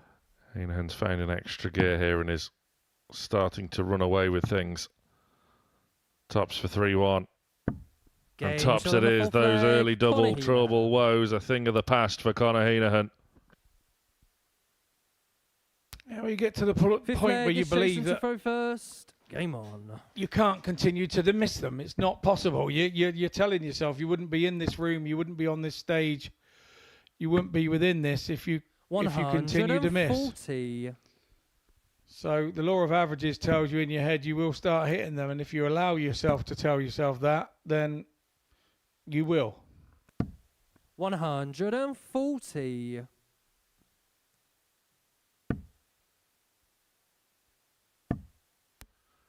An act of defiance from 140. Jason Heaver. This is a really good start of leg number 5, back-to-back 140s. He's not done with yet. 45.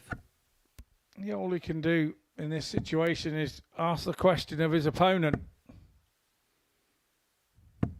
60. Touch unlucky there for that not to be another treble visit.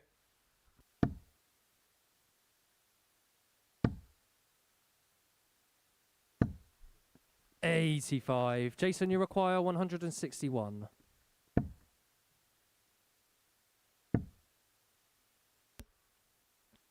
Just looking to set this one up. 54.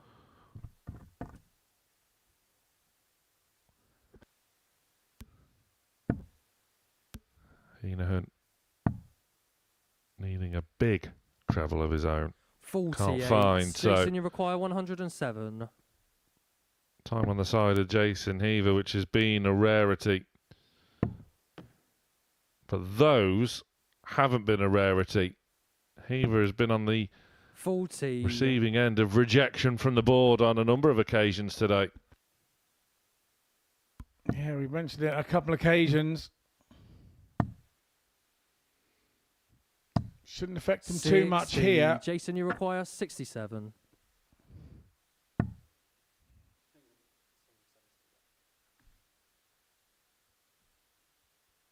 Looks to be going 10 for double top. Just about gets it in the 10. Game shot in the fifth Just leg. about gets it in the double Heaver. top. So we're back to 3-2. Sixth leg is Over Connor to throw to Connor first. Heneghan Game then. on. Can he see this one out now on throw? 98. Great last. Heaver. 134. With a fantastic 2 treble visit of his own.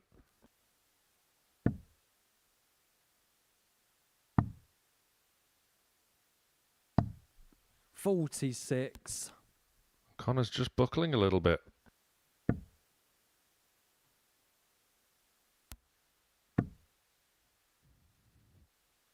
I was going to say a 140 here would have been well handy for Heaver, but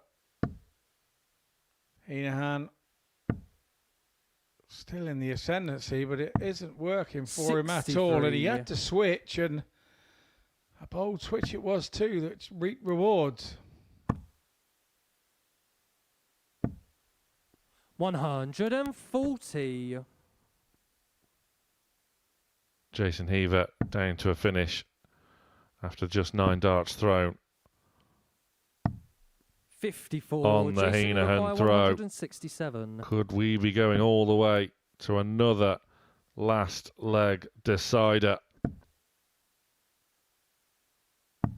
99.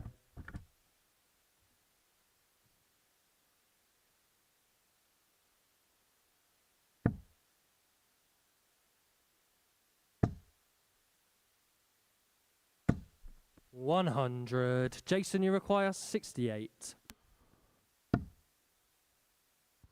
Heaver then will only have the 1 at tops to bring us level, and level we are. Jason Heaver. What a resolute display this is from Jason Heaver. We go all the way. 7th and deciding and leg. Heaver It's Jason to throw first. has got the throw. On. Yeah, you have to say it's been a spirited comeback from Heaver.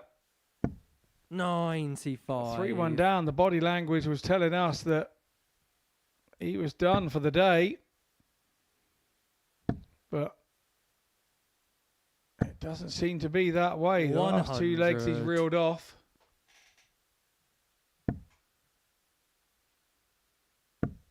$15 leg, the last one. 60. He would love another $15 leg right here.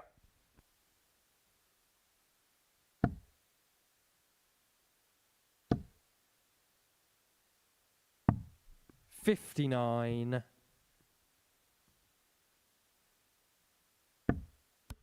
What can Heaver find to stay in control of this last leg shootout? 137. He'll be happy with that. Yeah, he will be indeed. We all would be.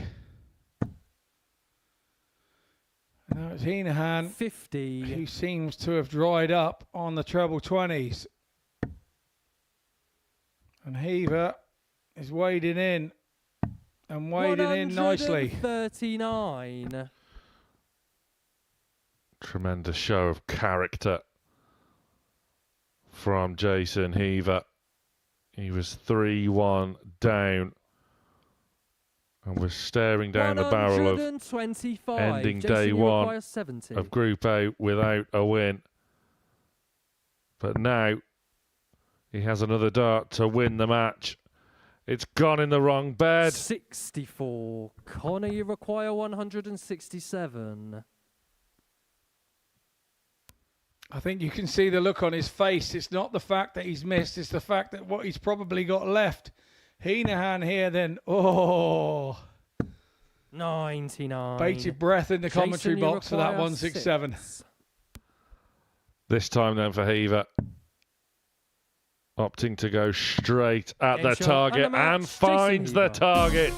Jason Heaver comes from 3-1 down to beat Connor Heneghan by 4 legs to 3 to get his first win of the week in his last match of the day. A win for Heaver. He's deserved that with the way he's gone about his business. But after the break, we'll find out who will top the table overnight.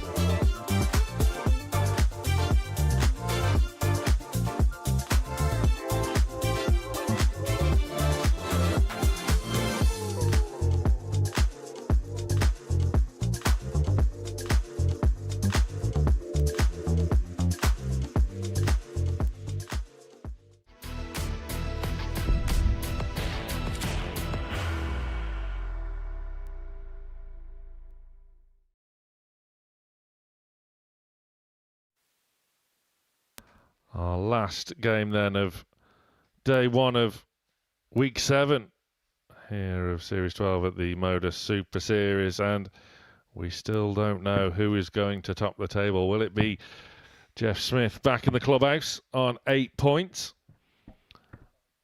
Well, one of these two men on stage now could join him and even eclipse the silencer and go top of the table overnight. And that man there, Joe Croft, has arguably, Scott, been the pick of the players so far today.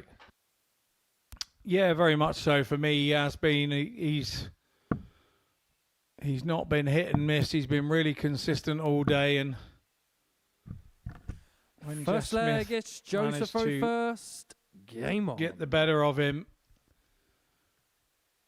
It was like an identical average, you know, and Jeff Smith had the dart, so not one that you could sort of chastise 55. yourself over.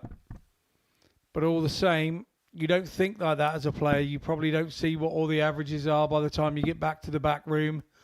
You just know you've lost, and it's how the loss affects you. Because if you see the averages, you go, well, you know what I mean. It was much of a muchness. 180. And that 180 from Joe Croft means we've had a 180 score in every single match today. 96. Yeah, it's been absolutely fantastic. So many 180s, so many big checkouts as well. And this man, Jamie Owens, has played his part in that. 79. He could also top the table overnight. And Joe Croft could add to that tally of ton plus checkouts, just going ever so slightly low for a 145. But Scott, if Owens was to win this match, 140. Croft would finish the day in third, which just goes to show game shot on the first leg. The competitive nature of this group as Croft goes 1-0 up. Yeah, very much so. We did call it early doors. Everybody can Second beat leg everybody is Jamie to throw first in this group. Game on. And it's going to need somebody to grab it by the scruff of the neck and take charge. I just have a funny feeling this is going to be a topsy-turvy group who go up and down, to and fro as the day goes on tomorrow. Tomorrow's known as Tuesday moving day. You may see a couple stretch out. But I'm not seeing it likely the way that what we've seen today. Everybody's beating everybody. 80.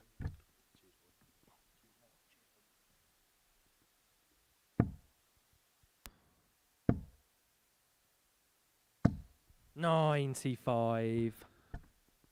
Joe Croft looking really composed as he has done all session. Owens, 91. whose only defeat of the day so far came at the hands of Zereso Zeverboom. And Owens 47. had 3 maximums, 50% on the outer ring, and averaged 97. So doesn't that just go to show what we are dealing with in Group A this week? 140. It does indeed. And when you look at this leg from Owens, he's left 50 after 12. Jamie, he's not been perturbed from this good opening stuff from Croft. Game shot on the He's just second got leg. on with it with his Jamie own Owens. mindset.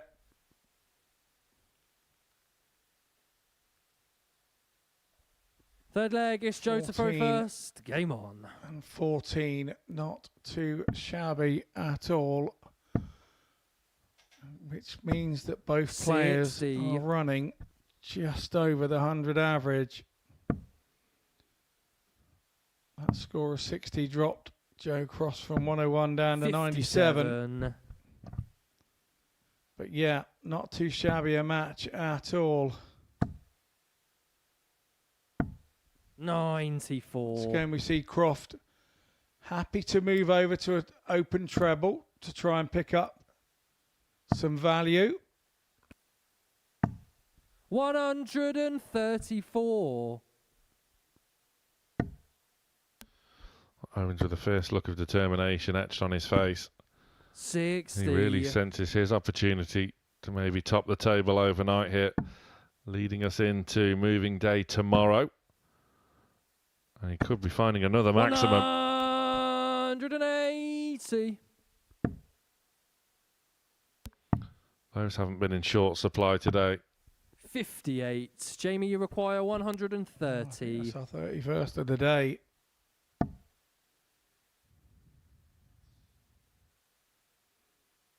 First 3 or 4 games, we thought the record could be, for a day, could be in jeopardy, but it hasn't been that way.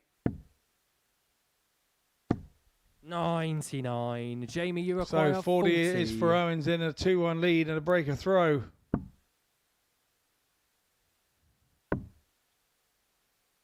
I'll start a double 10.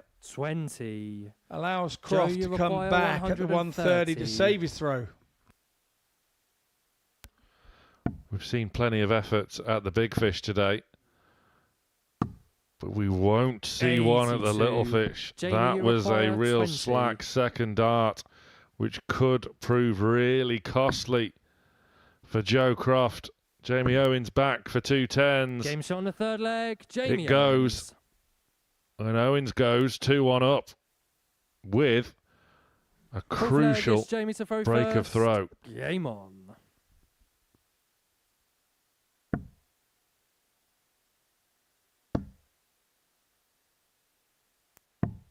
131. Yeah, good opening start from Owens as well. The momentum with him slightly. 135. Croft is going to have to get his head down and go with it here.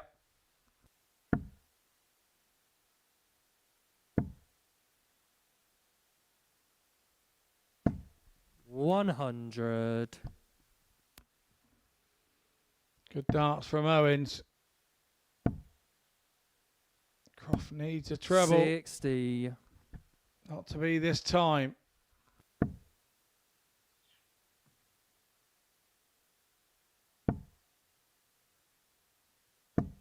$60.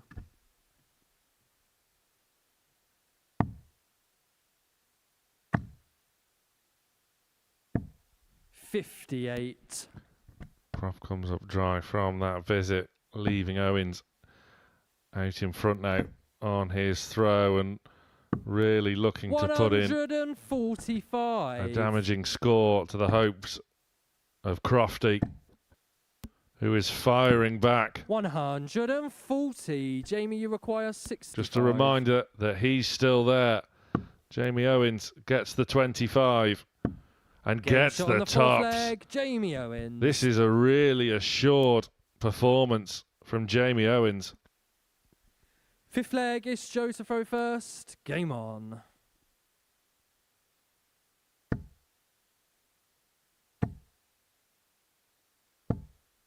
$95. Owens in particular performing some great stuff. 100. Couple of 14s and a 17. Croft with a 14 of his own. 81. Owens is working hard to get himself to the top of the tree. 28.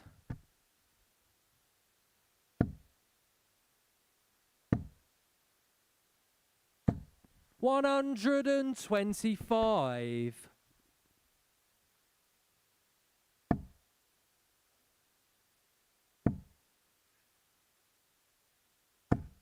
140. Some tremendous displays of power scoring from Jamie Owens throughout the day, but 100. Croft just keeps on finding, when he's at risk of not finding a big treble, he finds one. 95. Joe, you require 100. Perfect first. Perfect second. That Croft. was very crisp from Crofty. Yeah, very nice indeed. And sixth leg said is the last Jamie time he was here, when he got first. behind Game in on. games, that sort of thing he wasn't doing and wasn't happening. He wasn't keeping himself in games. He's kept himself in the game for the time being. 96. From what we've seen of Jamie Owens in this one, he's a very determined character as well. Oh, lovely stuff from Joe Croft. 180. His second 180 of the match. The averages here still running nice and high. 92 for Croft, 99 61. for Owens. Still a ripper of a game, this one.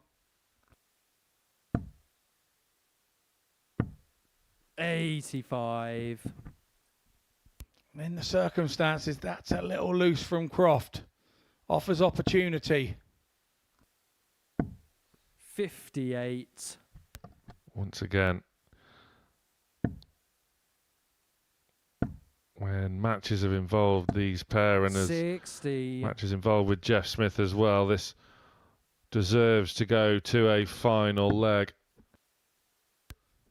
Jamie Owens, however, won't want to be hanging around any more than it has to. 180. We go back to that word timing again, and the timing from Owens on that. 60. It's perfect timing. Jamie, you require 106. And it put Croft under all sorts of pressure. Could still go. Might still go. Just takes a second to compose for a shot at the ball. 81. Looking in hope. Joe, you require 116. I can quite clearly see that these two have been getting on in the back room. You can see that in the players' room. Very jovial, good stuff. So Crofty then. Big 16. Tops.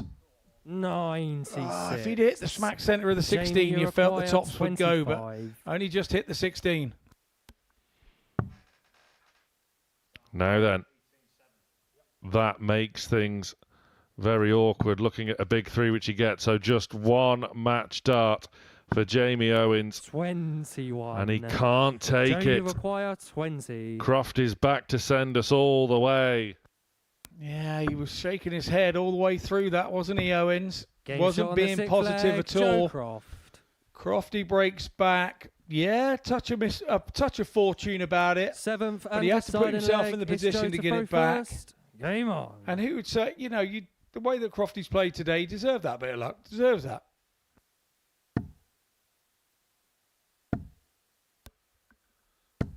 $95. One match start missed then from Jamie Owens, who now has it all to do against the throw in this last leg shootout. Great visit though. 123. After the disappointment from the leg before from Owens, that's great composure. You just can't teach that. 95. You either have that in your repertoire or you don't. You just can't teach that kind of composure. And it put the onus straight 96. back on Joe Croft.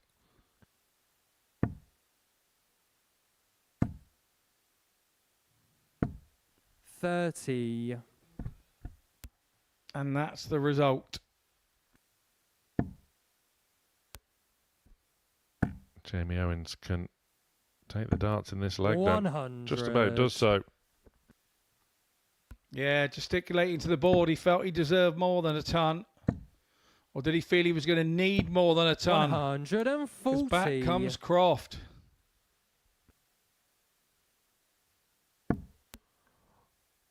Both players comfortably in the 90s.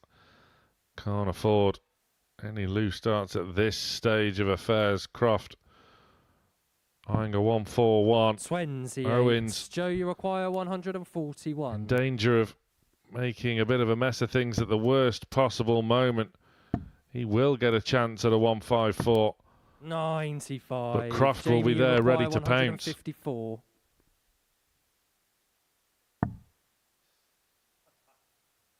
I think I would like to have seen Crofty go for the 25 there. 88. Joe, you require 46. So Joe Croft to top the table overnight.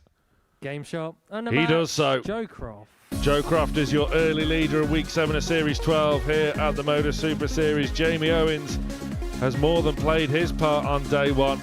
A good performance. It could have been different. He had a match start to win. But Joe Croft it is. Both players in the 90s. A fantastic match that went all the way. After the break, Scott and I discuss what we've seen.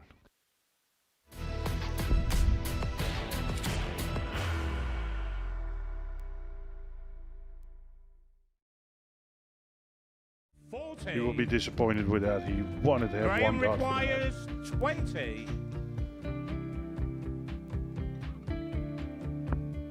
Graham Usher wins the first game of Champions Night, and it was an absolute ripper. He hit one of them on tops. He missed one on double 12. Which one is it? It's the hit. Outside opportunity for Andy Hamilton. Van der Velde should be getting a match start again here. He's already had one. Mr. Dart tops for the match to win 4-1. And the Dart at double 16 gets the job done there for Jurgen van der Velde. He gets over the line with a 4-2-6. Did he go for tops, or did he just overshoot the single? Jimmy doesn't care. Jimmy just looks to eat this up to make the semi-finals for the second time. Adam Kaplas has been eliminated.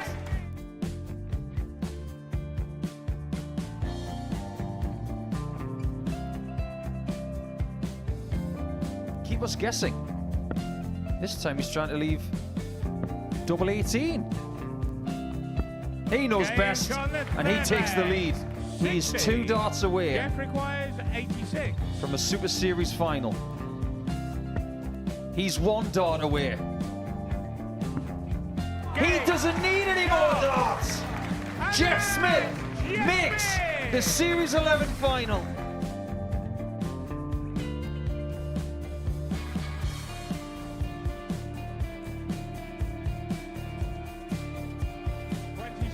Is Usher losing his cool a little bit here? Oh, absolutely. Right now, I'd say the head's gone. And you don't have long to recover.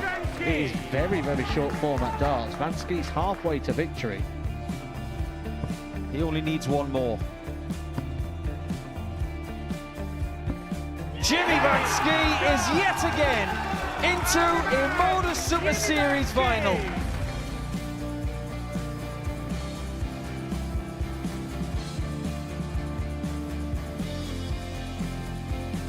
Flashback vibes. Can Jimmy Van Ski do the same? Just needs the one treble here on the 19s. Finds it. For the ball. 101. Oh, unlucky. A lot of pressure on it. He's going to split it. 2 darts for double 4 for the match. Game. Shot. And the Modus Super Series 11 champion, Jeff Smith.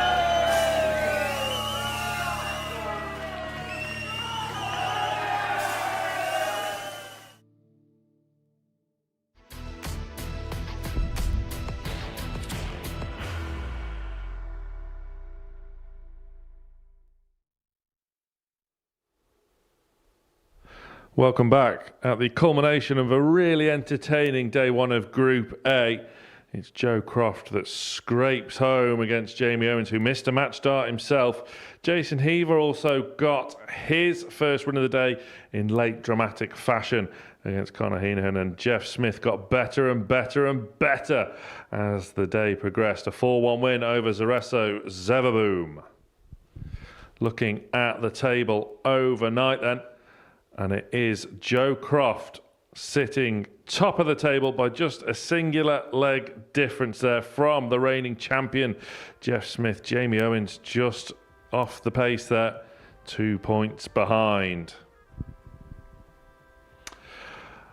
Welcome back to the studio. Scott Mitchell's still alongside me, and that was a really entertaining day one. Yeah, very much so. It started with a real bang, didn't it? With the first 3 games in that first one, and we thought the 180s that were coming in, we're going to set records for a day and everything, but it then sort of leveled out nicely and became a really tight group. Joe Croft then the leader overnight, just by a singular leg on leg difference. Late call-up due to the withdrawal of Mervyn King through injury. He's looked so assured and composed up there. Yeah, we're definitely seeing a very different Joe Croft to what we've seen here in the past.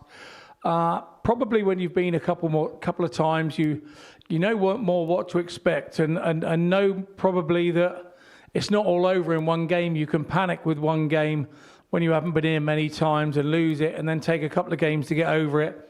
Joe seems to have had a better start today.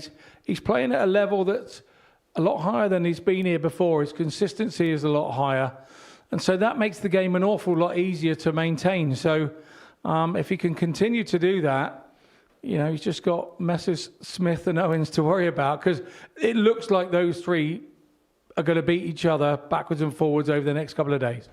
Yeah, and on Jeff Smith, the reigning series champion, of course, got his title defence to a good start. Solid. Nothing is won and lost for a week on a Monday, of course, so he'll be relatively happy with the way he's played today. Yeah, very much so. I think he's sort of played his way into the day. It wasn't fast and furious too much for him at the start, although he won his first game sort of comfortably, but Jeff is always capable of doing this with the ball finish and turning a game on its head when you've got him. He's one of those competitors who is never beaten, and we say it about a lot of competitors, but with Jeff, if he's got one dart in his hand at a double, you just don't bet against him. He has the bottle to 9 times out of 10 hit that. His timing is everything, isn't it? Yeah. Jamie Owens just behind, could have so easily been level at the top of the table himself, missing that match start in the final game of the session. He's looked really assured as well today, hasn't he? Yeah, very much so. I think that this is a really, really good group. I even think we're looking at Jason Heaver at the bottom of the group, and we're looking, how is he at the bottom of the group? He's had a couple of 90 averages today and lost. So the strength within the group is within the players within the group, and I think there's still some stuff to come here. But Owens has done the right thing at the right time. He nearly did it in that last game against Joe Croft. He set himself up, then made a mistake on the 25 where he hit the double 9 instead of a single 9 to leave him the double 8, which he'd been prolific on all day.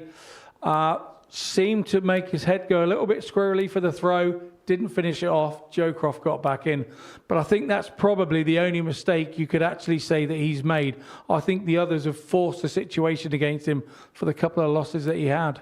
Such are the fine margins in a group of this standard. And Zereso Zeverboom making his Super Series debut. Debutants can often struggle at this place, particularly coming from the ADC European qualifiers. And he started with such a, well, boom, I suppose. Well, he made us sit up to attention. He was in on our seats. It was just like, whoa, who's this guy? And he just had, and he has a throw and a rhythm that is very pleasurable to watch, isn't it? And the better that he got, he continued to be better. It wasn't until he started to miss a few numbers, not quite hit a double, we saw his game tail off a little bit. But now that he's had a day here, now that he knows the inside of the building, now that he knows, you know, what's going to happen to him tomorrow and the routines and everything for coming up and down, I think hopefully we see a bit more of that first game Zabba. Yeah, he is hoping. Conor Heneghan, by his own high standards, has had a bit of a muddling day. How do you assess his performance? Yeah, we know that he's quality here, and we know that he comes here with a certain amount of expectation. You know, the Irish contingent have been doing well here of late, and he's the next one, you know, to come in for a nation to get behind. And maybe he's expecting, you know, he's had the good times here, so he knows what that feels like. And when you go back to a venue and it doesn't quite go your way, it's very hard to explain that you put more pressure on you, you over-try a little bit. He'll probably be happy with a rest today. He's not out of it by any shape or means, and his game and the way that he's playing, he's not out of it. So, yeah, he still has a big say in what goes on in the next 2 days. And just a quick word on Jason Heaver, who had a long time to wait for his first win, but he deserved it, didn't he? Yeah, like I mentioned a couple of moments ago, he's had to wait, and now that he got the win under his belt, he'll feel a little bit more comfortable. Had a long day yesterday in a tournament just up the road and had a good run yesterday, so confidence was good coming in. And then when it doesn't quite go your way, sometimes it kind of shocks you into retreat. And he'll be better for a night's sleep and go again tomorrow. But he's showing enough that he can beat the top guys too. Absolutely. Scott, thank you very much for your company today. That was a lot of fun. Let's do it again tomorrow. Coming up on the Modus Super Series channel, coming up next is the Tungsten Talk premiere for that of Boris Kirchmar. Really good episode that. You don't want to miss it. Bit of fun as well later on this evening. Pranking dart players is at 5 o'clock, and tomorrow we do it all over again from 9:30. And you could be with us on Saturday night here for the Double Bubble, the Winmau Tour Championships, also happening on Saturday afternoon. Tickets are still available, but they are in short supply for that double session on Saturday, getting underway at 12:30 p.m. So, on a really entertaining opening day of Week 7 in Group A, the standard has been set. Can they do it all over again tomorrow morning? Join us to find out. Bye for now. Modus Super Series champion. Yes! What a finish! The silencer, Jeff Smith!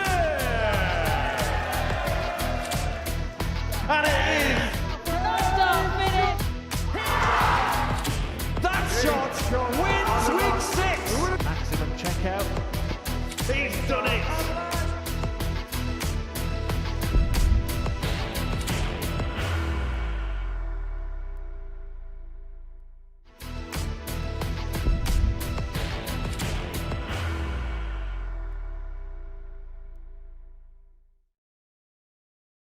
Are you ready to lift that trophy, Darius?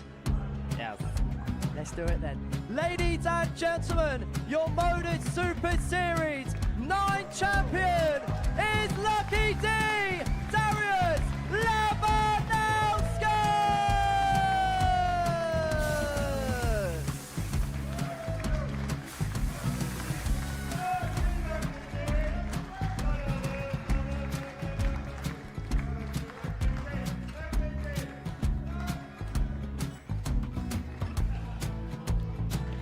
Well, what a wonderful night of darts we have seen, and we are ready.